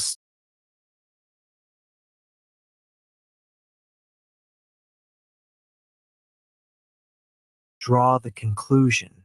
This is the secret of talismans, signs, and operations of magic. But this is not a secret of magic, it is simply a magnetic operation, because if a magician draws the two lines with the intention of preventing a specific man from crossing them, he succeeds without any other person having the slightest idea of the feeling that is meant for that specific man. The magician takes not charcoal but any object that leaves no trace and draws a line CD. He establishes that this will be an insurmountable obstacle for a Mr. Smith who must come. Now, that line is an obstacle only for Mr. Smith. Is this a question of magnetism, fluid, or intelligence? Let's go further on. This Mr. Smith, who must not go beyond the obstacle, intuitively receives the warning that he must not go that way, even before he draws near. Perhaps in him there is something like a reasoned wish, the thought that it's better not to go that way. A hand keeps him back while a spirit speaks to him, giving him an excuse not to approach the area. In this case, magnetism is coupled with something which is the secret of operators in magic, and has nothing to do with known and recognized forces. The word vitalizing is imperfect because vitalization can be magnetic but not intelligent, that is, it is not capable of insight and judgment. First of all, one must possess will, because a magician tries to end his career as he begins it, which is doing away with all means, and using only his wand as his scepter, because the scepter of modern-day kings is only the corruption of the magic wand of the magi of the ancient priestly theocracy. No doubt people nowadays would prefer the scepter of a live king to the wand of a magician they can't see. But the difference is that the wand of the invisible magicians calls the tune for earthly kings with their scepters, symbolic rods that are atrophied when those who hold them do not infuse them with the intelligence of Solomon. Human society values highly an illustrious name, a noble family and their ancestors. Without names, any vanity would be dead, and the pride of those who want to dominate their fellows, either through fame or the privilege of their origin or the prestige of academic honors, would be mortally wounded. All those who wrote for and spoke to the masses in the name of science or absolute ideas were content to be humble soldiers, apostles, and not authors of the ideas they spread. Who is the author of the Bible? Moses, perhaps? Perhaps the builders of the Second Temple? Who is the author of Christianity? Jesus of Nazareth, perhaps? Who is the author of Plato's dialogues? Plato, perhaps? Who is the author of the Iliad and the Odyssey? Homer, perhaps? Who is the author of Lou Roman de la Rose? Who is the author of the truth contained in the Divine Comedy? Those who see and know are the artists of manifestations. The author of truth is absolute wisdom, that is eternal truth, whose profane individual name is God.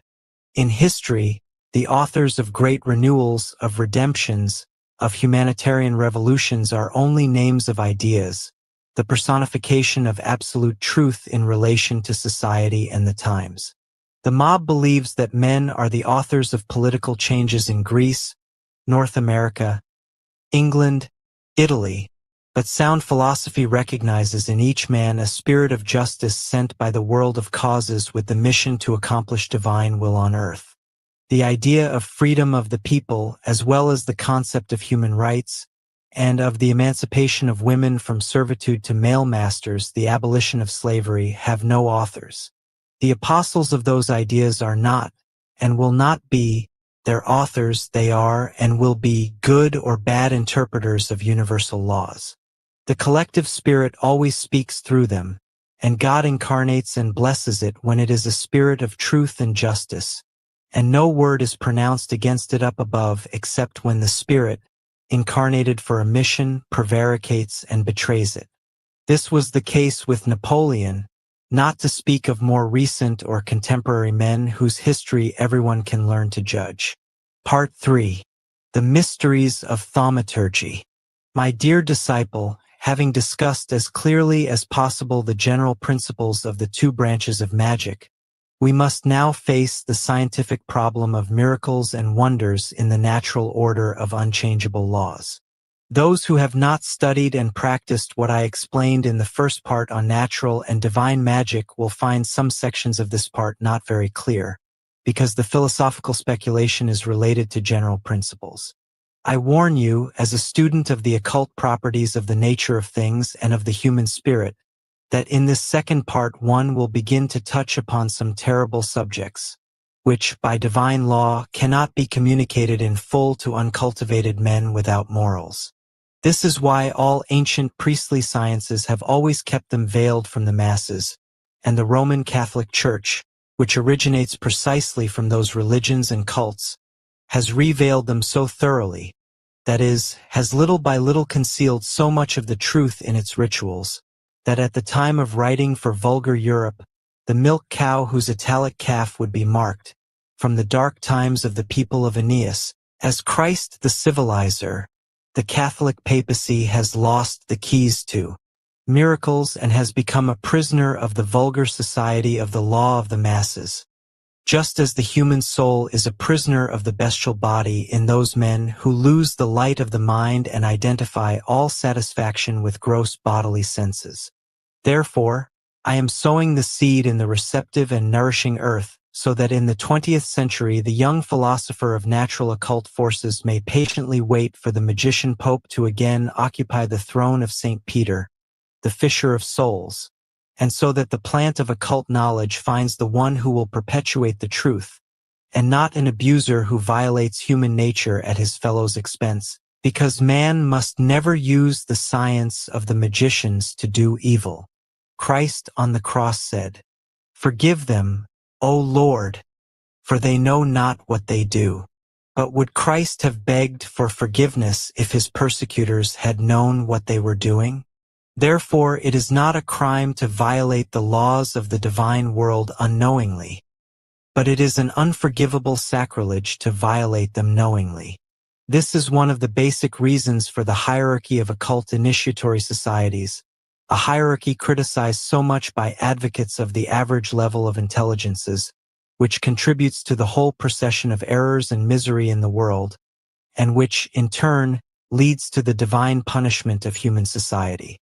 My dear reader, at the beginning of the first book I told you that the dabbler has no right to superhuman knowledge. Now it is time for you to form an exact idea of the mission of superior men within humanity, and to see clearly the sin of modern positivist and materialist zoological philosophy, and the sin of priestly ignorance as the two most terrible scourges of the present day, physically illuminated by electric light and morally unenlightened by the egotistic doctrine of sensualist satisfaction. On a day of popular merrymaking, of public feasting, look out of your window at the human wave that floods the streets. Close your eyes for a moment and imagine that 100 years have gone by.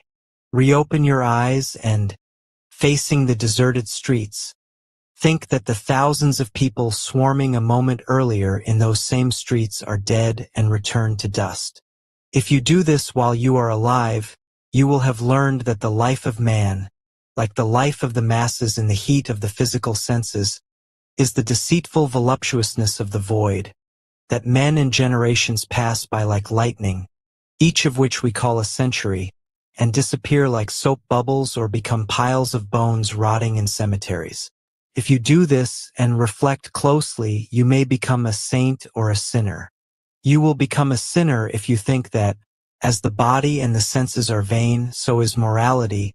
You will become a saint if you think that the spirit of the earth feeds on the daily slaughter of so many different human bodies, over which floats the genius of races and the soul of the purified man, who has become, as Dante says, intelligence separated from matter, whose home is beyond the commonplace and false logic of the senses.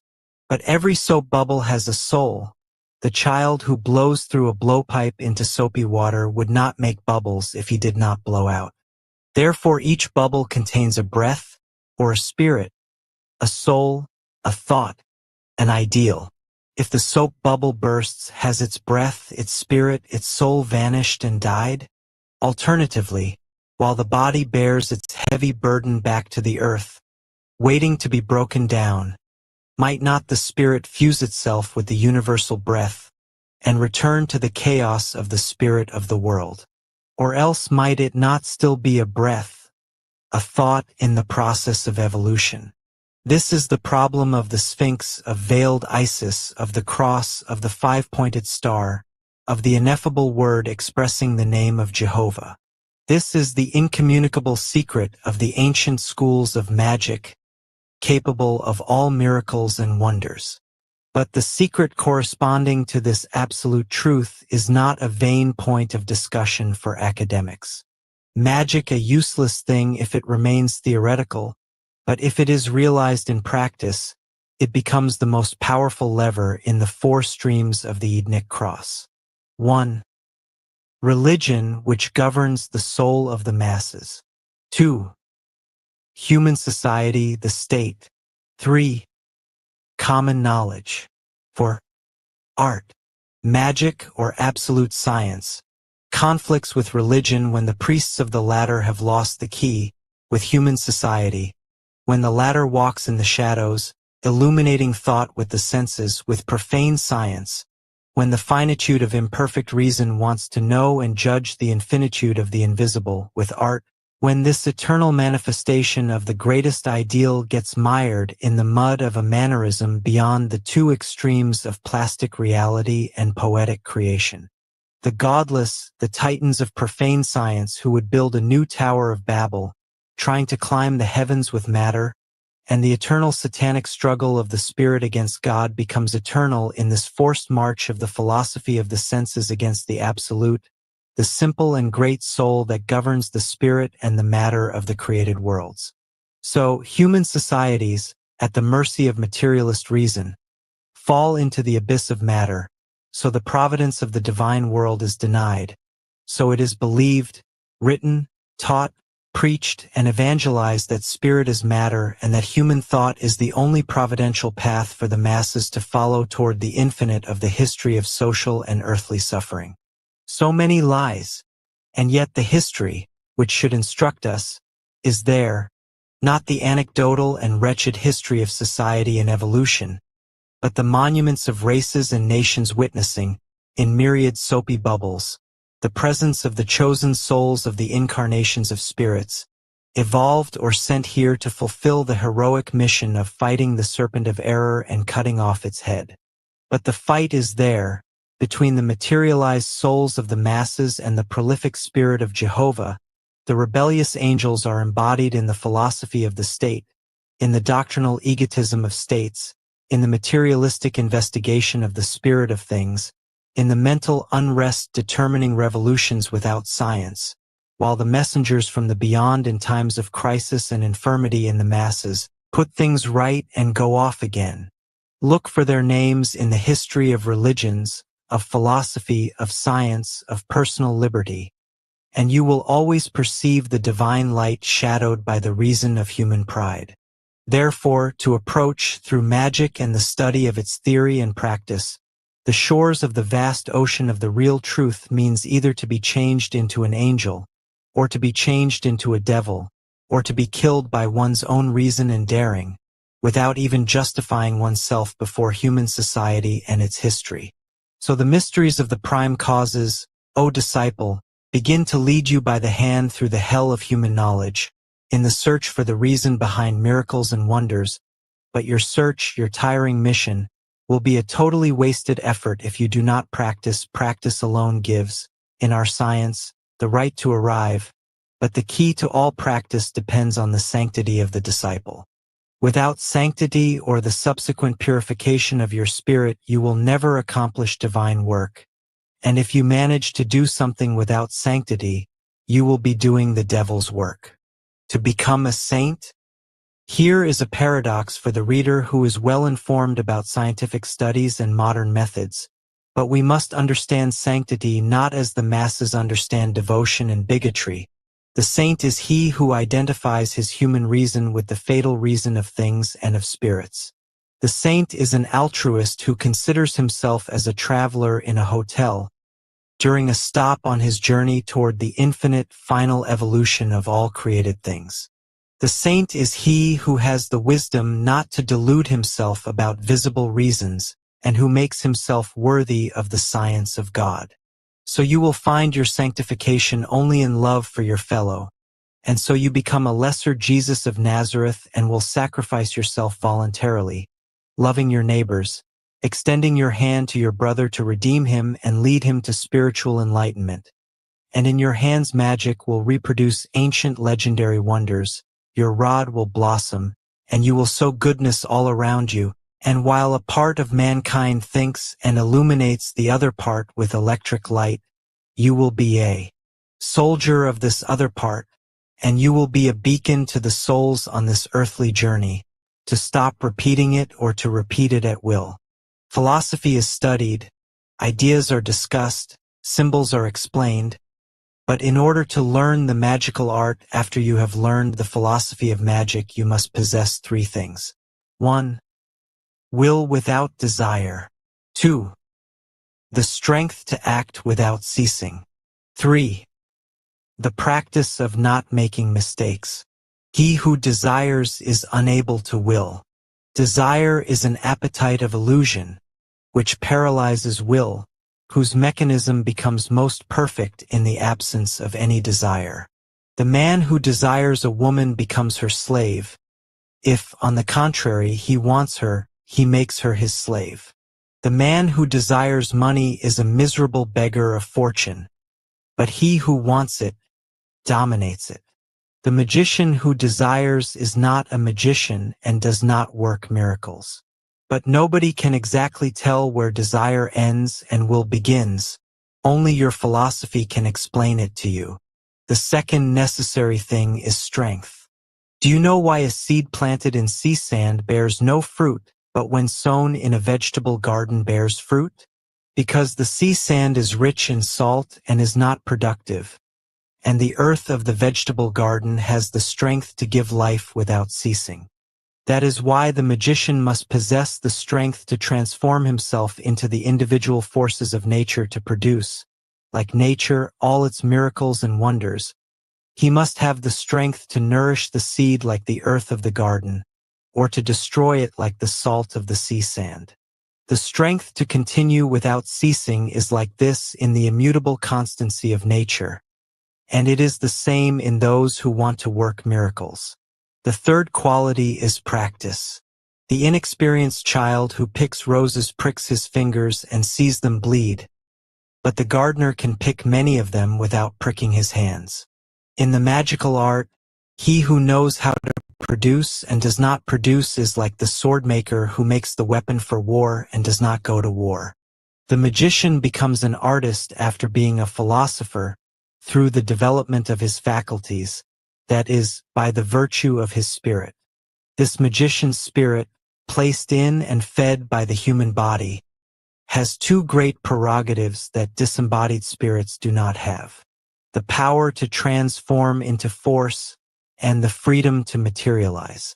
As soon as the magician begins to work by himself, his plastic soul becomes the flame of life that descends and goes up, as the ancient Hermeticists used to say.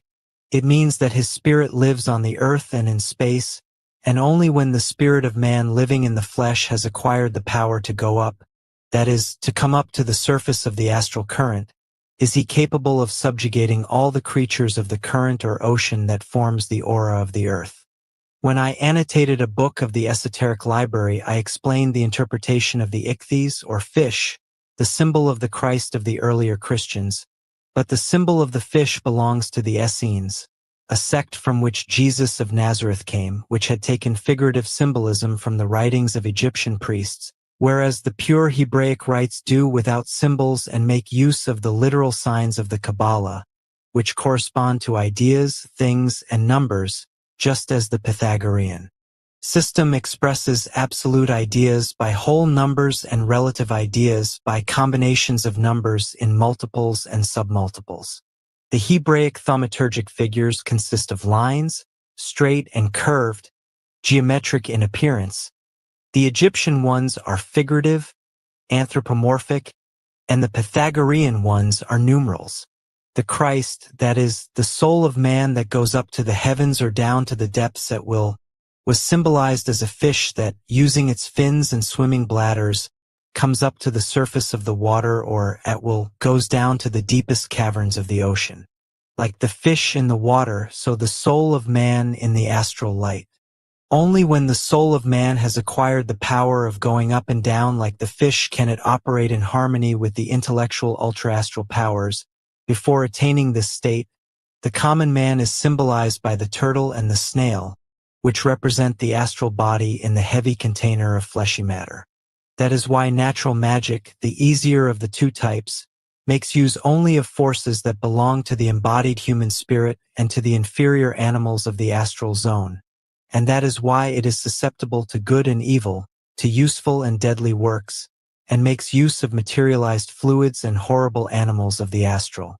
As I said in the opening pages, my treatise on natural and divine magic must be a clear explanation not of what others have said but of what really is. For this reason, I pray my readers who want to be practical form a precise idea for themselves of what we are.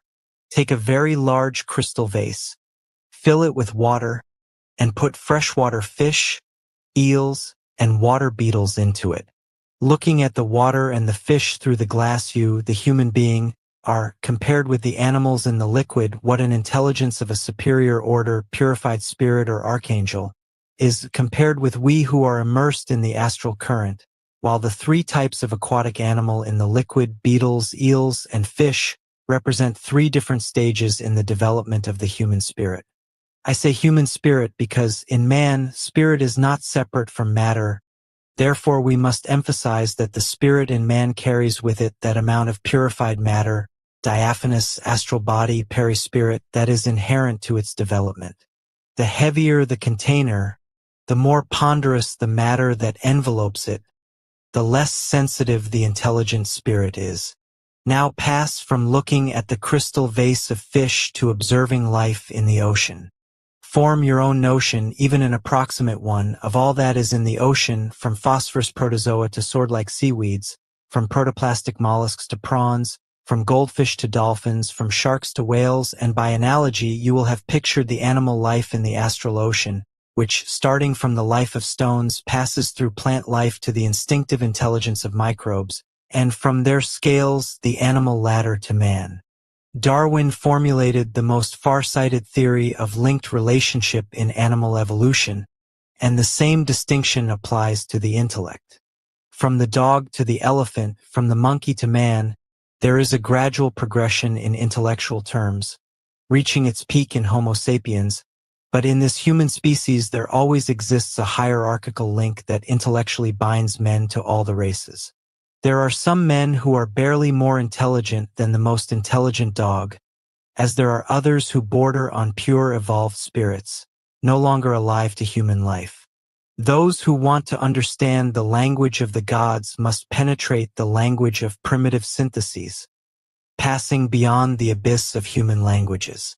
The sacred Kabbalah, the secret philosophy of the Absolute, has the power of making the synthetic language of divine ideas eternal. Before the scientific processes of common knowledge, it is the torch that recalls civilizations sealed with the priestly knowledge of things. The Kabbalah is the philosophy of absolute laws and of the immutable elements of physical, intelligent, and mental nature, of nature in its concrete expression.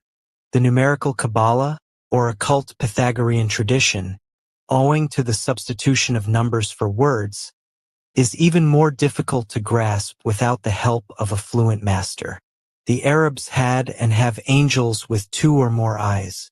The bodily eyes represent their humanization, while the extra eyes refer to their divinity.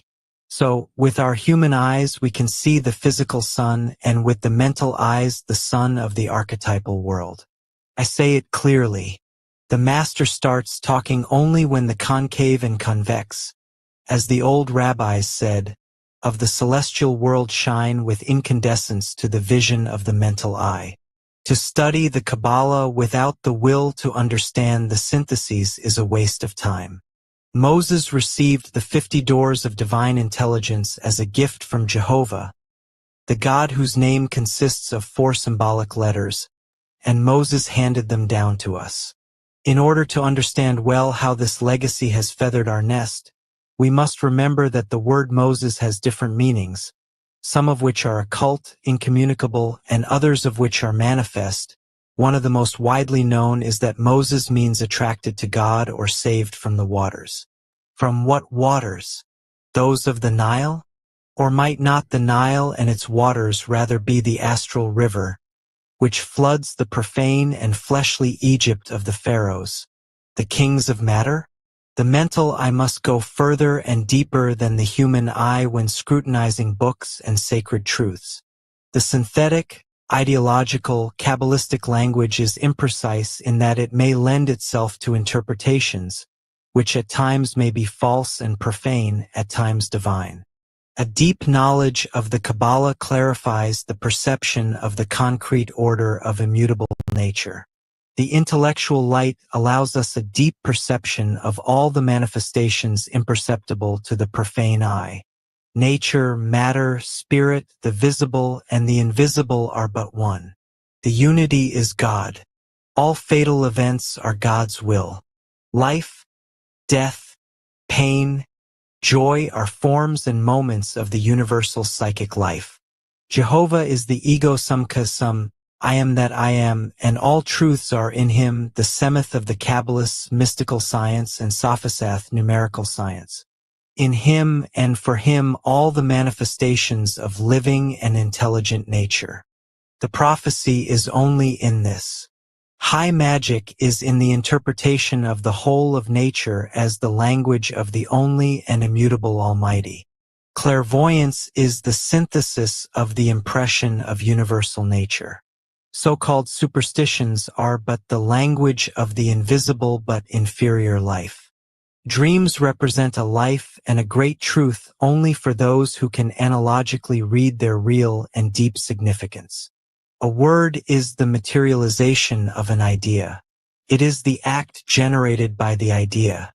The men who study philology in ordinary schools are not competent in the magnetic and magic technique of the word. Pythagorean silence was deemed appropriate for canceling the impurities attached to the phonic or graphic signs of human thought or of the absolute world of everlasting truths. Soul, life, and thought are words, sounds, and signs. They are effects and works. They are calculations and monuments. They are sensations and they are nothingness. Sensations may and may not be effective in determining the truth of what exists. The two factors should be memory and will. Consciousness is but the persistent feeling resulting from the whole working of the three factors. Sensibility, persistent memory, irrefutable evidence, consciousness, will. Sensibility is misleading. Memory may be equally misleading. Will may be dominated by a will of greater dynamism. Consequently, the evidence of truth must come from a sense that is subtler, deeper, higher than simple animal or sensory consciousness. Consciousness is a sensation to the extent that it is the result of complex and separate actions of things upon the human body. The animal nature of man balanced according to zoosophical theory, cannot have consciousness beyond the feeling of memories and of completed actions that took place. But the psychically advanced man has a second consciousness, which is not the result of physical actions, and which contains a certain inexpressible, luminous sense, which detaches and separates the two arrows resulting from the equation of the free individualized power of the ether of Hippocrates' ether and of the external current. I will clarify with an example. Being thirsty, take a bottle of good wine. Drink it. As the wine is introduced to the stomach, you become increasingly drunk. Then you are conscious of the action of the wine on your brain. Until you are completely drunk, you have the exact awareness of lightheadedness influencing your actions. This deep feeling, which puts you above the physical effects of the action of the wine, was presented by some philosophical sects as the dynamic, intelligent duplicate of soul consciousness. Here it is in graphic form. Its action, lightheadedness, drunkenness, delirium. Animal consciousness, material soul. The intellectual sense, judging the abnormal state. Intellective consciousness, intelligent soul. But that is not enough. Over and above this supersensitive consciousness there is the judging principle, the inner self, the free and rational soul principle, judging both kinds of consciousness. To those who asked me one day why occultists did not express their ideas clearly, that the reason why must be sought in the very imperfect nature of the disciples, in whom the involutional act represented by original sin, of which Catholic baptism is meant to purify them, leads all creatures to the complete and concrete materialization of the most sublime ideas and the highest conceptions, which are neither human nor humanizable. Otherwise they would be finite and would belong to hell or the netherworld of error. The Kabbalah of the rabbis is the immaculate conception outside any blemish of human prevarication. Words are expressions and misrepresentations of conceived ideas. To speak means to make material. To speak is to dissolve. To listen to speech is to deviate if one does not go beyond the words spoken, and does not grasp the ideas behind them. The great mystery lies in the silence of the senses to allow the evolution or purification of the embodied spirit. Remember, my disciple, that human doctrines, those which do not have their foundation in the purification of the human spirit and its evolution toward the recovery of its earliest freedom, were called diabolic, satanic, infernal, just because they tried to set up an altar in opposition to the evolution of the spirit. The attempt to conquer the heavens, violating them by making sublime ideas concrete, is titanic, but the titans are the spirits most deeply embedded in the mud, who tend to mix any abstract and pure idea with the mud, thus making the mud sublime. The dogma of the omnipotence of the God-being, tetragrammaton, contains the union of two active elements acting upon the same passive element. But if the universe or macrocosm contains this absolute power, the microcosm or man, God-man, contains, by analogy, the same elements. The modern world cannot explain why learned men for so many centuries have been very interested in the definitions of the fundamental ideas of religion. It is because this contemporary world of ours cannot grasp the positiveness of wise theological dissertations and the meaning of the abstract formulae on which the apparently verbose discussions were based. All the silliest and most abstruse provisions in the eyes of the moderns, who do not try to penetrate the fundamentals of religious motivations, all concealed a strong tendency toward realization, from the Manes to the Catholic heresies of recent centuries, the heresiarchs, but those who really deserved the name, all had in the bottom of their brains a special idea for the manifestation and disintegration of truth. The first centuries of Christian Rome, when nascent Christianity found itself in doctrinal conflict with all the philosophical systems of pagan Latinity, saw the fervent struggle between the philosophical systems, because at that time even the revealed doctrine of the neo-Christians was conceived as a system of philosophical doctrines.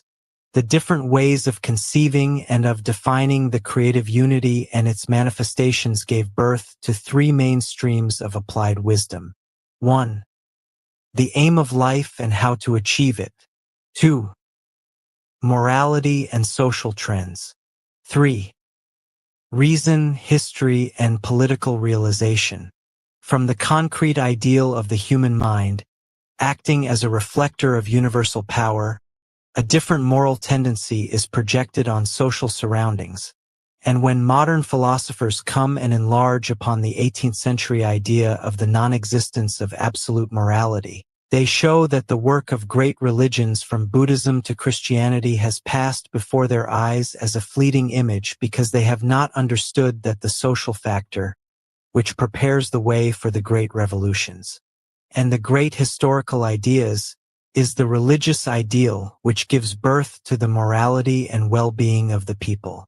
Please notice that now I am speaking to those readers who are deeply interested in social sciences, showing them, without any bigotry and above all religions, a new standpoint from which to look at and understand the beneficial influence of all religious activity for all modern civilized peoples, and I think I would be straying from the path if I tried to widen the discussion of the subject.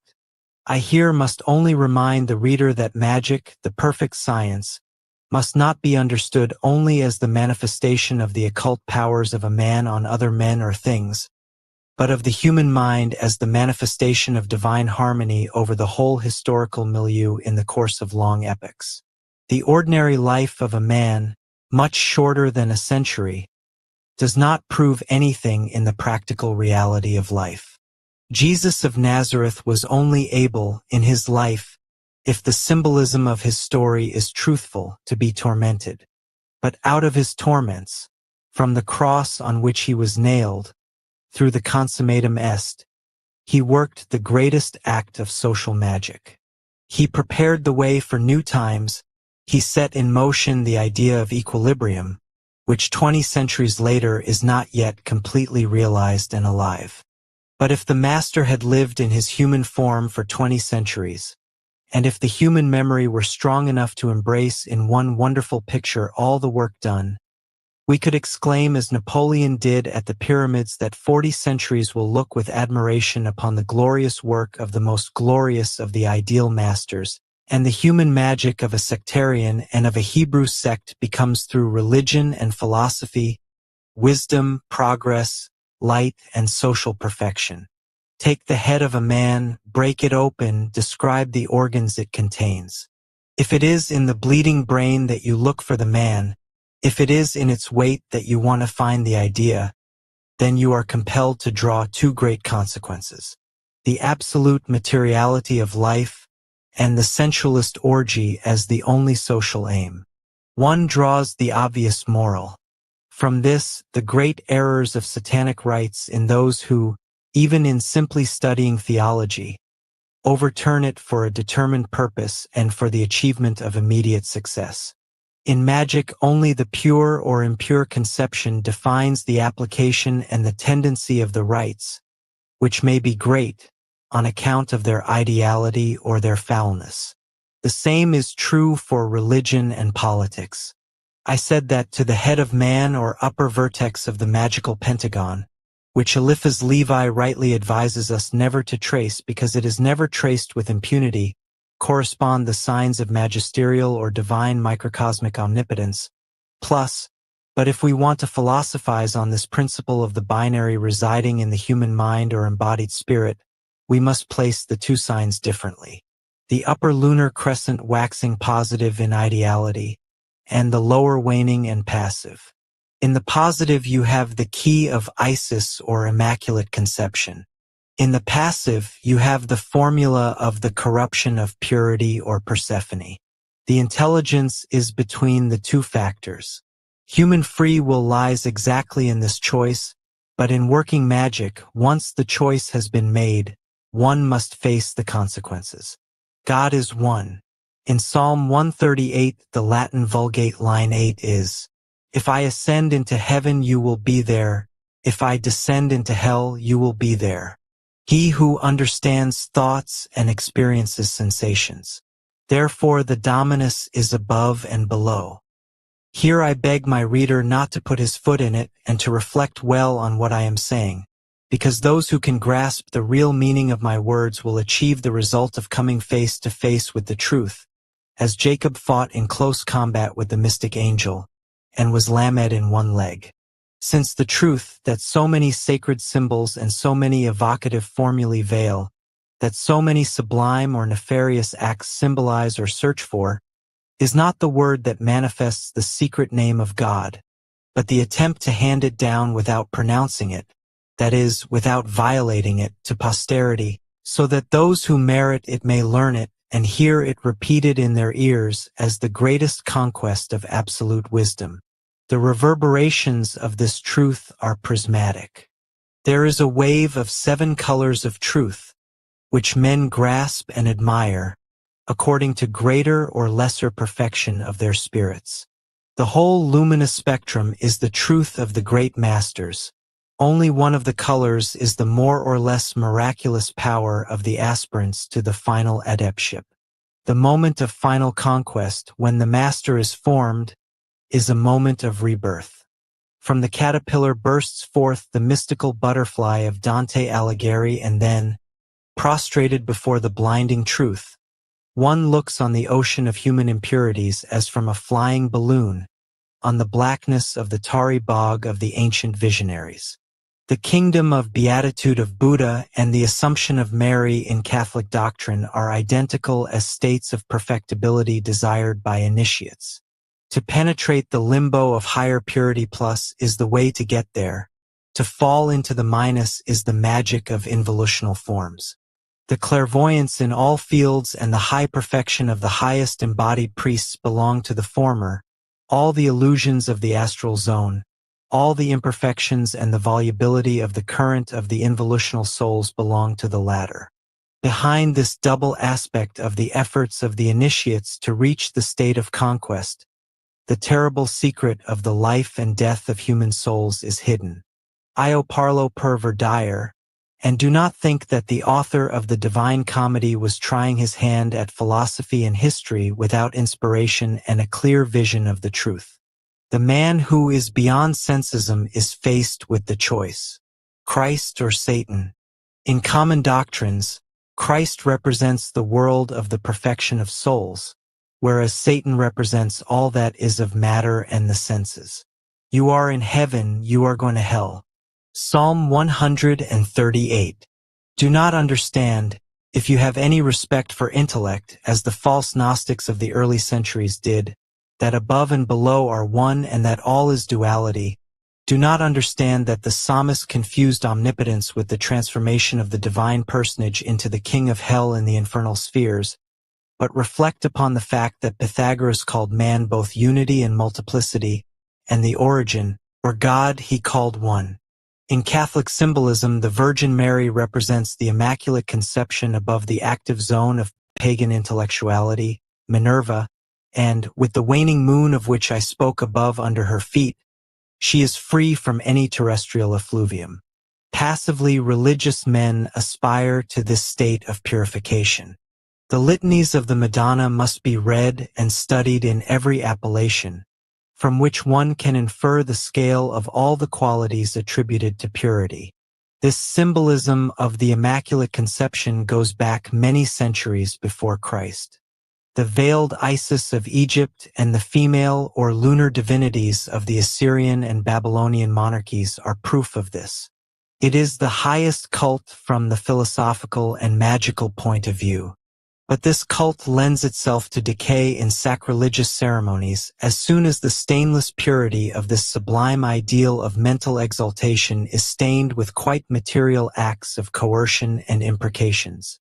In this case, not infrequently, the purest ideality becomes confused with spiritual decadence of the effigies magnetized and enchanted to produce certain effects. So each image corresponds to a title, and each title corresponds to the desire for a favor or a satisfaction of personal needs. I have gone on at some length about the symbolism of Mary and the Christian conception to make those who call themselves strong spirits understand well that in supreme theosophy Mary and the conception are but states of mental light, the same as the mystical rose of the Rosicrucians. The truth, which places at its feet all the mutability influencing the terrestrial world. The moon is surrounded by 12 stars. They are the astral appearances, which never change, and yet which shine with the same light and the same intensity around the smiling head of wisdom. But the cult of statues and images and the visions such as those of Lourdes and of the other Madonnas is inferior to the pure and highest symbolism of the modern day. The many who had visions of the Madonna do not rise above the astral visions where the spirit of humanity speaks through symbols to the intelligence of the visionary. On the other hand, not all can apprehend the purest among the virgins in the ideal field, and the images, statues, paintings are real evocations of the ideal.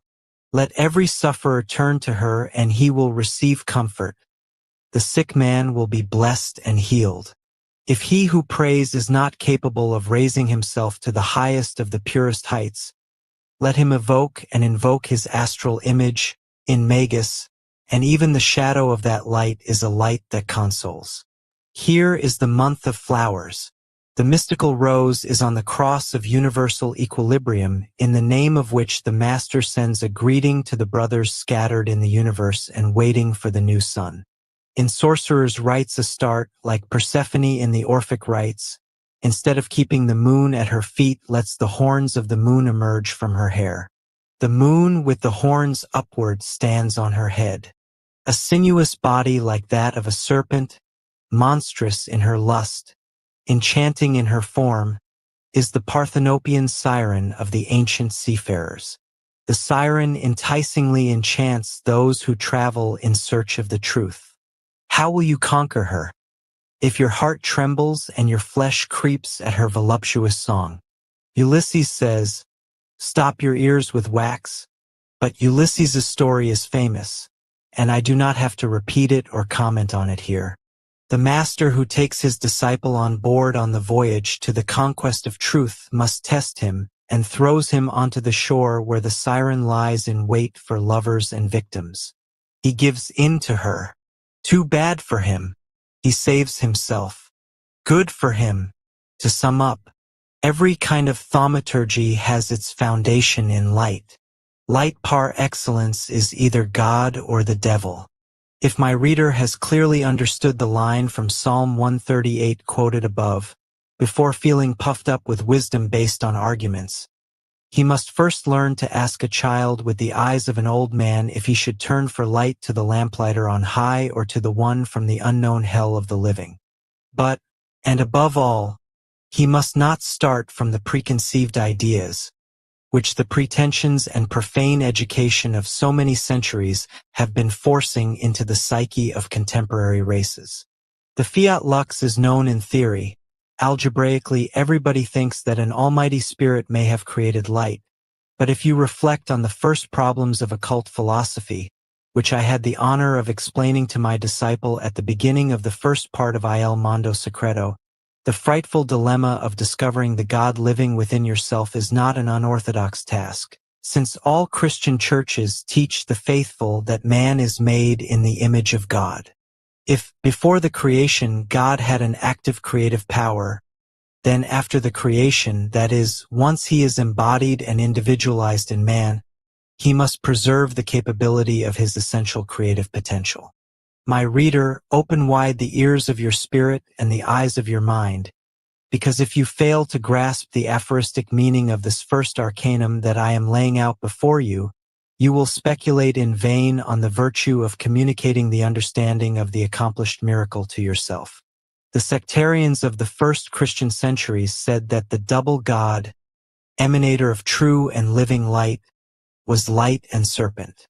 The Ophites believed in the serpent, as San Alfonso Maria de Ligori teaches, and those who came after them laughed only at those wise men and their symbology among all the dangerous sectarians and revolutionaries of the incubation period of primitive Christianity. Theodoret, in his long diatribes against the Pythagoreans, by means of popular eloquence, made certain suggestions that the Gentiles and those who lived before the introduction of Essenism to Europe never meant to symbolize occult mysteries of secret spiritual nature in divinized persons. The ancient world, as regards matters of spiritual sciences, was far more advanced than 18th century controversies or the polemical discussions of the end of this century, and the only point which historically divides the periods is the vulgarization of the number, that is to say, the widening of the first and limited circle of wisdom considered as high priestly manifestation. Magic must absorb all the exteriority of eternal religion of which Buddhism, Brahmanism, Egypto-Chaldeanism, paganism, and Christianity are only glimpses of the truth in the vastness of time. Magic is the science. The times are the morality. Morality, the key to the science of religious forms, lies in customs. Mores sunt tempora, the famous tempora or mores, is a one-way expression. The spiritual degree, with its great influence upon human society, dictates the upward progress of human society. The outer face of the gods is popular or profane, that is, it is the imitation or the example of past ages. But did the actions of profane people accord with the secret face of these gods? Does Janus, the god with two faces, teach nothing to the would-be philosophers of ancient mythologies? I advise the study of mythology in its essence, as you may find in it the initiation of the powers of our organism. It is the search for a rare science, the possibility of unveiling an arcanum of integration. The initiate to the magic of the priesthood must not consider the simple outer image of divinities. He must penetrate their occult aspects, because if you do not know the secret face of God, you are deluded in thinking yourself a philosopher learned in orthodox and hieratical sciences. To ask the master for a book in which miracles are taught in the same way as card games is a cowardly lie of the vulgar spirit. You must ask for and obtain light before the master speaks. Otherwise his words are like pearls cast before swine. If you want to take away the last veil between you and occult truth, you may evoke either of these two forms. The objective, the reflection or specter, or the subjective, the fire or matrix.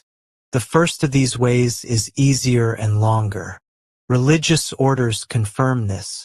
A slow and meditative reading of the Imitation by Thomas à Kempis or the methodical regimen of a religious order, perhaps from the Far East, prepares you for the evocation of the living Christ. The active magical orders prepare you for the second way. Creative fire, outside of all created things, of all personalities and personifications, represents the dilemma of the victory or annihilation of the active and inquiring spirit. The incredible bravery of the evocations of pyromagic cannot be appreciated even as the invention of a novelist. But after your conquest, the last veil falls from your eyes and you understand the master. Here begins the thaumaturgic work of the adept. Without first making a bold attempt to destroy yourself atom by atom in order to see the face of the one whose real face, it is written, no one ever saw, whose voice was heard only by the one saved from the waters, and whom Christ called Father, you must not try to perform miracles. Those who want to start by performing miracles in order to then make up their mind